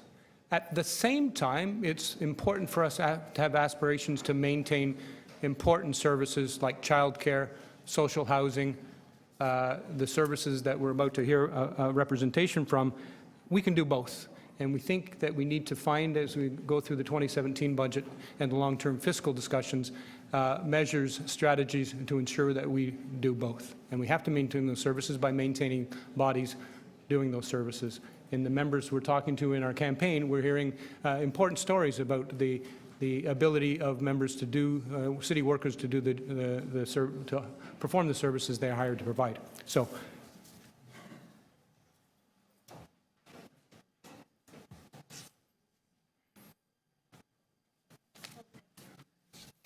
So they will introduce themselves and make a few comments. Sure. Thank you. Welcome. Please go ahead. My name is Fred Shilson, and I've been a cleaner in long-term care for 9 years now. All of them have been spent being part-time. I've worked hard while I've been there with the city so I can build some stability in my career. I came to the city because, I was proud of the record the city had with regard to its social services. It was the gold standard for how organizations should be run, and I thought I'd have a full-time job with benefits and a salary within a few years. I have many of my coworkers in long-term care have been with the city over 20 years and have no realistic expectation of getting a full-time job. My position is a cleaner heavy duty. I strip and wax floors, move equipment, deep clean the environment, resident rooms, bathrooms, and ensure the residents have a safe environment to live in. This is getting harder and harder to do. At present, there are 115 positions in long-term care that are vacant. There aren't enough staff to take care of the residents and make sure health and safety issues don't arise. I'm not sure if you're aware, but long-term care has one of the highest rates of LTD of any division in the City of Toronto. Our buildings are older, and like a lifetime of sun, fun, and cigarettes, they're starting to show their age. As a cleaner, I've seen the impact of your cuts up close. We have less people and less time to do the work we aren't able to keep up. Here's a startling number for you. From 2012 to 2014, 34,700 shifts weren't filled in long-term care. My home, Casaview Witchwood Towers, had a whopping 10,536 shifts that weren't filled. This means that my residents did not receive the care they need, as our personal care attendants had 1,728 shifts that weren't filled, registered practical nurses had 1,571, and registered nurses 715. In the building services department itself, there were over 3,700 shifts that weren't filled. This correlates during the same time period the Casaview Witchwood Towers had an increase of longer-lasting enteric outbreaks, according to the Ministry of Health and Long-Term Care. This means, and I really want to stress this for you, that it means my residents were and continue to be put at risk. Many have very complex medical conditions and/or compromised immune systems. By cutting back on the cleaning, which means you think, oh, it's not really that much of a big deal. Garbage can get picked up later. You're getting longer and more complicated enteric virus outbreaks in all 10 of your long-term care homes. There have been more enteric outbreaks in the last few years, which include bacteria and pathogens that get transferred through infected surfaces and lead to intestinal illnesses, vomiting, diarrhea. You know how this is going to go. Just to note, when we have an outbreak, it ends up costing more money in the long run, because you have to include extra staff to come and disinfect the units. One nurse can be in charge of a whole building during a night shift, responsible for 467 residents. And the problems don't just stop because it's nighttime. This name might not be recognizable to you, but to my colleagues, it's the starkest reminder of what happens when we are short-staffed. On November 8th, 2013, Francisco da Silva was found in his bed by a staff member, murdered by his roommate. Without getting into specifics, this is a clear-cut example of how your changes are impacting resident care. Maybe if we had more time to speak to his roommate and understand his illness, this wouldn't have happened. Maybe if we had more time to take care of Mr. da Silva, this wouldn't have happened.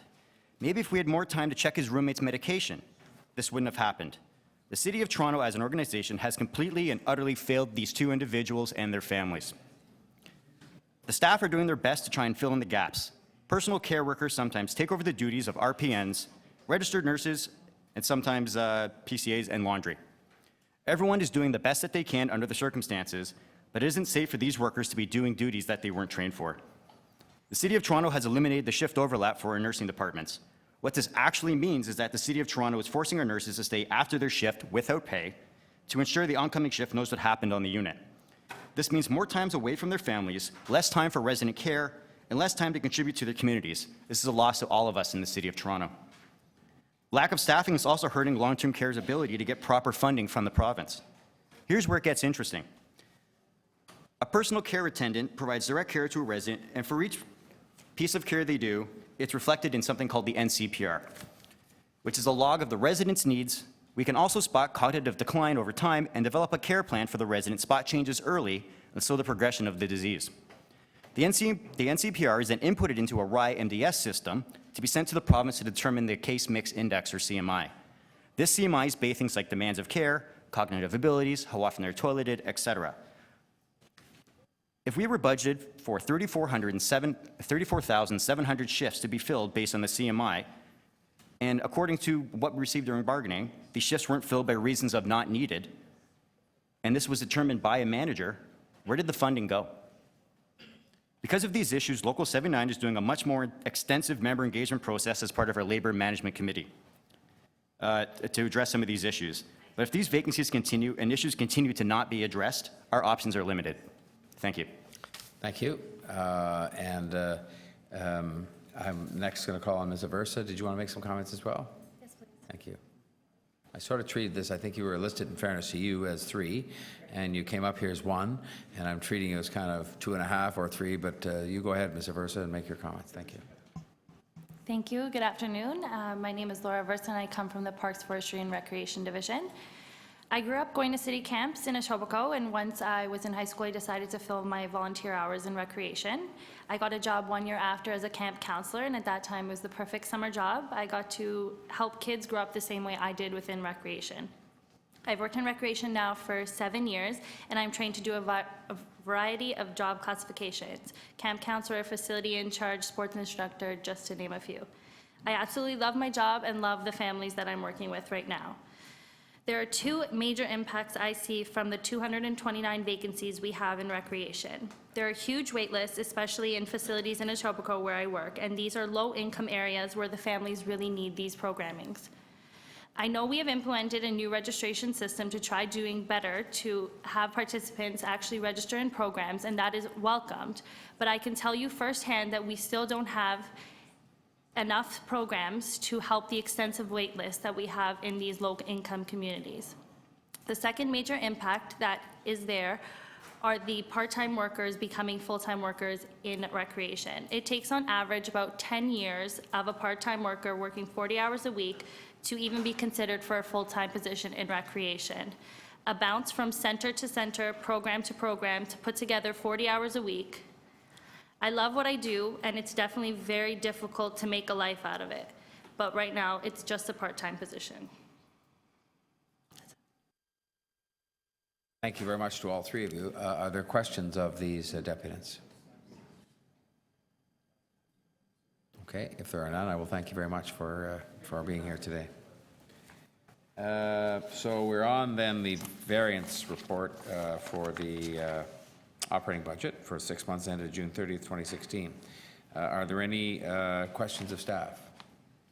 All right. Are there any others here, members of the committee? Councillor Pastor, did you have a question, or were you? Question for staff. Oh, for sure. Yeah. Thanks.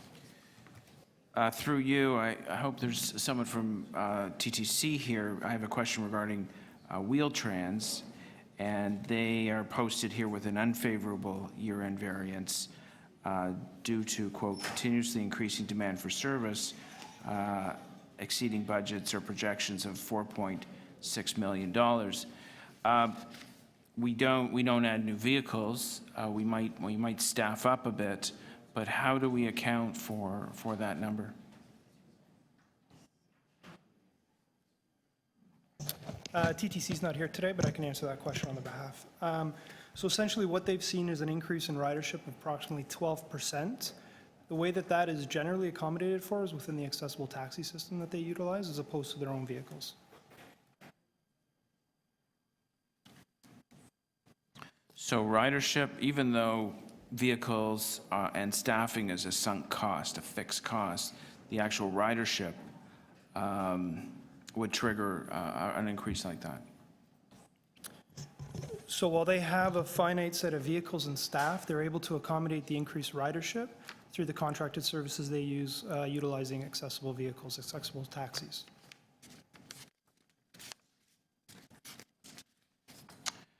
Okay, thank you. Regarding fire services, we're looking at an over expenditure by year end of $4.7 million. We took, I believe, 3 trucks off the road 2 years ago, and calls are going down as far as fire calls, actual fire fighting is going down. Just wondering how we got that spike before us. Mayor, this is almost entirely attributable to the WSIB claims that are incurred by fire with the special legislation that they have for the cancers that are on the list.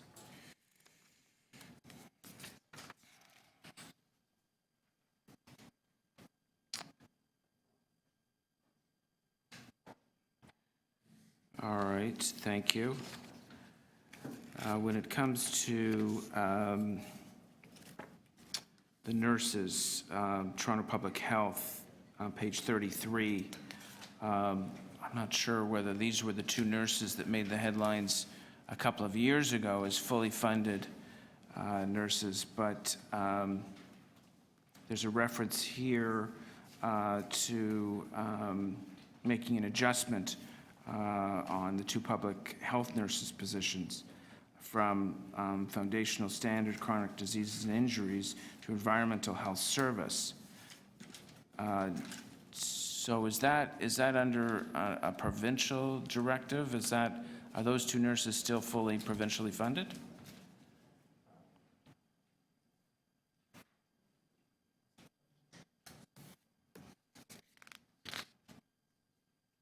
Sorry, through the mayor, we don't have public health staff here at the moment. We can certainly follow up and get you the answer to the question, Councillor. Okay. Thank you, Mr. Mayor. Thanks, Councillor Pasternak. Other questions of staff on the operating variance report? Speakers on the operating variance report? Hearing none, I'll accept a motion from, I assume, Councillor Crawford to approve the recommendations that came via the Budget Committee on item 17.15, the operating variance report. So moved, seconded. All those in favor? Carried. Thank you. 17. Mayor Tory? Yes, Councillor Shannon. You have a motion, I think, that has to do going back to 17.7, which is the theaters matter. So staff can put it up. I can speak to it briefly.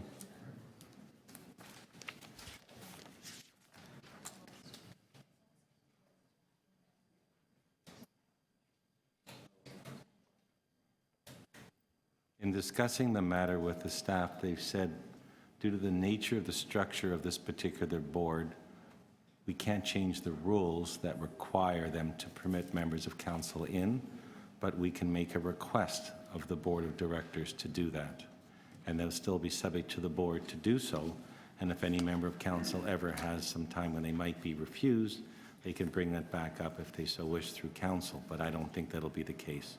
So this motion simply is asking council to request the boards of the civic theaters to allow members of council to attend the meetings and be available to them at the confidential meetings as well, if they wish to attend.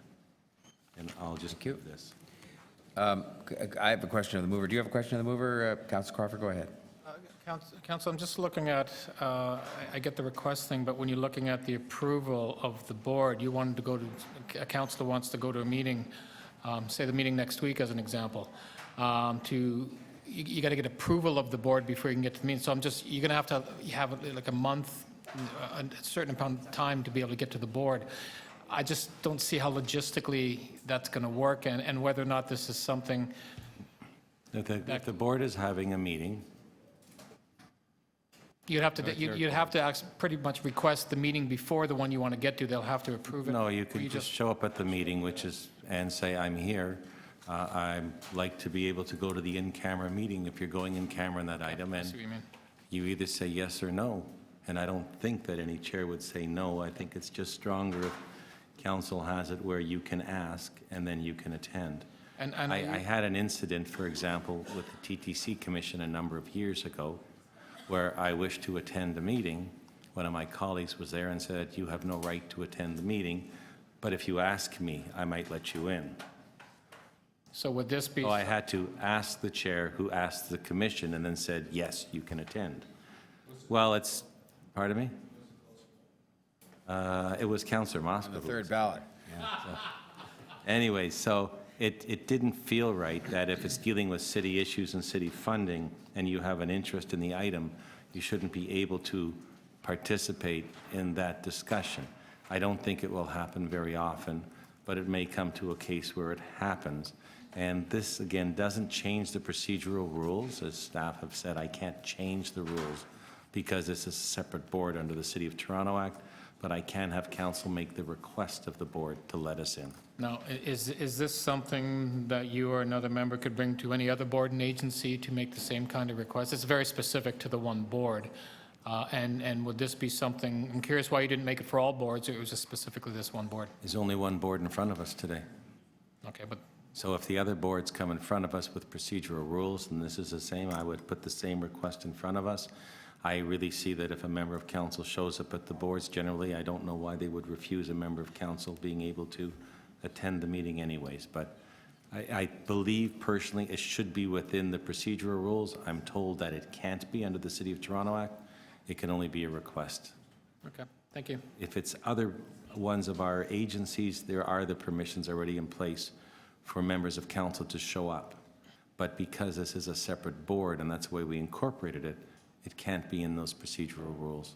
I was just going to ask a question of the mover, if I might. I think you just sort of partially answered her fully, maybe. And that was what the practice is elsewhere in the city administration, broadly taken. Not talking about meetings, because I know at meetings like this, of course, if you're not on this committee, you can come and be heard.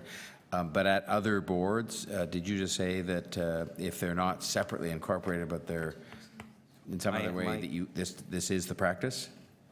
My understanding is that if they're committees of council, no matter what, members of council are able to go.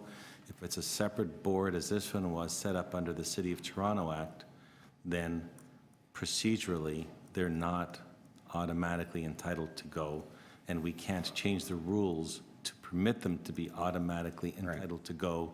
We have to request the chair.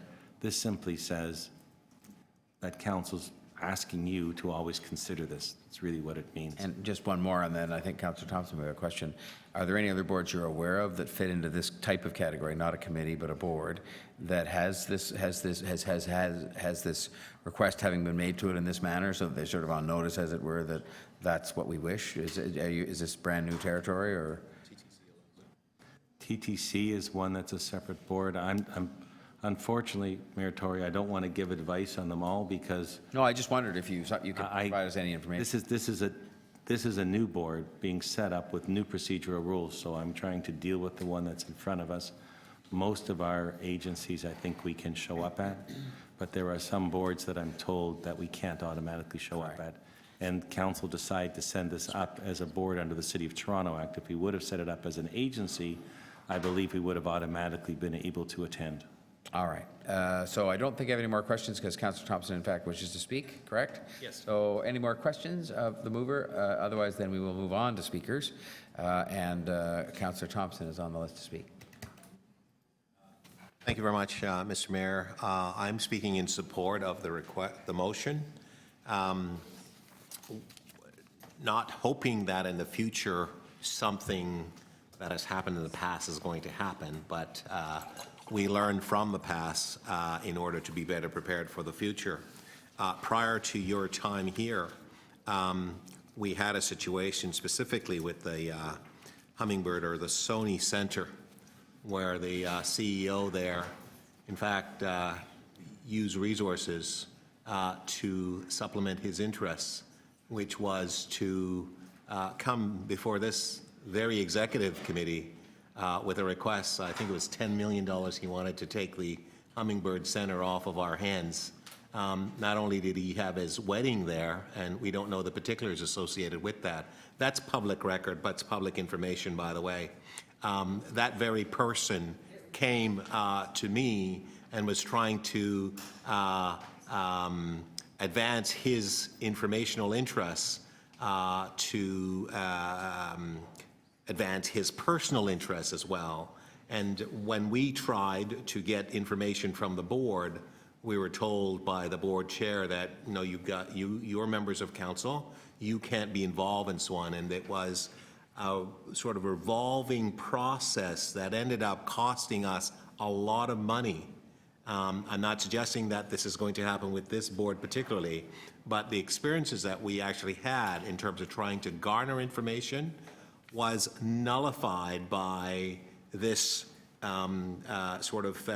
this process or procedure where we as members of council are not allowed or weren't privy to be able to get to attend the meetings in order to get information. And while they I guess continued for a long period of time to discuss the issues around the problems that they were having with the CEO, the issues that they were having with the board members weren't able to corral the challenges that they were facing.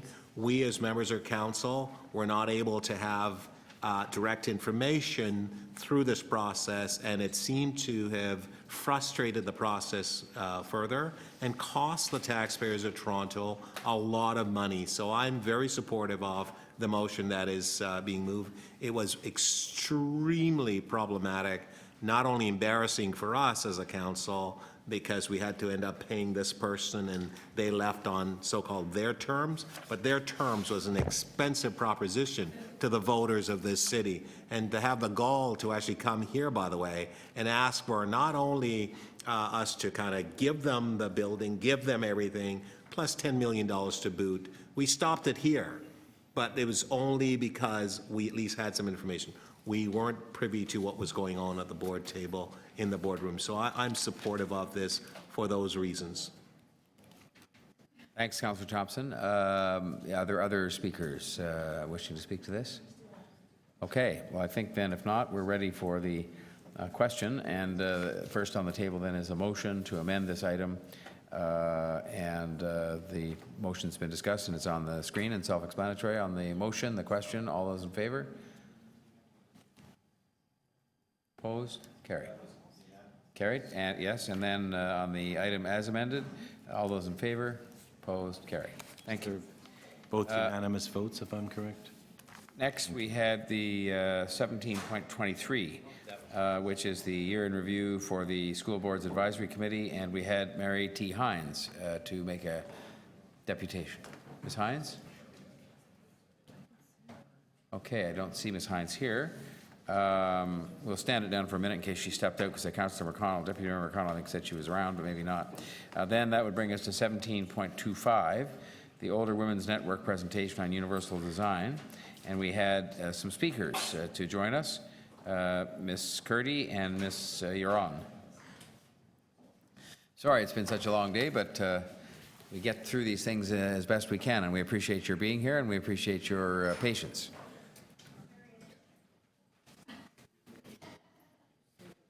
That's what most people say when they come here. Very interesting. We're not really sure what that means, but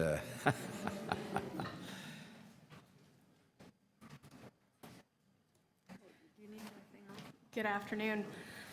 You have our presentation from the affordable housing presentation that we did in June on the 20th. And I believe you also have the presentation that we Elise brought forward to the Disability Access and Inclusion Advisory Committee on June the 29th. We just wanted to have an opportunity to review some of the information that we had brought forward in those presentations.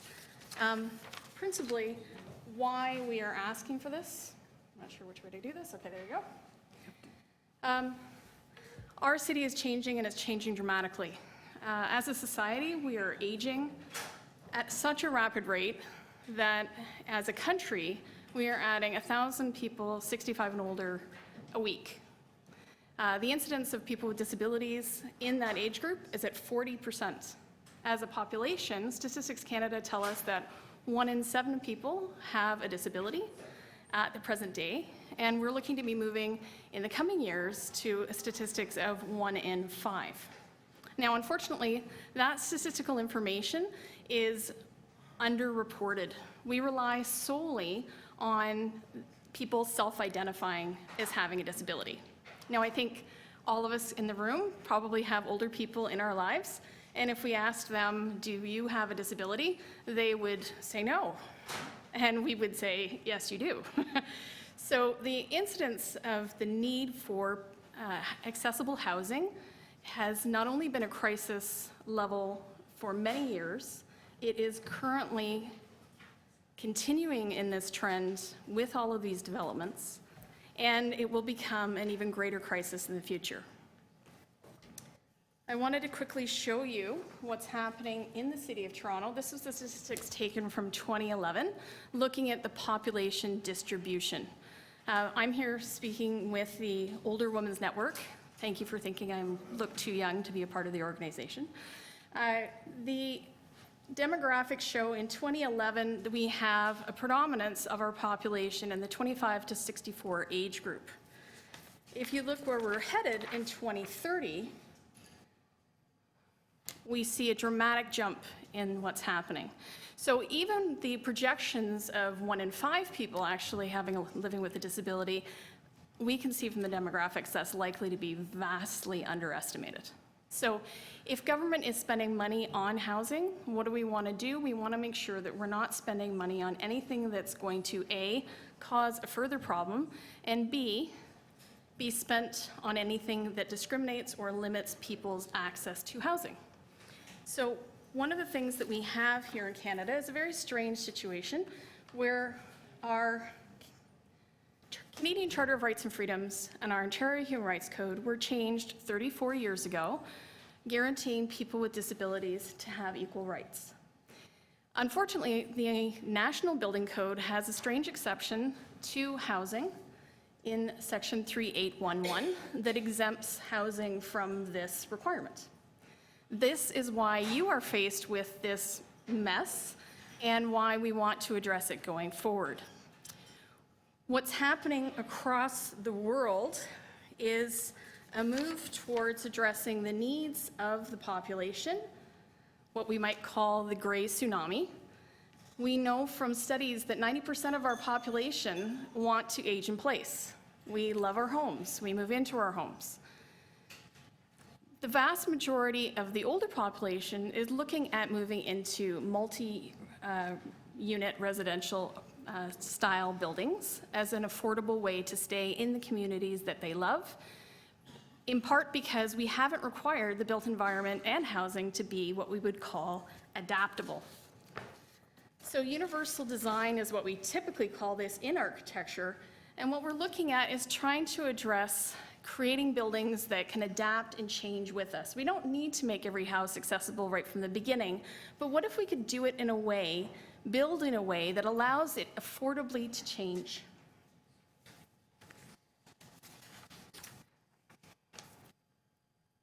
A 100% of our units in these multi-unit residential construction buildings should be visitable, not 15 as the national or the Ontario Building Code presently requires. That's missing entirely the point, isn't it?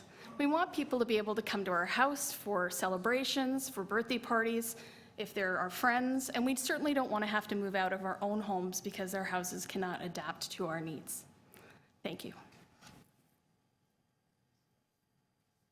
No, I was just thinking you might be going longer, and are you both speaking? or- What we're looking for is to promote, we have a campaign called Yes. Living in Place. We want to encourage people like yourselves, politicians, policymakers, to pressure or to influence the change, to make a change in the provincial building code, to have every new building start off new building. We know we could do so much better if we didn't have to adapt, if we didn't have to, remodel buildings or do things to them afterwards. If we could get it so that the buildings are adaptable, that each unit can be adjusted to fit to the needs and not have to tear down walls and do. There are ways that, and it's being done in other places. We have jurisdictions like Ireland, and I didn't bring the report which has the different countries, but there are, anyway, in the world, I can't, The WHO? yeah, they have an age-friendly cities guide. That's one thing, but there are countries that have mandated that their buildings be universal.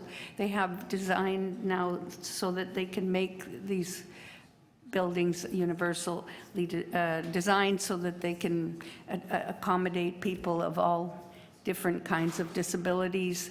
And we know that people are needing it more and more. There's all kinds of accidents. People are finding themselves in a position where they have to stay in the ground floor even though their washroom is upstairs and so on. There are so many now that need the adaptable units. And yet our building code is so far behind the times that only 15% of the units in every building have to be visitable, not even accessible, not even fully adaptable. And so we're just trying to make this point to put more emphasis on the need for the universal design. When we have a chance to do it at the beginning, it makes it so much better. And it can be done in a way that it doesn't cost much more than to build. Have you got the figures with you?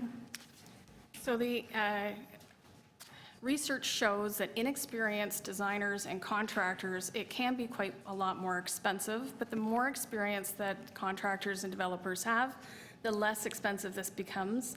And on average, the expense for creating adaptable housing is really 1% or less. And we've seen this in Watertown development out in Winnipeg, where they unfortunately only asked for 50% of the homes to be visitable and adaptable, but it's something that we're seeing initiatives from the WHO, from the UN Habitat #3 conference, because what's more sustainable? We're looking at making our buildings more sustainable and green. What's more sustainable than something that we don't have to renovate expensively?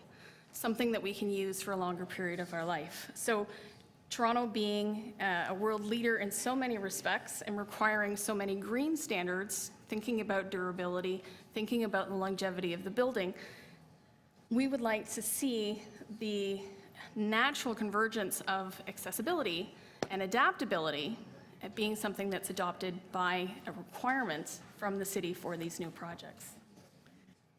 All right, well, thank you for those comments, and see if we have any questions. I just had maybe one that you made the distinction about new buildings versus existing. And is the things you said you want by way of changes, the things that would make these homes visitable, those steps you had up there, no step on the entry, no a clear path to get up to the door, and those things I saw on that slide, is that those are the changes that would be made to require those things on new buildings? Yeah, well, we want it to be universally accessible. Yes. That means that every room in the house, in the apartment, getting into the apartment, going into the washroom, going around everywhere. So any device that they need would be, would have space. So it's really just the way that things are designed. They can be designed in a different way. It's hard for us to understand because we're so used to having things in rooms that are, closed off, and there's so many more better ways to use space than what we're doing. We're wasting a lot of space by making halls that are not used by anybody, you know, they don't have any use.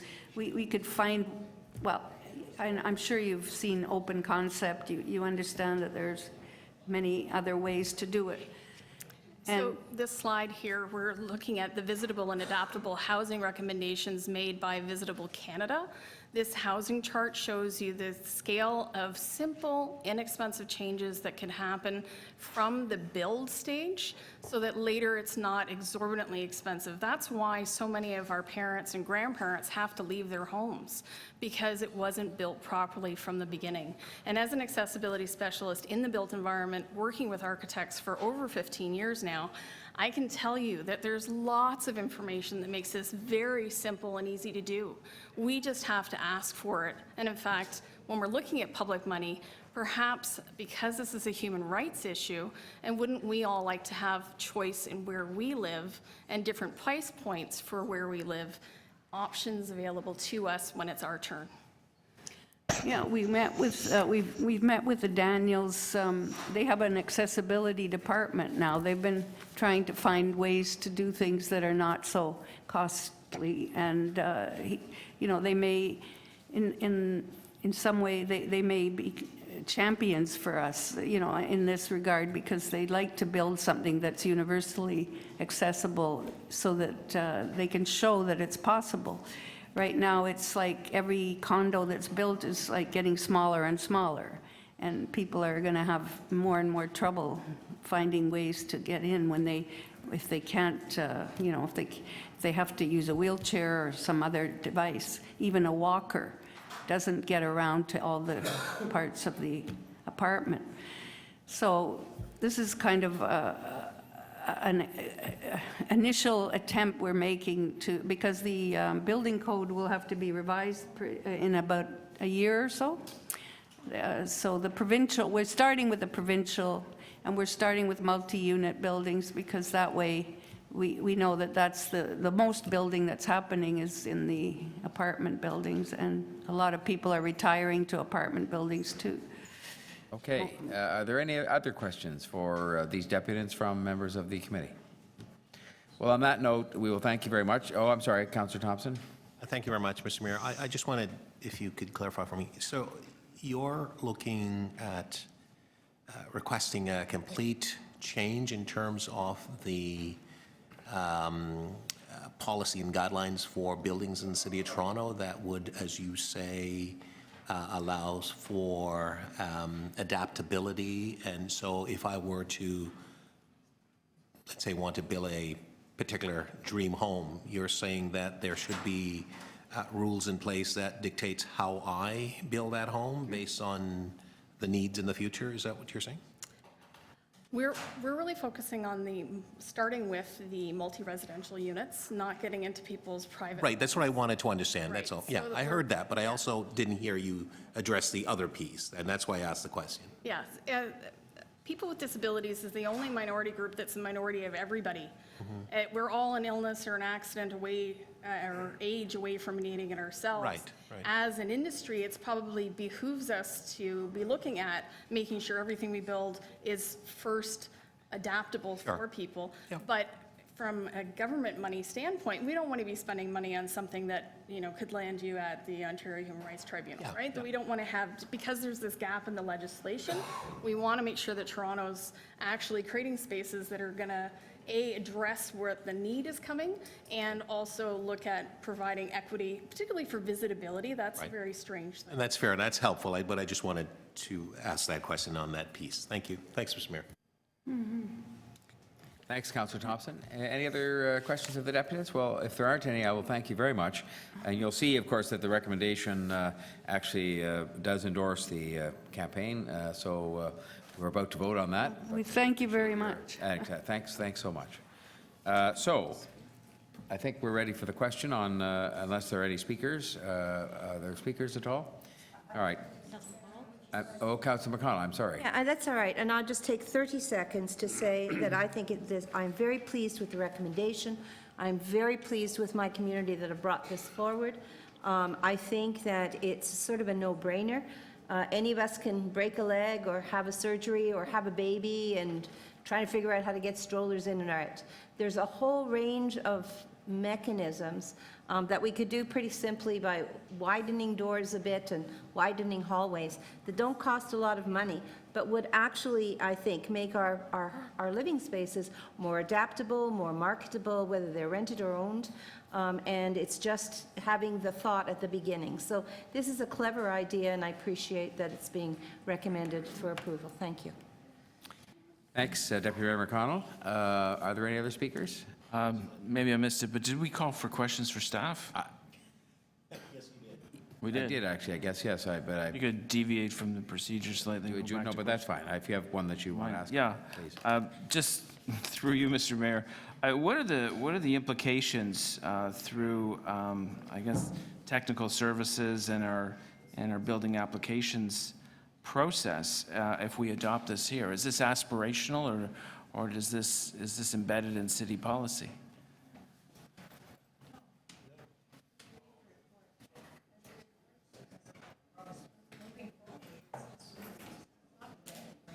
Will this affect current applications to build multi-unit resident? No. Well, why don't we let staff answer? Thank you, Councillor Thompson. Through you, Mr. Chair. No, this will not Thank you, affect... Councillor Thompson. Let's let our staff answer.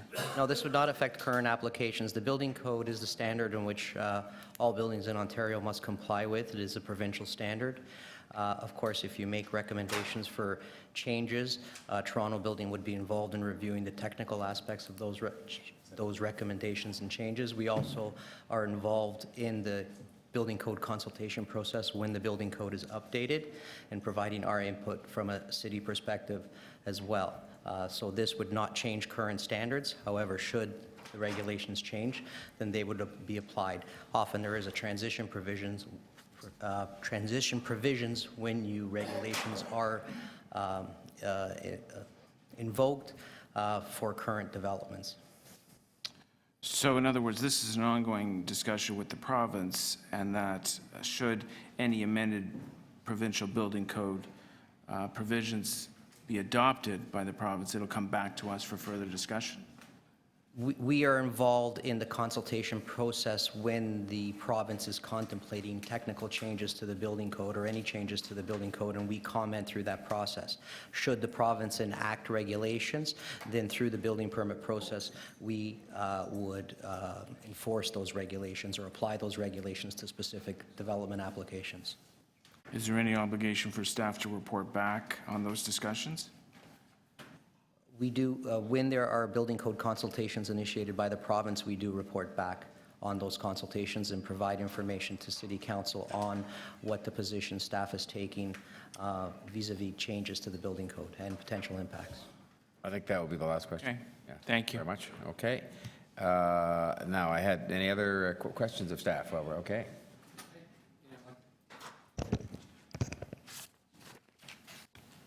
Endorsing the campaign doesn't mean we're endorsing changing the building code. That's not your interpretation, yes?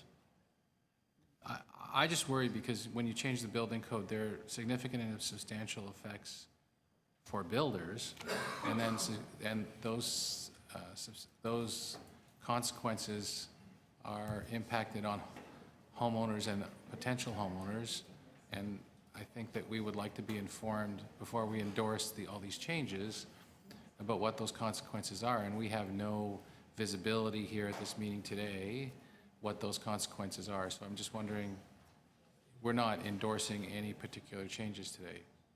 Toronto Building hasn't had an opportunity to review the suggested changes that is incorporated. We do have technical committees that we do review when there are suggested changes. We haven't had the opportunity to undertake this type of review for this, what's before executive right now.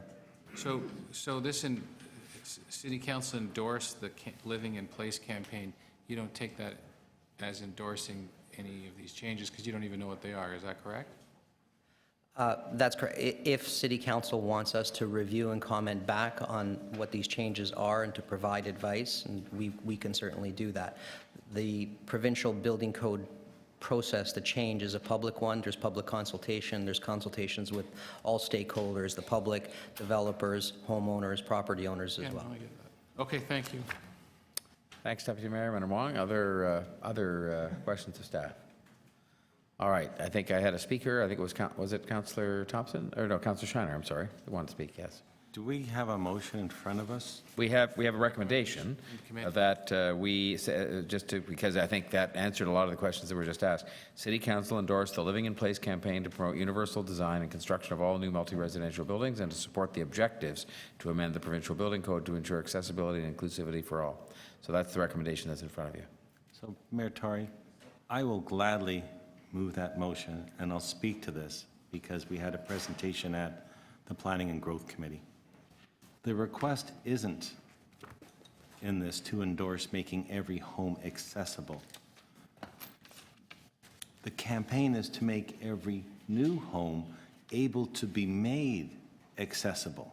So if you're talking about a washroom and you have to put up a grip bar, when you build a house, you put the 2x6 behind the wall in the first place.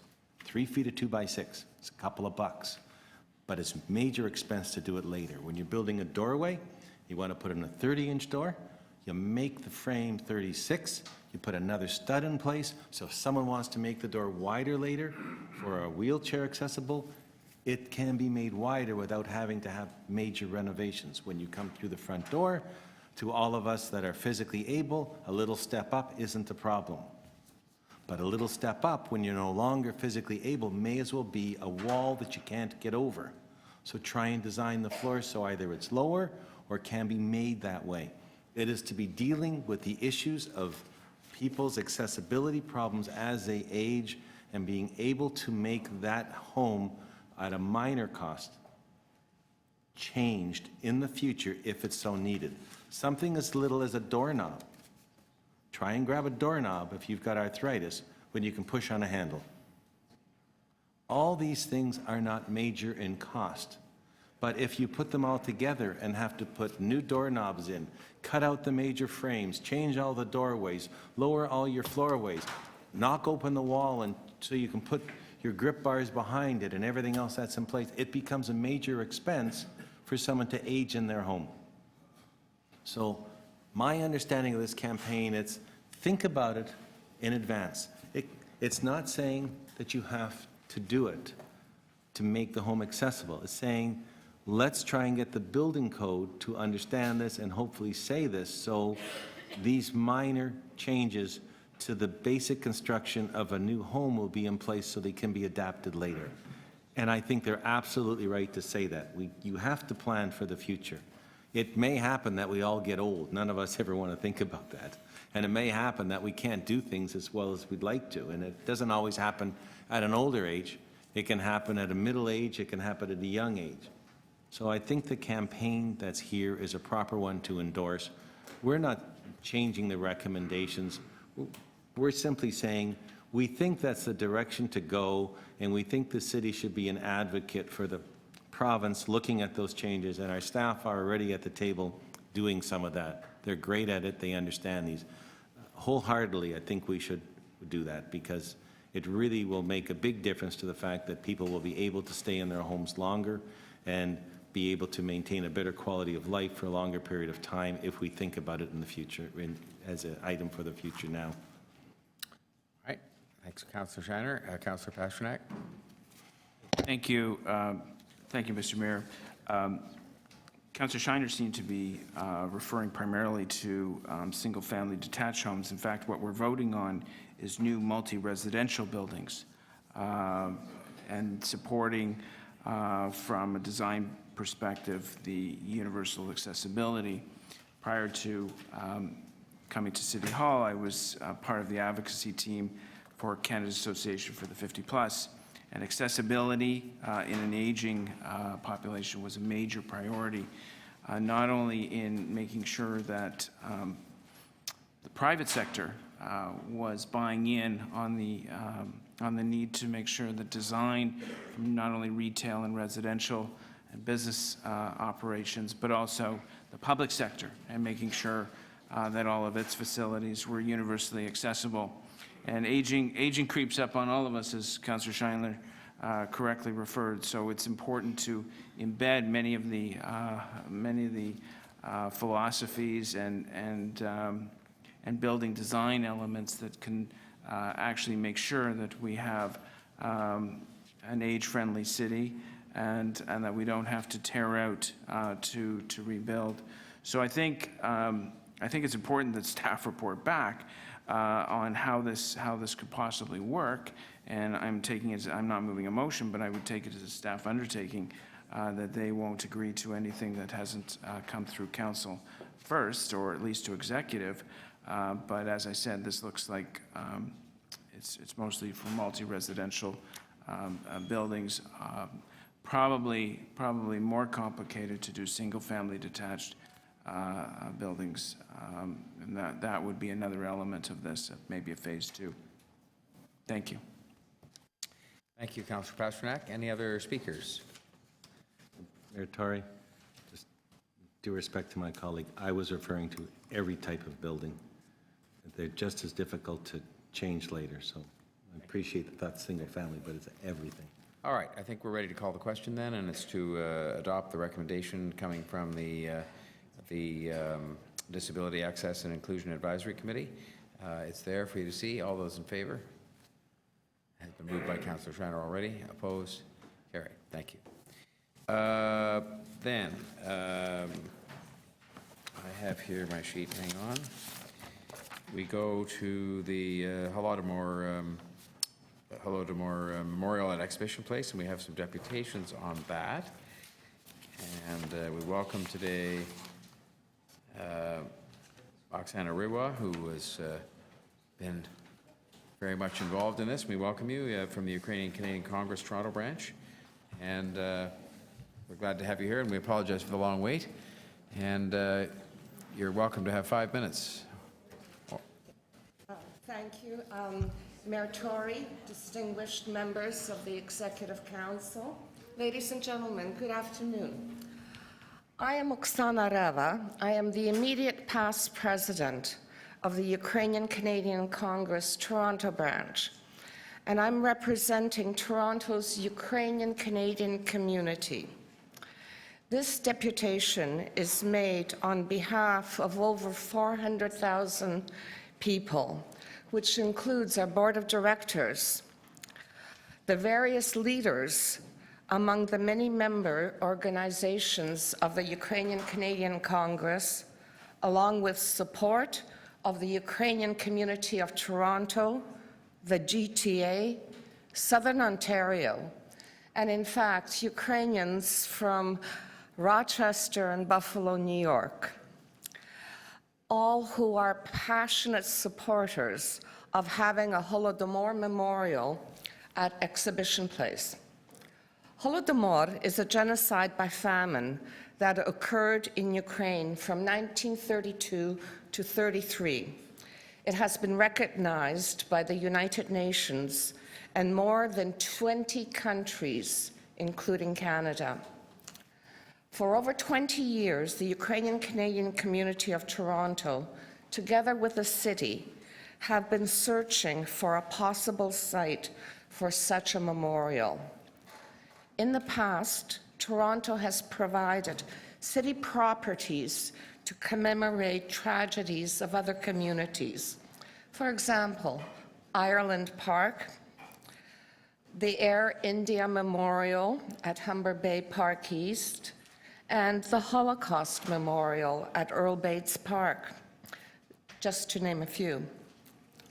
In the past year, our community here in Toronto has renewed the pursuit for possible city properties on which to locate a Holodomor memorial with the assistance of the City Cultural Affairs Division, and thus have approached Exhibition Place in the early 2016.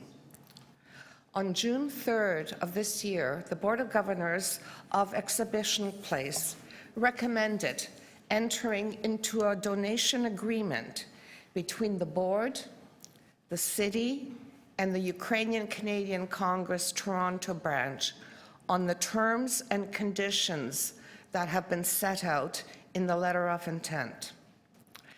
The site at Exhibition Place is a win-win for the City of Toronto, for Exhibition Place, the Ukrainian community of Toronto, and in fact, for all the people of Toronto. It will not be a financial burden to the city. The treed area of Exhibition Place will be designed to be a beautiful millstone garden, which will be another jewel for Toronto in its park system. The memorial itself will be a visual and tactile enforcement for our high school students studying Canadian and World Studies, which is currently in the Ontario curriculum. Providing a site for Holodomor Memorial is in keeping with our values of freedom, democracy, human rights, and rule of law, which are important to all Canadians and are supported by all levels of government. Such a memorial will ensure that the current and future generations will not only forget the victims of Holodomor, but all those who have died under oppression and violence.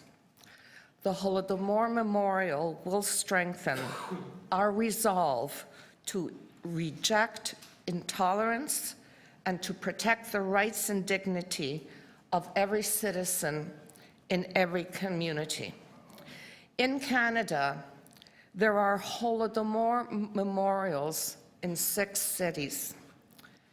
Dear and beloved Toronto, it's time you had one. Thank you.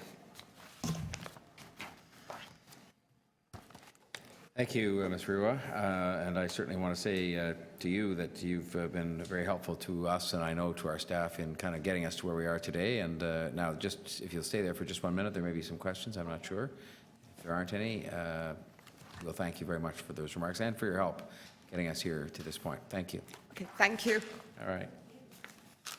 Kim Story, Brown and Story Architects. I'm sorry to say she will not be able to. Okay, thank you very much. So what you have here is something that came from the Board of Directors of Exhibition Place and recommending that we implement the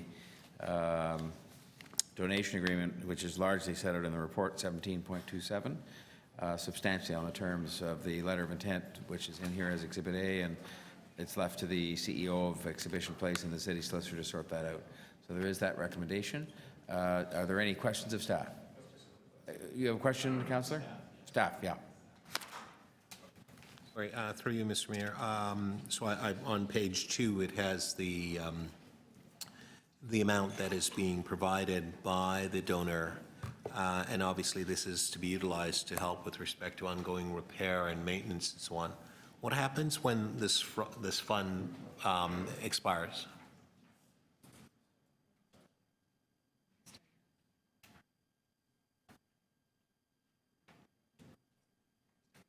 Mr. Mayor, there doesn't seem to be anybody here from Exhibition Place. In terms of the terms that are attached to the report and the letter of intent, they talk about the use of the maintenance fund initially, and then speak of the annual maintenance being a responsibility of the board as determined from time to time by the board acting reasonably in consultation with the donor, and talks about maintaining it to a similar maintenance and repair level provided throughout the grounds of Exhibition Place. That's basically all the comment I see here. So. I saw that as well, Yeah. but okay, that's fine. Mr. Mayor, that's fine. Thank you. Thanks, Councillor. Other questions of staff? Speakers?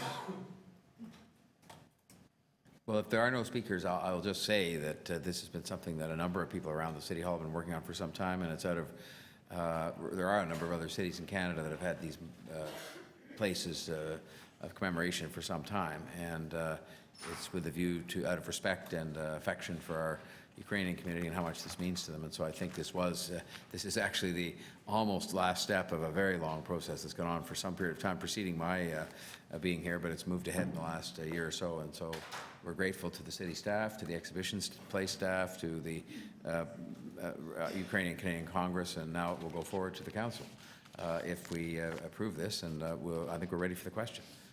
And so we're moving the recommendation found in 17.27. All those in favor? Opposed? Carried unanimously. Thank you. Thank you, Ms. Rewalk. Okay. 17.28 we dealt with. Where are we here with my sheet? There we are. 17.30 on the drones. There's a deputation, and it's from Mr. Glavish.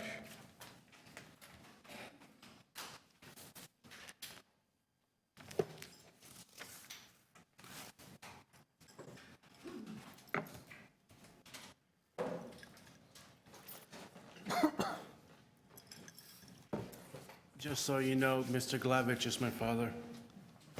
Miroslav. It's quicker, shorter. Drones are a reality. They're occurring. There's a drone shot. It's called the Scarborough Bluffs on Councillor Ainsley's area, which is totally awesome. I shot all along with my own drone from Victoria Park all the way to the Pickering border, like the big gigantic most of Scarborough Bluffs. Many media companies are doing it. One issue is that drones are going to have is privacy. I'm sure there's going to be after they become standard, there's going to be somebody trying to film inside your bathroom windows. This is why you have curtains. The whole privacy thing, there's no such, you don't have any right to privacy when you step out of your house in public. There should be some laws on what to do with drones and when you're in parks, when you take your kids, if any of you have kids and there's a camera taking pictures or filming your kids, you're going to worry. The only rule I think there should be in those situations, in arenas, when you're in an outdoor skating area for the privacy, if you have, kids and all that, but outside that, a drone is no different than your cell phones, except it can fly up. If I throw my phone up in the air, when it comes down, it's going to break when it hits the ground. That's the only difference. Drones, it's not a fad. It's not something that's going to go away like Pokemon Go. By the way, I have about 300 Pokemons caught already. And whether you want to deny or be upset about drones, they're here to stay. They're fun. So a tiny little bit of privacy in those situations, and when you expect some privacy, but after that, there's such thing as overregulation, which the City of Toronto is known to do in certain aspects of our standard of living. Please don't overdo it with regulations. Thank you. Thanks, Mr. Glavich. Are there any questions of the deputy? Okay, hearing none, I will thank you very much. So, the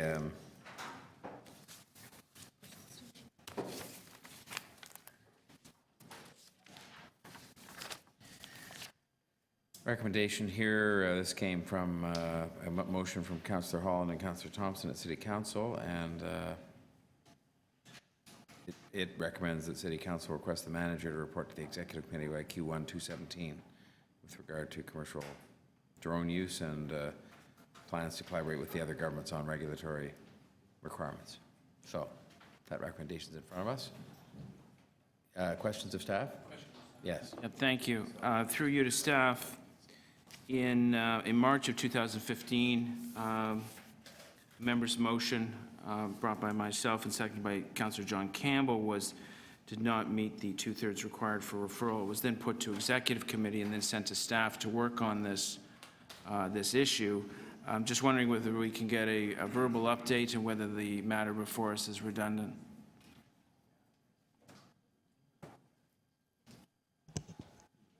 I don't necessarily think it's redundant. I think they're complementary. The federal government, this is regulated by the federal government under Transport Canada. They are currently developing a framework that they will post in the spring of 2017 on the Canadian Gazette, which is how they post these, and then that will be up for comment.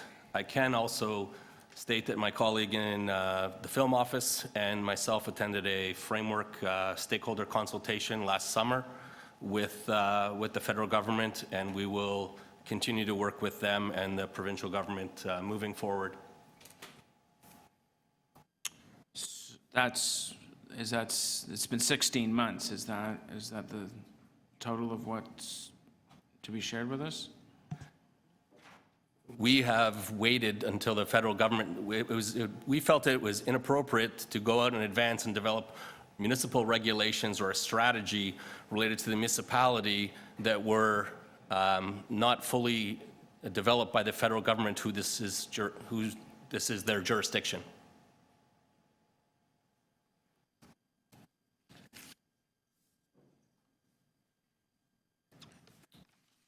I'm speechless.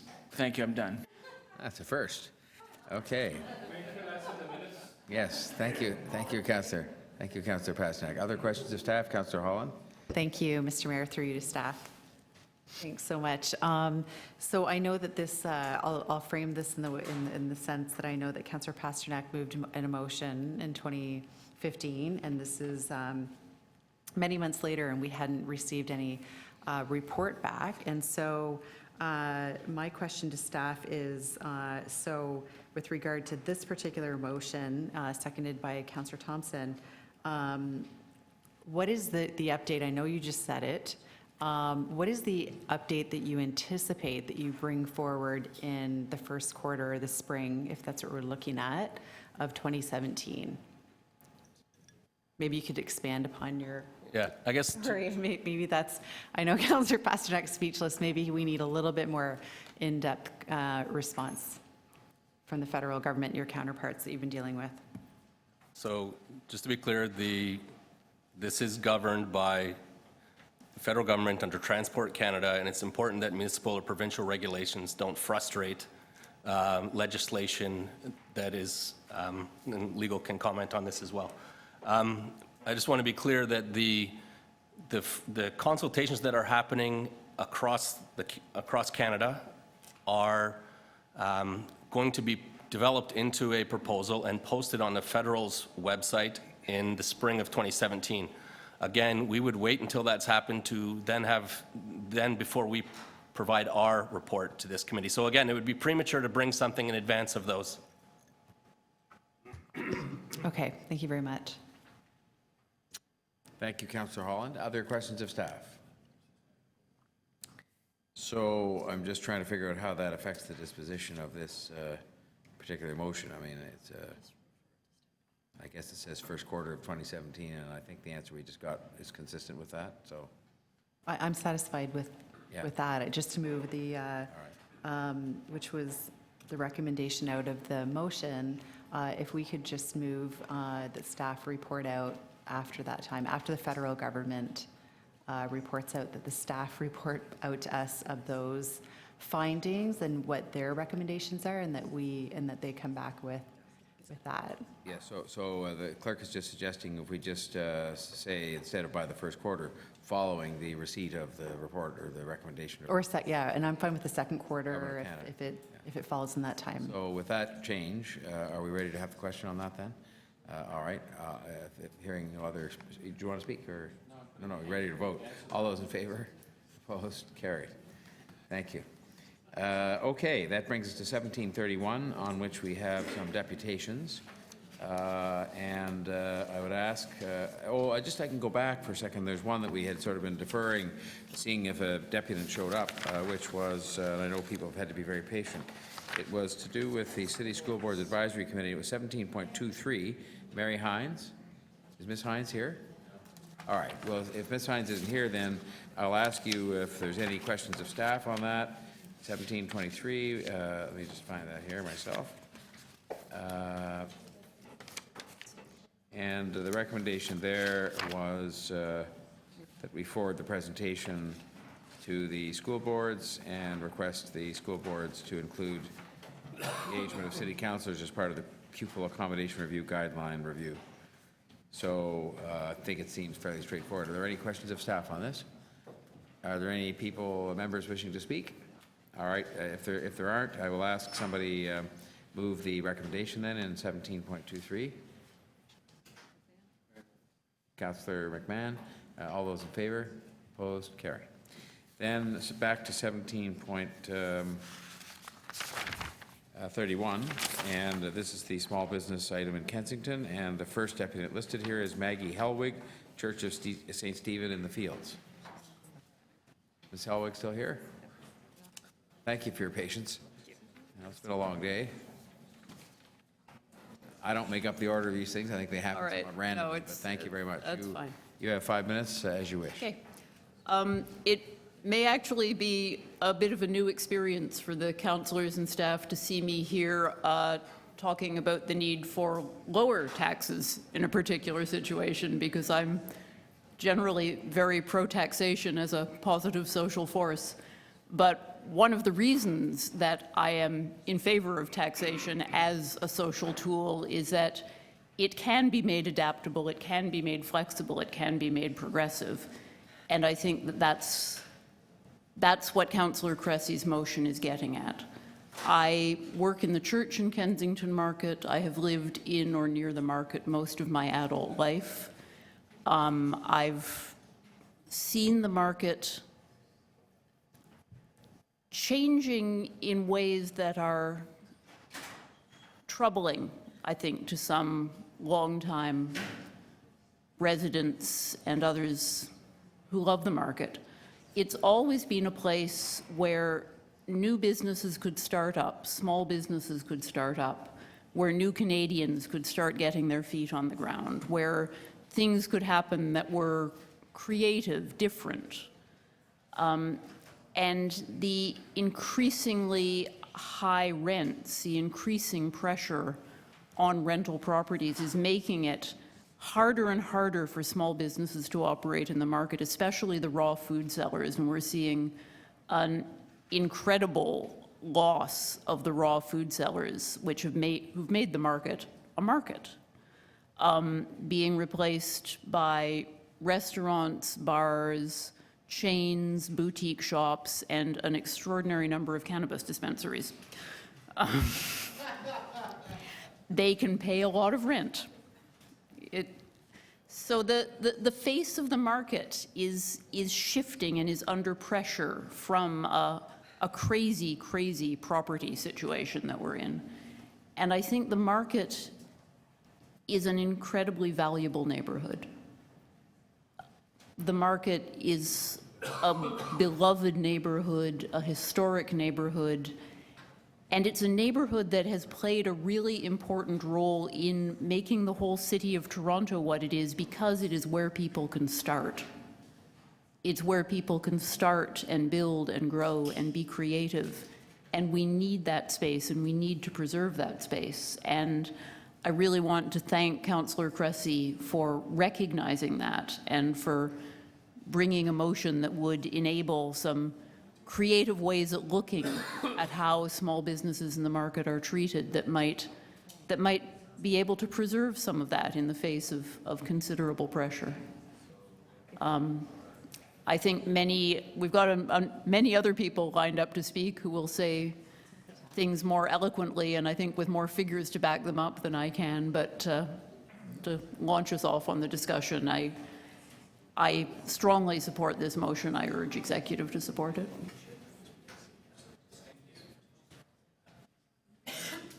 Thank you. Any questions? Seeing none. The next speaker is Sylvia Lassam.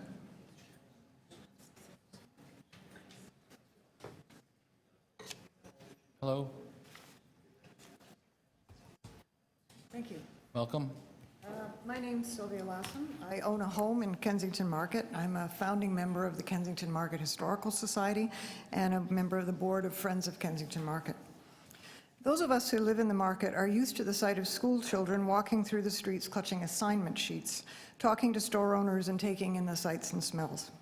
So why do teachers following the history and social sciences curriculum set out in the school board send their students to Kensington Market?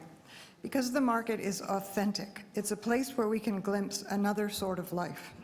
It speaks to our longing to preserve places of settlement, to honor those who came to this city and helped to shape it. The market evolved and continues to evolve while remaining a community built on a small scale that celebrates innovation, tolerance, entrepreneurship, creativity, and above all, food. Kensington Market has a great historical significance for our city, and it has always been a place that feeds us.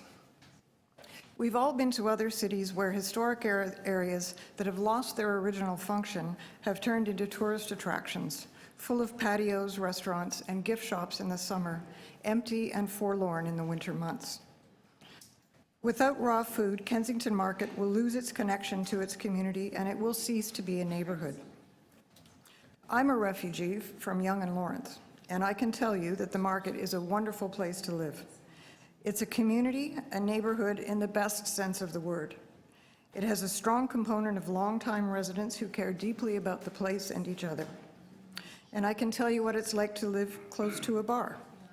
Several years ago, some engaging young men started a coffee shop at Bellevue in Nassau in a building that had been a retail shop. They applied for and received a liquor license, and my quality of life went immediately downhill. It was a very small place with nice food, no music, but the smokers congregated outside, talking and laughing into the wee hours of the morning, and when it closed, groups would walk past my house talking. Nobody was doing anything wrong, but with a few drinks under their belts, they were disinhibited and their voices loud. I can tell you that it's a terrible thing to lose sleep night after night and have to get up at 6:30 in the morning to go to work. An overabundance of bars and restaurants just do not work well with residential neighborhoods. If we want Kensington Market and any other downtown neighborhood to function as a great place to live, and I remind you that our city planner repeats this as a kind of mantra, we will find ways to encourage the businesses that make our communities livable. We need to honor those who create Kensington Market by allowing it to remain a place of living history, not an entertainment district. So I urge you to support Councillor Cressy's request for city staff to do research on the best ways to help raw food vendors and grocers and other small retail businesses in Kensington Market and other parts of the city, and to report back to the committee with their findings. Thank you. Thank you. Any questions? Seeing none. Graham Hollings. Hi, good afternoon. Welcome. Thanks for having me today. I'm going to, I'll probably go off my script here because some of, you're going to hear a lot of the things over and over, I think. So I've lived in Kensington Market for 20 years, and I'm on the board of Friends of Kensington, and we strongly support this request. And I won't reiterate the request itself, but as someone who's lived in Kensington for 20 years, I can tell you it's a very livable and walkable neighborhood. And like many neighborhoods in Toronto, what makes it livable and walkable is that we have a really good mix of greengrocers, butchers, hardware stores, everything. And if you think about other parts of the city, I remember 20 years ago, Little Italy had that. And Little Italy has now lost it. I don't live there, but there used to be greengrocers, there used to be hardware stores, and when I was looking for a house 20 years ago, I thought about living in that area, but I could see where it was going, and I can see where it's gone. And I think the backgrounder for this report says that it now has, it's around 34% food services and bars. Like, it's got too many bars and restaurants, and we're seeing the same thing happen to Kensington, and this is why we're strongly in support of this motion. The backgrounder for this piece has some numbers in it. From 2012 to 2002, the number of food-related businesses, and this excludes restaurants, but includes supermarkets, groceries, specialty food stores, That number declined from 61 to 42 businesses, and I believe the decline has probably continued. The number of food services, and this is restaurants and drinking places, increased from 35 to 63 businesses. This backgrounder states that of these, 9 were classified as drinking places specifically in 2002, and 7 were identified in 2012. I walked around my neighborhood yesterday because I wanted to actually count how many drinking places there are in Kensington. And there are a lot of places that are purely bars. There are a lot of places that are so-called restaurants but are more bars, and we all know that. And I counted 22 places in my neighborhood that are bars. They might be bars and restaurants, but they're primarily bars. So I really think that the balance in the neighborhood is shifting, and any of you who ever walk through the neighborhood will know that Kensington has changed dramatically in the last 20 years. It's a lively place, which is great, and we have some great coffee shops and bars and restaurants, but I think we really have too many of them. And I think, as I'm sure all of you know, because I'm sure the same thing happens in every ward, I've had neighbors on my street who have moved or are moving because of the bars that are behind their house. And I live on Wales Avenue, which is on the park in Kensington. Just down the street from that on Augusta are 3 bars. The Boat, which is a kind of a dance club on the 2nd floor of the building. Round Venue, which is also a dance club, and Handlebar. They're really loud. And my neighbors whose houses back onto those bars, I know a couple that several years ago, they were having a baby. They moved because they just were tired of having to sleep in their living room at the front so they could sleep. I have my neighbor on the corner of Wales and Augusta. I asked him this morning. He said in the last 6 months, he's called the police at least 10 times on the bars behind of his neighborhood with noise complaints. And so it's a serious issue, and I think it's a double-edged sword because with more bars and restaurants means more noise, and we all know that bars and restaurants can afford to pay higher rents, and with more bars and restaurants, we lose greengrocers, and a neighborhood goes to pot. And you can't not make jokes about pot in Kensington. We now have probably around a dozen pot dispensaries as well. So bars, restaurants, pot dispensaries. And we are losing what makes the market a market. We still have a few very good greengrocers, butchers, et cetera, but they are, I think many of us are afraid that they're a dying breed, and that some of these, which are family-owned businesses, if the family's kids don't take them over, we're going to lose them, and the market's going to turn into another bar, another Little Italy, or another bar zone. And so I strongly support this motion, and I hope the committee will support it. So thanks. Questions? No. Thank you, Mr. Chair, through you. So thanks so much. I think you're making some great points. I used to live near Kensington Market and go there all the time during university. So your main concern is really with bars and restaurants. Is that the issue? Yeah. Like there are so many of them. They're proliferating the Kensington Market, and the grocers, the small producers are moving out because of the rents, right? My understanding is it's rents and it's taxes. I'm not sure if the taxes have really changed that much, as opposed to maybe an interim control bylaw that would prevent something like the bars and restaurants from coming in. Yeah, I mean, it's a complicated thing. I think what I've seen is when businesses go vacant, when a business turns over, we're not getting any greengrocers or butchers or cheese shops, with very few exceptions, moving in. We're getting at Nassau and Augusta years ago, for years and years, we had a couple of different greengrocers. It's now an ice cream shop. So it's not a bar. It's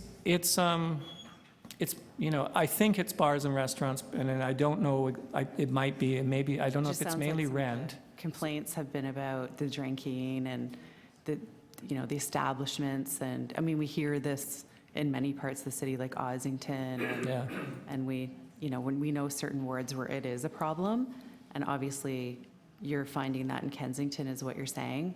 The changeover is what you're saying? The So change.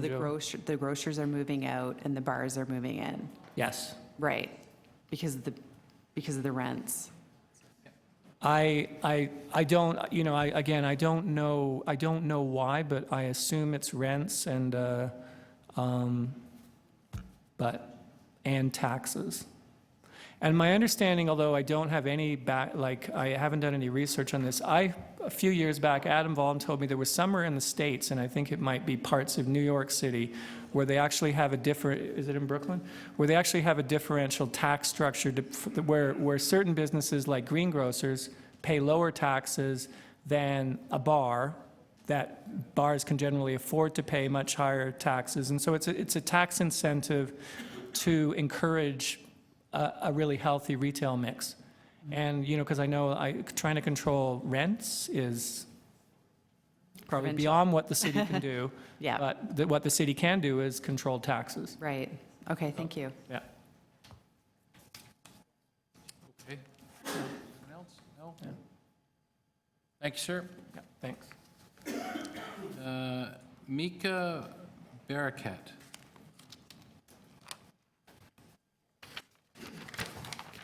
This is good timing, actually, because my complaint is not so much with the bars and restaurants, but our culture has become reliant upon prepared food. Prepared food is more costly, it creates more packaging waste, and it's often more caloric, higher in sodium, and typically less nutritious than the food we could make ourselves from the raw goods. Mass production and mass distribution of food is bad for our health. It's not just charming to buy food from mom and pop grocery stores. Our local grocers are experts and advocates, and they encourage us to cook more and be less reliant on packaged and prepared foods. Unlike the many neighborhoods in Toronto that we might consider to be food deserts, that is, deprived of grocery stores within walking distance, Kensington is built around our grocers, and we like it that way. For generations, like-minded businesses have clustered around our grocers, thrift shops, surplus stores, and yes, bookshops like my own, because we too like serving a clientele that values our efforts to find a diverse range of products at a fair price. Our small, locally operated businesses give our community flavor, which is what attracts visitors to Kensington Market in the first place. We do not want to become a token of what once was.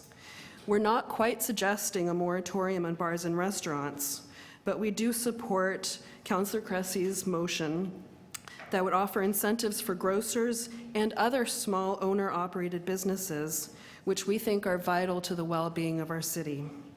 And if I could speak for just a second beyond the scope of this motion here today, I believe that incentives for small grocers in all parts of our city are well worth considering, because having fresh food within walking distance is as basic as having schools, post offices, and hospitals nearby. Thank you. Thanks very much, Ms. Barakat. Are there questions of the deputy? Did you have a question, Councillor Thompson? Okay, Ms. Barakat, if you could just come back for 1 minute. There's a question from Councillor Thompson. Thank you. Hi. Thank you for your presentation. I noticed that you are with the BIA. I am, and I own a cookbook store in Kensington Market. Terrific. I'm just wondering, competition from larger grocery stores.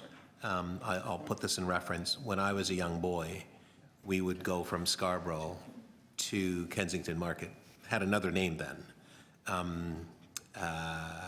but it had another name, that was the reference. So we'd go there and we'd buy meats, fish, and things like that. Now, with competition, we can get our meats and fish at varying other places without having to travel to Kensington Market. I'm just wondering what the impact is with respect to this competition on... Are you referring to the Loblaw City Market that's just open nearby? Not particularly, because back in the day, there are only certain places you could get certain things. Kensington Market was that certain place. You would have to essentially go down. I remember going down pretty well every Saturday to get our products that we needed, particularly West Indian products and so on, and go back to Scarborough. So now that's changed, because the big grocers have these products. other types of businesses, smaller businesses elsewhere have these products as well. So I'm just wondering, because I understand the issue around, you know, businesses moving out because either they're not doing well, taxes are high, and that's an impact and so on. But I'm just wondering, what is the impact on competition in the area? The impact is on our health, and not physical health, but our mental well-being as well. The small grocers are generally very tight with a lot of their suppliers. In fact, we see farmers coming directly to some of our grocers to deliver goods during the day. They have direct access, which makes the consumer 1 degree of separation from farmers, which is where our food comes from. Large grocery stores package things in styrofoam and other packages, which are not only detrimental to our environment, but we are disconnected So can I then where our ask, food comes from. Okay, can I ask the question another way then? So a number of years back, we saw a situation where Loblaws moved to Jarvis and Queens Quay. And at that time, basically, the market in that area thought that it was going to be their demise. They've sort of reorganized themselves, refocused. It's a real go-to place. And I know Councillor McConnell was here earlier. I'm just wondering, what is it that the BIA and the merchants in Kensington Market are actually doing to sort of differentiate and or to provide information to customers so that the point you just made, this is a great place to come, 1 degree of separation. So I'm just wondering, what is the BIA doing to assist their members with respect to communication, information, and so on, to ensure that this is beyond a trendy place for bars only or the smoke shops and so on? What are you doing in that area?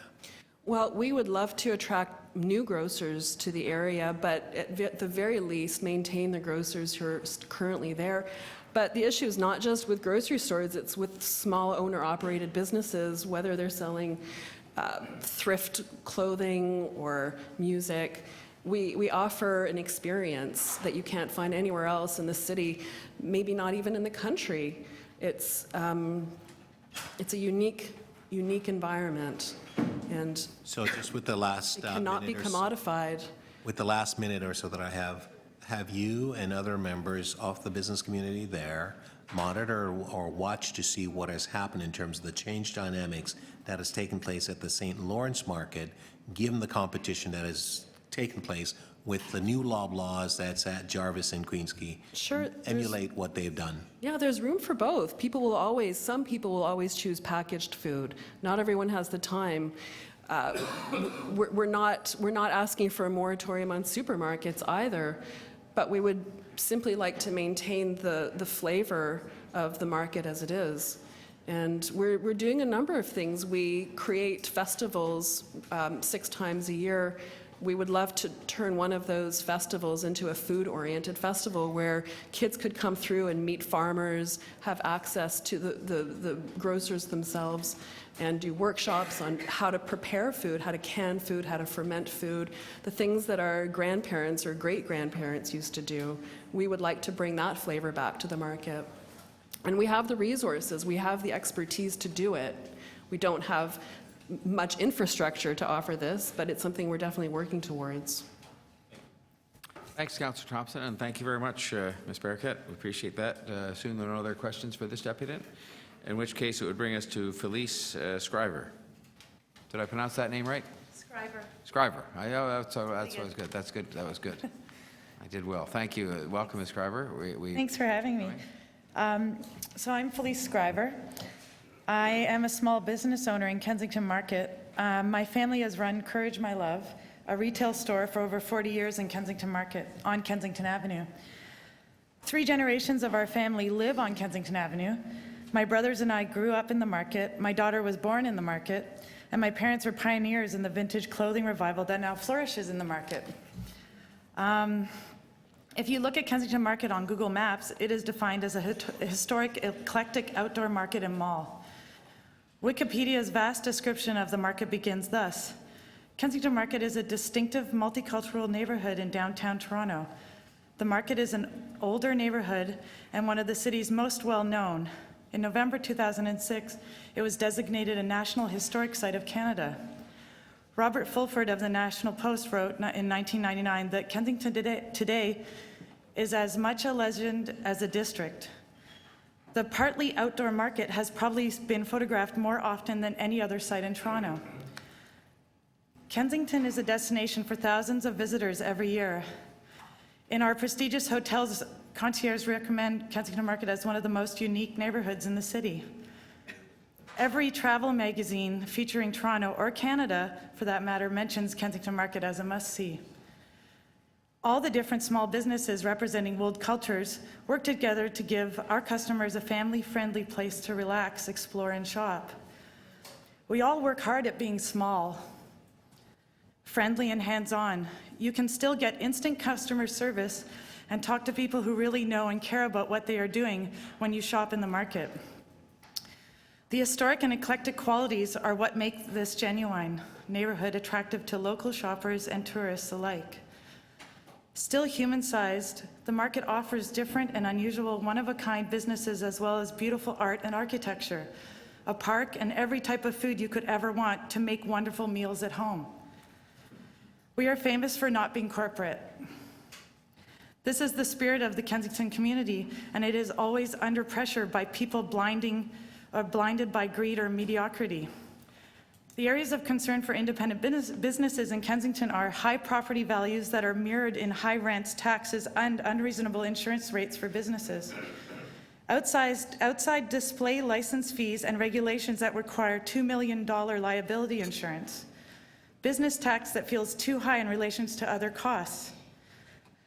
A glut of brand new marijuana stores that make huge profits, inflating beyond reason the expectations of rents for businesses that don't sell cannabis while adding nothing to the community. Commercial real estate developers who are not concerned with community, history, or culture, but only with profit, threatening to destroy the basic fabric of the market by making it impossible for longtime businesses to survive with huge rent increases. When buildings are sold and for creating a potential environment that will only be affordable to chain stores, thus annihilating the fundamental allure of the market. Why visit a store in Kensington Market when there are clones at the same shop just down the street in the mall? I must underline that there are many, many decades-long landlords in Kensington Market who choose quality over quantity, consciously keeping rents affordable for businesses that enhance the culture and atmosphere of the market. Kensington never changes, but there are always new creative independent businesses opening. We are sure the market can survive in its present form, but it needs to be strengthened and protected, and for the good of the residents and business owners and all who flock to the market, for the good of Toronto. Towards this end, we support Councillor Cressley's motion. Thank you very much, Ms. Schreiber, for that representation. Are there questions of this deputy? Okay, well, thank you very much for being here and for your patience in waiting. Peter Sanigan, Sanigan's Meat Locker.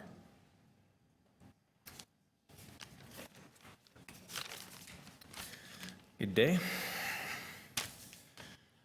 So yeah, my name is Peter Sanigan. I own Sanigan's Meat Locker, which is a butcher shop in Kensington Market.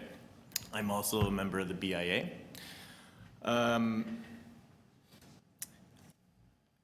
I'm actually flattered because I think of this is a great community outpouring of support for small grocers, raw food, independent vendors of raw food, which are in all your wards, by the way.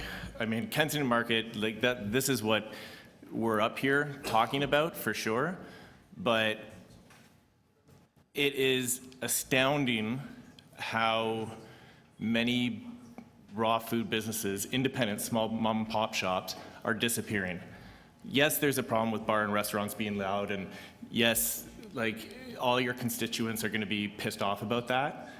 But what I'm really upset about is how many butcher shops are no longer in existence in neighborhoods like Kensington Market. When I opened my shop, first of all, I opened my shop 7 years ago.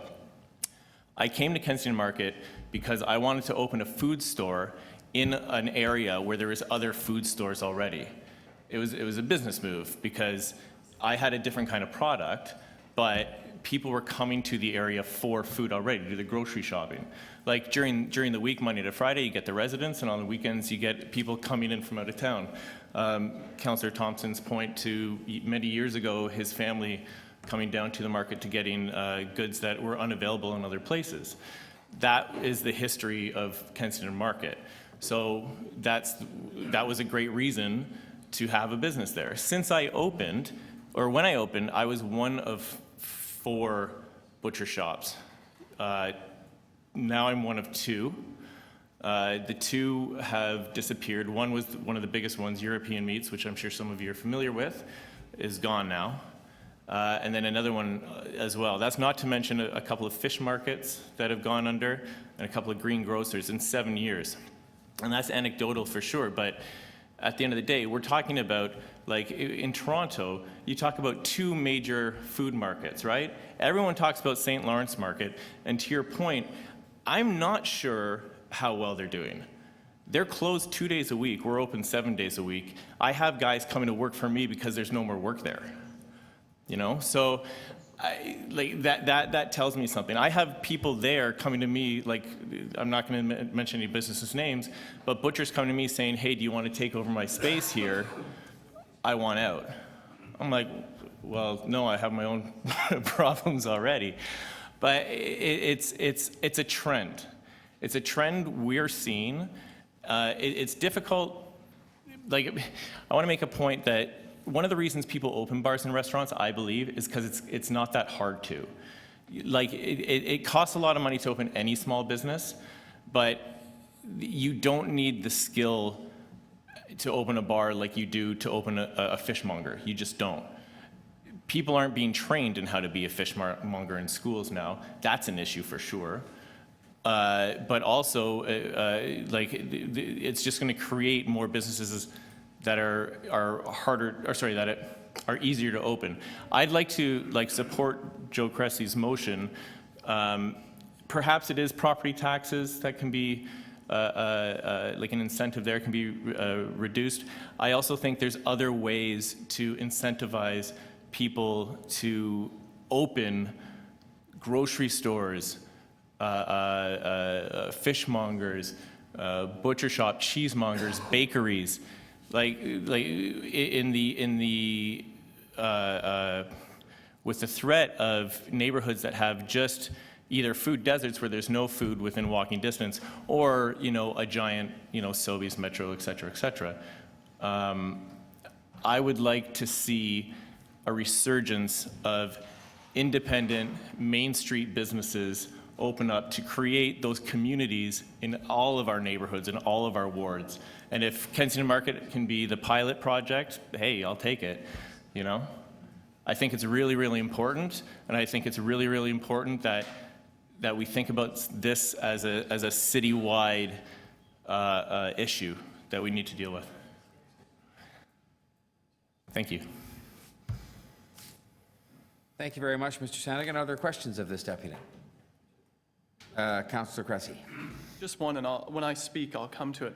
Sure. But just from what you're talking about, and a member of the BIA, this isn't about stopping bars and restaurants from the BIA's perspective. Rather, bars and restaurants are also part of the market. It is about ensuring that there are adequate incentives to support other types of business so that the market's both daytime and nighttime, as may be the case for other conditions around the city, right? Yeah, for sure. I mean, people like to talk about the bars and restaurants because it makes noise. For me, it's about a healthy mix. And I think it's like, quite honestly, throughout, like, people talk about, bars, restaurants, pot shops, stuff like that. Like, honestly, it's because cafes, for example. Nobody talks about how many coffee shops there are in Kensington Market. There's 18,000 coffee shops in Kensington Market. We don't need another one, but they keep opening because people can buy an espresso machine and go nuts. And I love coffee, and it's great, but come on. And that's happening in many other neighborhoods too, right? But so I want a healthy mix. I'd like to see, what's beautiful is the resurgence of barbershops. I don't know if a lot of you people have been noticing that. There's like small independent barbershops, fantastic. Fishmongers, not so much. Why? Cheesemongers, not so much. Why? We still eat all that food. In fact, we probably spend more money going to these fancy, like putting gas in our car, driving out to a parking lot, paying parking, going to get a shopping cart, wanting to, kill ourselves because it's so boring. Sorry, that was offside. Yeah. So yeah, at the end of the day, no. And from the BIA's point of view, no. It's not about put a moratorium on. It's not about canceling out some businesses to raise up, elevate others. It's about creating a balance and figuring out ways to do that. And this is one way we were hoping to do that, for sure. All right, a question of the deputy from Councillor Thompson. Thank you very much, Mr. Mayor. Through you, if the tax classification or the reduction in taxes as a policy instrument is not viable, we talked a little bit about competition. We talk about the need to maybe sort of change the perspective and what is the value proposition for folks coming to Kensington Market. As customers or business owners? Well, actually, both. Okay. Because I think that's extremely important. You want to fill the void, or you want to replace some of the facilities that are there now. As you talk about the number of coffee shops, you want to a balance of businesses in terms of what is it that you would suggest would be the rationale for people to want to locate there in Kensington Market. Well, the rationale, I mean, going back to what I was saying earlier about why I chose to go there, which was to be amongst other like-minded food sellers. So much like the reason why St. Lawrence Market is so popular is because it's sorry? Cluster. It's a cluster, exactly. So, I mean, I was talking to someone the other day about how when Prada opens, they don't do it next to a no frills, you know. So if we can encourage new businesses, food specifically, to open in an area that's already, I mean, like quite aside from any kind of incentives from the city or from a government body, like I myself will go in and speak with people that I know have food shops in other areas of town and say, why don't you come here? Because the more of us create more strength, right? However, they'll say, well, the common thing is, well, it's, you know, it's a business. To expand a business, there's a lot of costs involved and stuff like that, and especially raw food business, when we have issues like training, unskilled labor. Like a pastry shop, for example. That's I would love to have another pastry shop that does different types of pastries, but to have a pastry chef or someone who can do that is very difficult to find. So, like, to your point, it's important to try to find like-minded businesses to come in to create that community. And I hope that answers your question. Yeah? That's good. Thank you. You're welcome. Any other questions of the deputy? Well, on that note, then, we'll thank you, Mr. Sanigan, very much for your time. And move on to George Yan. Is Mr. Yan here? Yeah, here. Hello, Mr. Yan. Thank you. Welcome. You can take up to 5 minutes to make your comments, and we may have some questions for you. You just have to turn it on there. It's on now. Yeah, Thank you very much. like yeah, good. I'm speaking as a relatively new resident to Kensington Market, and personally, I enjoy the way of life for its quirkiness, you know, its unpretentiousness, and its originality, and its diversity, and everything, which makes Kensington Market. Now, not that long ago, the new mayor of London, England, mentioned that London, England was the most diverse city in the world. And most of you probably recall that BBC disputed that and said that actually Toronto is the most diverse city in the world. Now, I would like to expand on that theme, and I would claim that Kensington Market is the most diverse neighborhood in the most diverse city in the world. And that's the purpose for me coming here. And as everybody knows, in order to maintain the vibrancy of Kensington Market, the small businesses there must be financially strong. Now, I do not have the actual experiences working as the other people who commented here, but all I can say is that from what I see, and I'm a volunteer for the well-known Pedestrian Sunday, and it attracts a lot of new tourists and people coming to Kensington Market. So I would say then that really, for that reason, I would like to think of Kensington Market as a precious goose that lays golden eggs for the city of Toronto, because attracting tourists brings money to Toronto's coffers. And as guardians of the golden, precious goose, we have to take care of it. Now, Councillor Cress's motion is really a step in the right direction, and it's for that reason that I'm supporting it. Thank you. Thank you very much, Mr. Yan. Are there questions of the deputant? No questions. We will thank you very much for your patience and for your submission. And then, last but not least, Patrick Morrison, Pedestrian Sundays in Kensington Market. Thank you, Mr. Morrison, welcome. And thank you for having me, everyone. Full disclosure, I also work for the BIA. I was born in Western Hospital in Kensington Market. I have lived and worked there my entire adult life. And I really am thrilled to be part of this community. We've talked about the diversity that we have there and our intolerance for intolerance. It's a very welcoming community. We've covered these things. I think that the genesis of our councillor's motion was a number of us expressing concern for the difficulties that our sellers of raw food are experiencing now. These are hardworking families who are working on very low margins. And I can't get them to come to a meeting down the street for half an hour, let alone get them to come to City Hall. They're working very hard to keep providing us with, fresh produce from Ontario and keeping us healthy.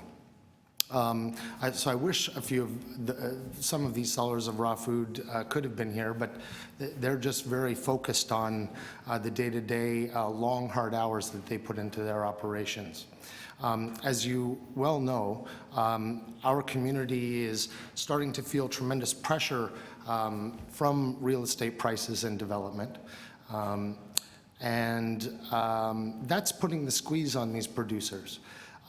This being said, I don't think this motion is just about Kensington Market. I think it reflects the danger of food desertification that we've certainly seen happen in many American large cities. And perhaps to a degree we see now in certain outlying areas of Toronto. And maybe that's a trend that we could see reversed with some action, seeing the health benefits of having access to sellers of raw foods within walking distance, and the sustainability of that and the livability of that for the citizens in our fair city. I guess in regards to these major development issues, we are hearing more and more talk these days, anecdotally, just as residents of Toronto, of the Manhattanization of Toronto and all these condos going up. Well, I would urge you, Mr. Mayor, and councillors assembled to adopt an attitude of Torontoization, and let's find Toronto solutions that will work for Torontonians. And I certainly think that this motion is one of them. I'd be happy to entertain it. Just before I entertain questions, please come to a pedestrian Sunday in Kensington Market and see what all the fun is all about. And Councillor Thompson, at Kensington_BIA is my social media, and I'll keep you up to speed on what's in season, fruits and vegetable wise, and different cultural food things. You'll probably find it. It's all good, man. Yeah, all right. Anyway, if anyone has, all good. And we still have people visit on the weekends. So if you were directing an invitation to me, by the way, you're assuming I haven't been to one before. Oh, well, I haven't noticed you. Well, I'm just traveling incognito. No, but I have been. I'd happily give you a tour. I have been. And, yeah. Some of my visits to Kensington have been very well chronicled, including a visit to a marijuana dispensary. Yeah, I recall. You might imagine the look on the faces of the people standing on the street when I came out of the marijuana dispensary. It's all good. So, I wanted to be quick so you guys have time to come and buy your groceries after your work, so. Thank you for the, don't move, just in case somebody has a question there. Anybody have a question for Mr. Morrison? Okay, well, thanks very much, and thanks for your leadership in the BIA as well. Thank you. All right, that would bring us to the end of deputations and questions of staff. Is there a question of staff that, Councillor Cressy? Sure, yeah. So I'll put it to, well, I guess our General Manager of Economic Development and Culture. So the genesis of this recommendation came out of a city planning study, the bar and restaurant study within Kensington. Is this request, are you able to come back with potential incentives? Is this report request to owners on your team, or would you be able to come back if you had the appropriate time, if there's an amendment, to give you the chance to do that? So this issue has come up in many different ways across the city. So we have looked at both carrot and stick approaches. From my point of view, this is somewhat of an unintended consequence of MPAC's methodologies, where they do a 2-mile radius or 2-kilometer radius and apply land values, assuming that condos get built on a property that's being two-story property that's used for retail with an apartment above. And eventually, unchecked, it leads to a condo going there in a way, because the property taxes rise as if a condo's there. So this is an issue we've talked about. It is very difficult to use the tax system to pick property by property, and it's impossible, in fact. But we've been working with a variety of BIAs on trying to help the promotion approach to trying to build a solid demand for the services in the area. But we're happy to look at this. It's because it's so important across the city. It's something that we need to look at, and in some different ways. We're doing that at Rogers and Rogers Road in the Red Door issue, and we've looked at it in Kingston Road. We've looked at it in Weston. So I'm fine with this recommendation. And maybe just one follow-up. You mentioned the challenge with MPAC's model of assessment based on highest and best use within 2 kilometers. I'm aware, for example, that Heritage Preservation Services, who struggle with that with heritage designated buildings, what's the incentive to restore it if it's being taxed as a condo, that they've requested the province to consider that as part of evaluation of MPAC. Out of the study, is that something conceivably that we could also recommend of the province if it was with very specific guidelines? I think I'd rather refer a question on specific tax policy to the member of the finance that's here. All right. Well, I'll hold that because I see a nodding, so I'm okay with the answer.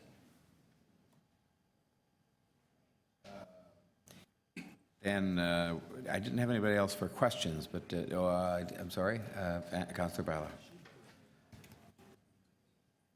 Just a very quick question. You said you're working with the BIAs.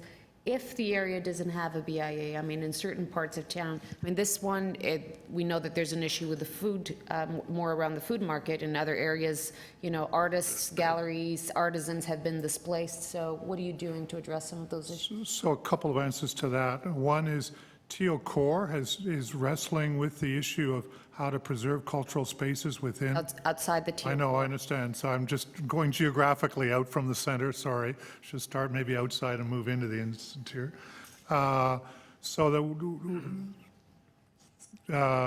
We're happy to look at that issue wherever the development pressures are occurring, or where there's a lack of development pressure and a lack of business, which has happened on Kingston Road. So we're happy to make sure that we evaluate across the thing, and I'm prepared to make a staff undertaking to look at this broadly and perhaps develop a couple of case studies across the city in your Councillor Bailão and in Councillor Cressy, et cetera. Great. Also, we have the reverse issue in a lot of our priority neighborhoods where we actually want to have business establishing and they're not establishing. So have you done some work in there? We're working with the Tower in the Park project, where we're trying to figure out how to animate around the tower.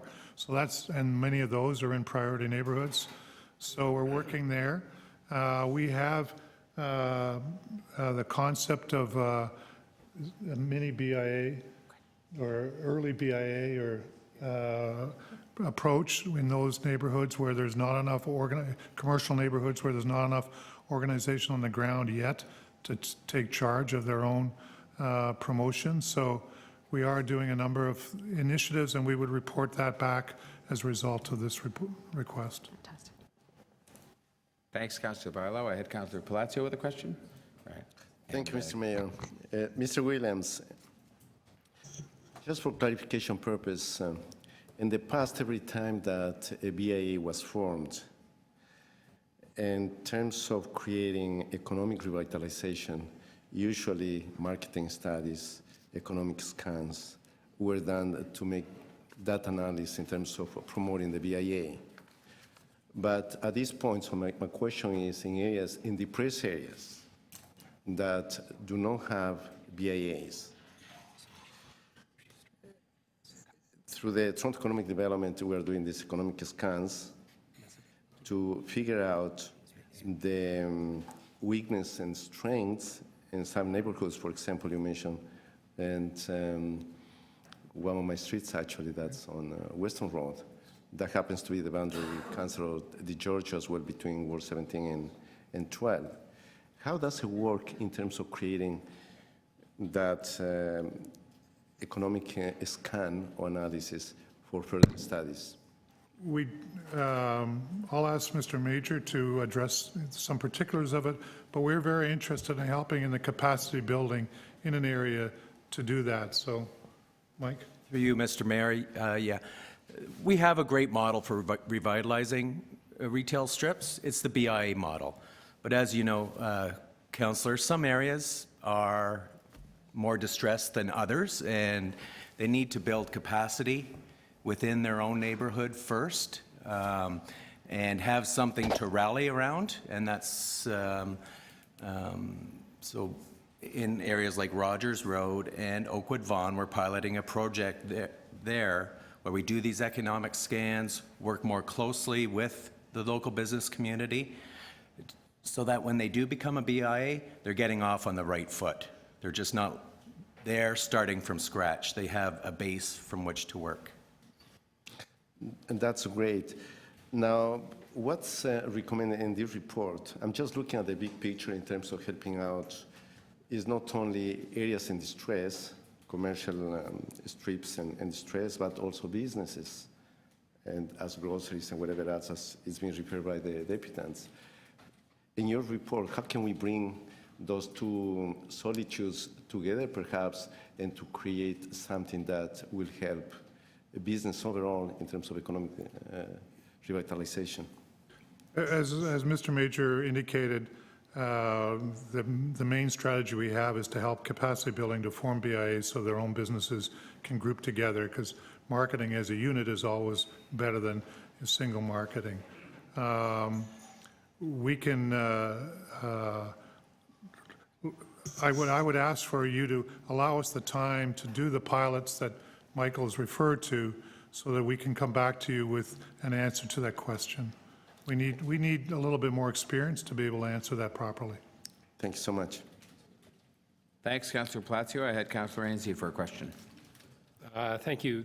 Through you to Mr. Williams or Mr. Major. So I'm trying to understand about the BIA model, and we're looking at trying to promote businesses through here. One of the concerns I have in my community, for example, is 3 neighborhood improvement areas where they don't have the capacity to create a BIA, and probably won't for a long time. But the city doesn't do anything to support like a business association. They're kind of directed to try and start a BIA. And I've been going through this kind of circular process for 10 years now. Are we doing anything to look at supporting business associations as opposed to BIAs? So I guess the question is that if an area is in such a slow development stage or just doesn't have enough businesses to justify a BA, what do we do in that case? And I think we can use the piloting that we're doing in terms of capacity building and understanding the constraints on capacity building in those kind of neighborhoods, and maybe we can report back as part of the report out on the pilot what we do to help areas when there is no BIA that is in the future, in the near-term future. Okay, can you take that as a direction, or do I have to move a motion today? No, I think we'll undertake to do that as part of the pilot report out. Okay, and then I also wanted to ask about, part of the motion that's on the table here talks about including potential solutions such as a new tax class for businesses. Is that something we have to go to the province for? Yes, and it's very, very difficult, and it's very hard to imagine how it would happen. We've had conversations, but again, Josie may want to address that more particularly. It is very difficult to make happen. We are grasped of the issue, but we are bereft of solutions to it. Okay, and have we ever, one of the deputants mentioned the tax zone. There's a tax-free zone. I think it's used most commonly in New York City. Is that the same type of thing we would have to go to the province if we wanted to implement something like that? Anything like that would have to be the provincial. Okay, and then we have, I know we have a program for vacant businesses where they get a rebate, and that's also an issue in my community where, you know, businesses are empty for a long time. I can point to some in the Kings Road and Lawrence area, and we're still continuing at that as well, correct? So we have a request from council to take a look at that very issue, and staff are working on that, and we'll report out as quickly as we can. Again, that requires coordination with the province. But there is work underway on that issue. And do you know when that's coming back, or? We're hoping this fall. Again, it depends a little bit on the province and on a variety of other issues. Okay, all right, thank you. Thank you, Mayor Tory. I've also raised that one directly with the Premier, so you know, more than once. So we're keeping on with it. All right, I had Councillor Pasternak to ask a question. Thank you, Mr. Mayor. Councillor Cressy's costing us a fortune today. The longer this meeting goes on, the more expensive it gets. But I am curious, when we start giving tax relief from the reading I've done, it doesn't save failing businesses. What it does is it gives a handout to successful businesses. How do we avoid that situation in this case? So the city is not in the business of giving tax breaks to individual businesses. We base it upon the property and the capital expenditure. So if somebody invests in a new building, we do provide through the IMIT program some tax relief, as we're allowed to do under the Community Improvement Plan component of the Planning Act. But beyond that, we provide no assistance to an identifiable organization. So other levels, other orders of government do that, and the question probably is better oriented towards them. Would tax deferment be a better approach rather than rewriting our tax classes? I don't know the implications of that question. I would look to tax experts to advise on that. Okay. All right. Thank you. Thank you, Councillor Pasternak. I don't think I just ripped up my speakers list. I'm sure I didn't. There we are. That was the end of the questions of staff. I have some. Oh, Councillor Thompson. Yeah. Thank you very much, Mr. Mayor. Through you to the General Manager, a number of U.S. cities offer small business loans to businesses to assist them, you know, where they have challenges like the business owners in Kensington Market are facing, as well as to minority-owned businesses as well. How are those particular programs administered? Where do they get their funding from? Is there a federal, municipal, or state municipal government relationship? My understanding, and I'm not an expert on this, that the small business loan program administered by many cities in the U.S. is actually a federally financed program, and it's oriented towards helping businesses get started, mostly. In my experience, if your business has a market size or market demand issue, small business loans may not be the kind of approach unless it's to pay for a marketing program. but the city is not in the business of providing loans in this kind of situation, or in any kind of situation that I'm aware of. No, I'm aware of that. I'm just wondering because I'm not aware of any Canadian cities that offers those programs that are similar to places like Austin, Texas, Atlanta, and other places. Now, the anti-bonusing restrictions imposed by the province prevents that from happening. Okay, so that's something that we couldn't do.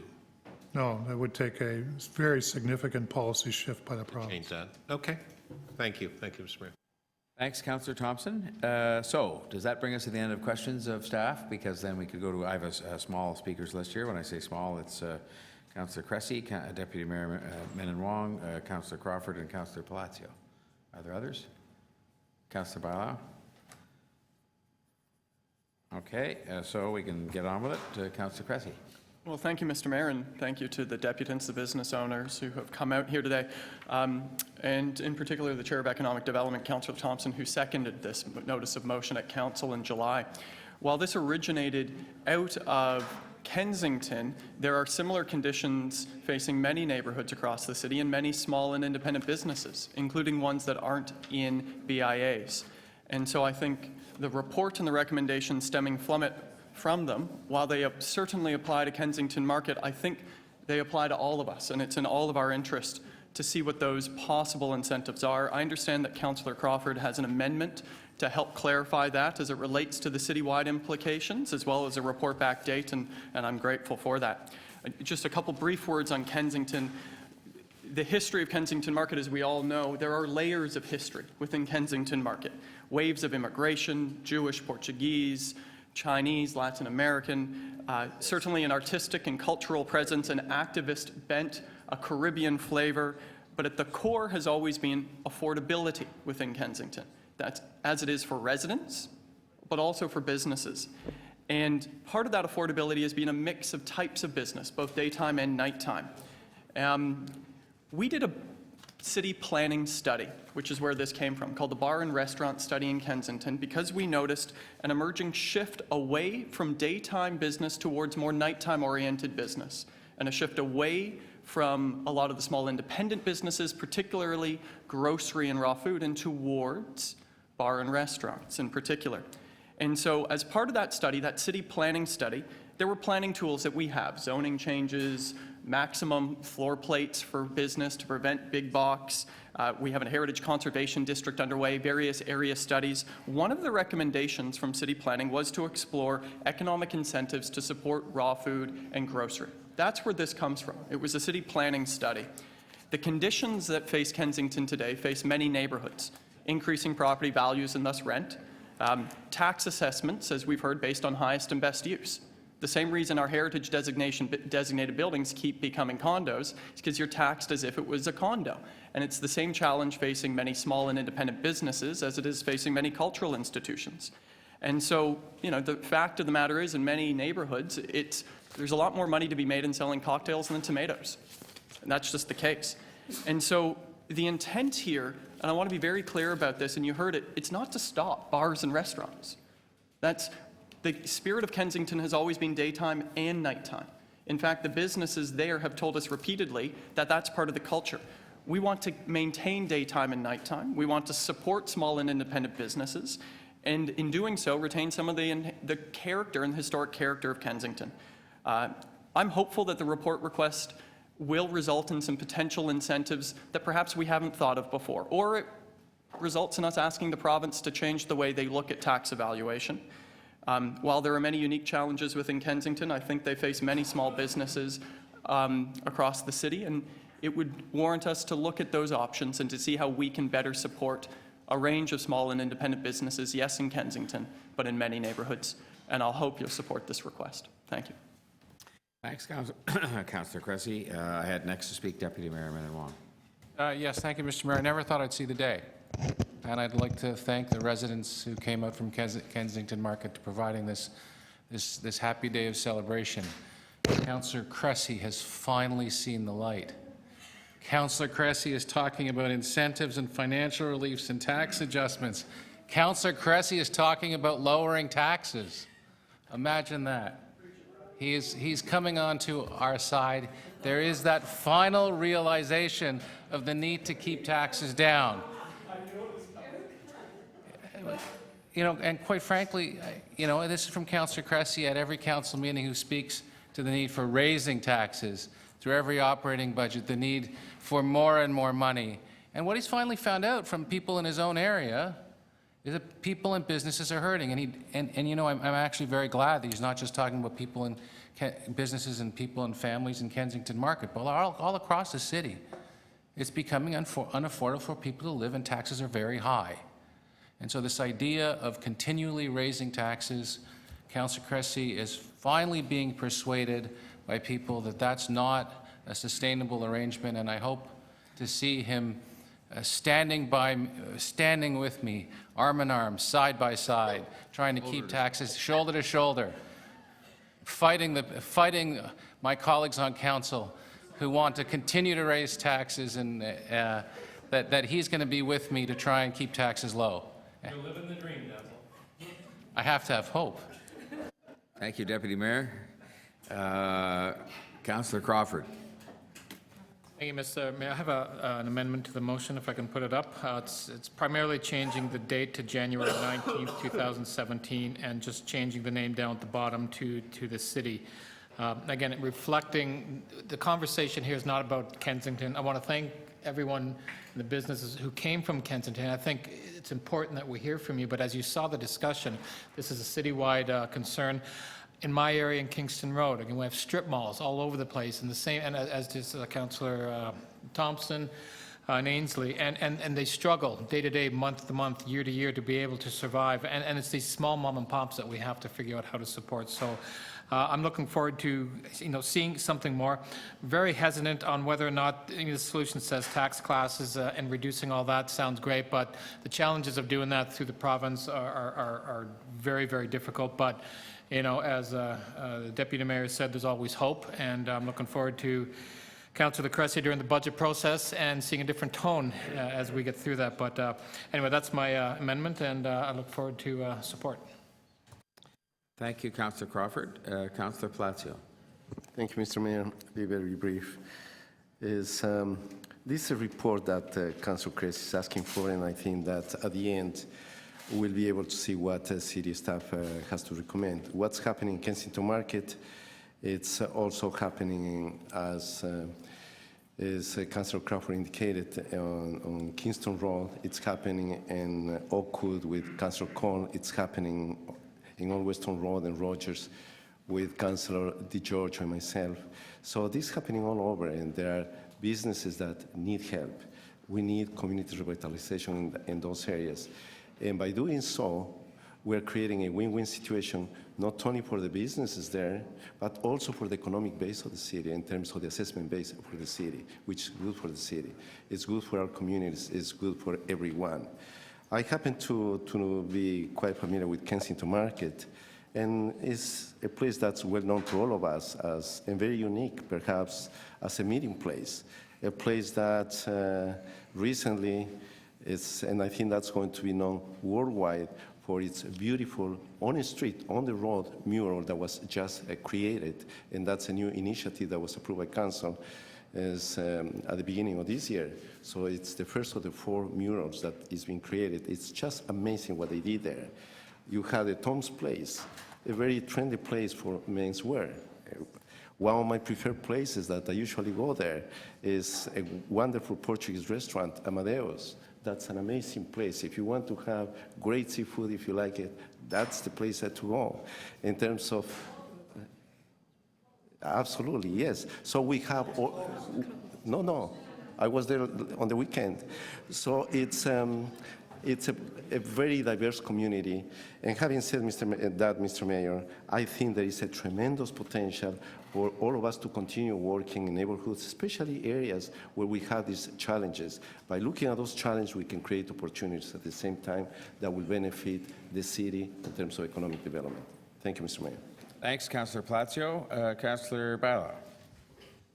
Thank you, Mr. Mayor. I'm going to be very brief because I think I'm just going to echo a lot of the comments that have been echoed. But I think that as our city grows and it becomes more complex, And as we manage change, because that's what we're trying to do here, is to manage gentrification, to manage change that come to our neighborhoods, we're going to have to start looking at different tools. And I think the province needs to start realizing that the magnitude of our problems is substantially different.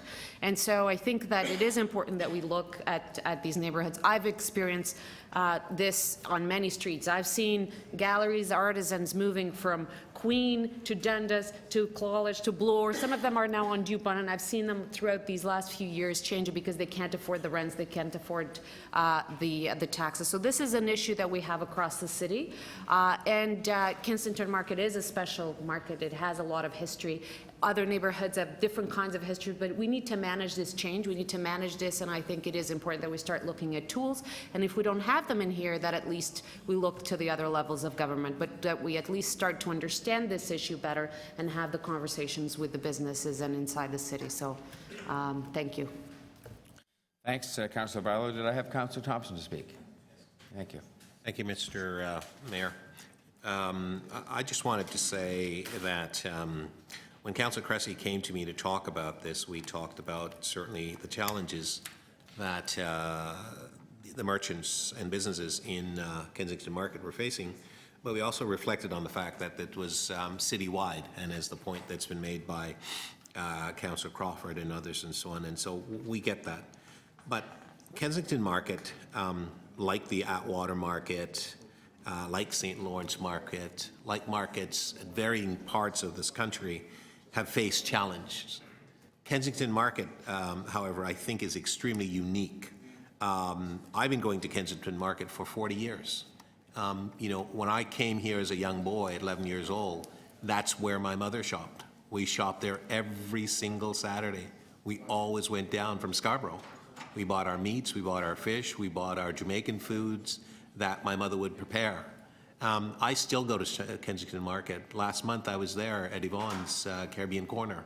I shop there. I'll buy all my soup products there and so on. So I still go there. I have a great feeling about the place. So it has a special affinity in terms of my development and so on. When we were young kids, that's where we bought a lot of clothing. That's where we could afford to buy the clothing, quite frankly. It was quite different, quite unique. You'd go and everyone knew your mom's name, everyone knew you.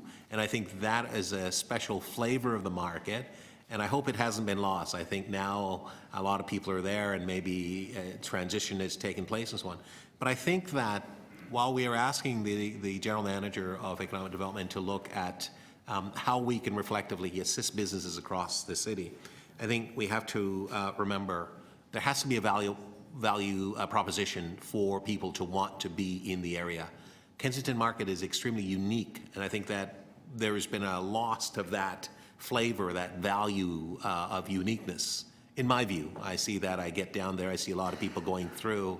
I don't really see people sort of recognizing the uniqueness and the place that Kensington Market had as a place that immigrants, which is obviously the bulk of the population of the city, would go to as a first option. It's no longer a first option for those new immigrants because they don't know about it. They don't know the history. They don't know the uniqueness of it. So I think that there's a lot of work that has to be done, certainly some work on our side as a city, but clearly work on the merchant side and on those who live in the area. It's an attractive place. It's a really cool place. We need to enhance it more. We see that the sort of gentrification that's taking place is pushing a lot of the small mom-and-pop type establishment out of the market. And we see, as the mayor pointed out, the dispensaries and other sort of high-tech and high-end establishment who are able to pay a lot of rent. And obviously some of the business owners there are simply interested in the rent. It's not the history. It's not those values that we've experienced from a time gone by.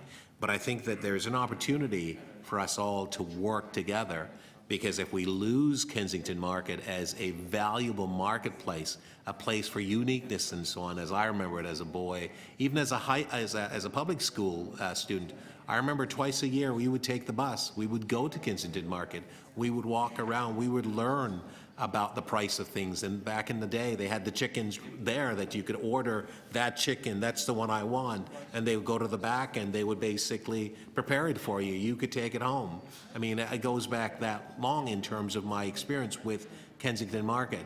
So I know that it has a value for many immigrants, and I think that it would be a great loss to many if its history and the dynamic nature of the market itself were to be lost. So I want to thank you all very much for being here, and I know that I look forward to, and I know that all members of council working with you, along with the general manager, when his reports come back and so on, to speak about what we can do to assist the small businesses who are in fact the engine of this city in terms of making it the place that works.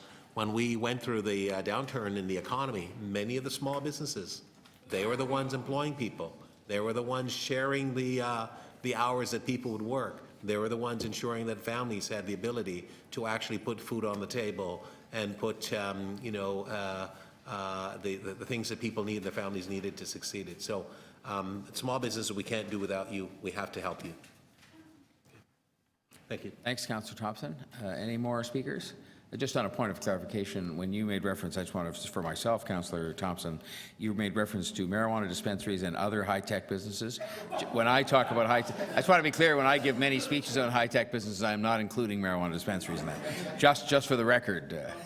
Mr. Mayor, I appreciate that, but when I went into one of those establishments, I was shocked at the utilization of computer and technology, and in fact, I saw how they used the doctors from Vancouver to talk to people right in that office to give them, obviously, the medicinal affirmative opportunity to be able to get their medicinal drugs. Explanation noted. Thank you. Okay, thank you, sir.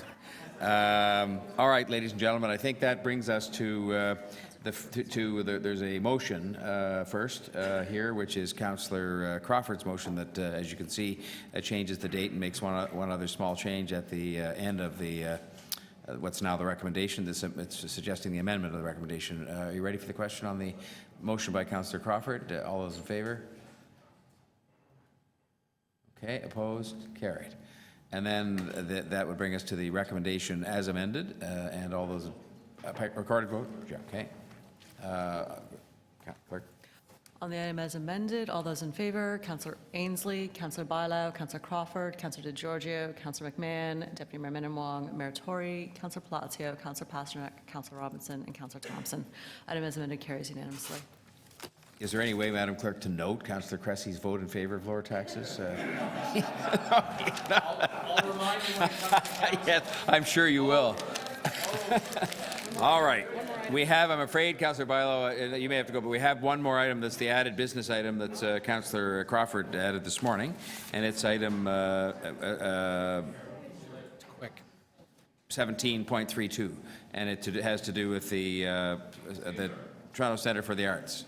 Now, he already sought dispensation. He's got to go to speak on somewhere. Very quickly, Mr. Mayor, I'm just going to move that this item be forwarded to City Council without recommendation.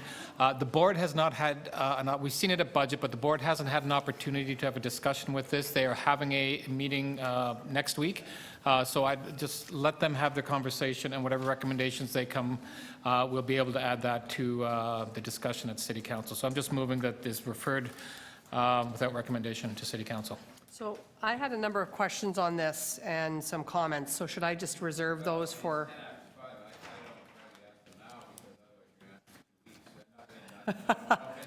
I don't, if you want to ask the questions again, I just want to move it because Are the you board saying had. that this board meeting might influence this request for additional funds? Well, I mean, it'll bring, I think, clarity to the I guess the whole issue of what happened and why. I mean, I think that's a lot of the questions that I've heard from some of the councillors today. So we haven't had that opportunity to really look at them. I'm on the audit and finance on Monday.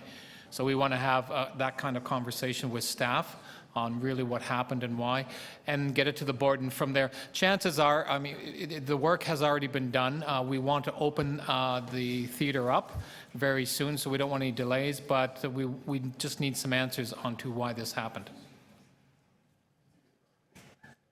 And you can ask them here? Or? I don't care, but I was prepared to, I mean, I was intrigued by this item, so.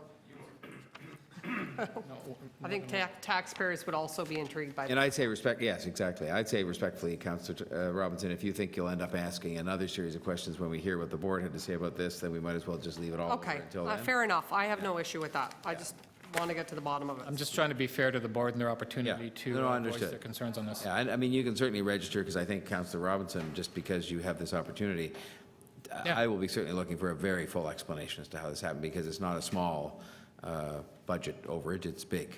Yeah, no, I agree. Yeah, yeah.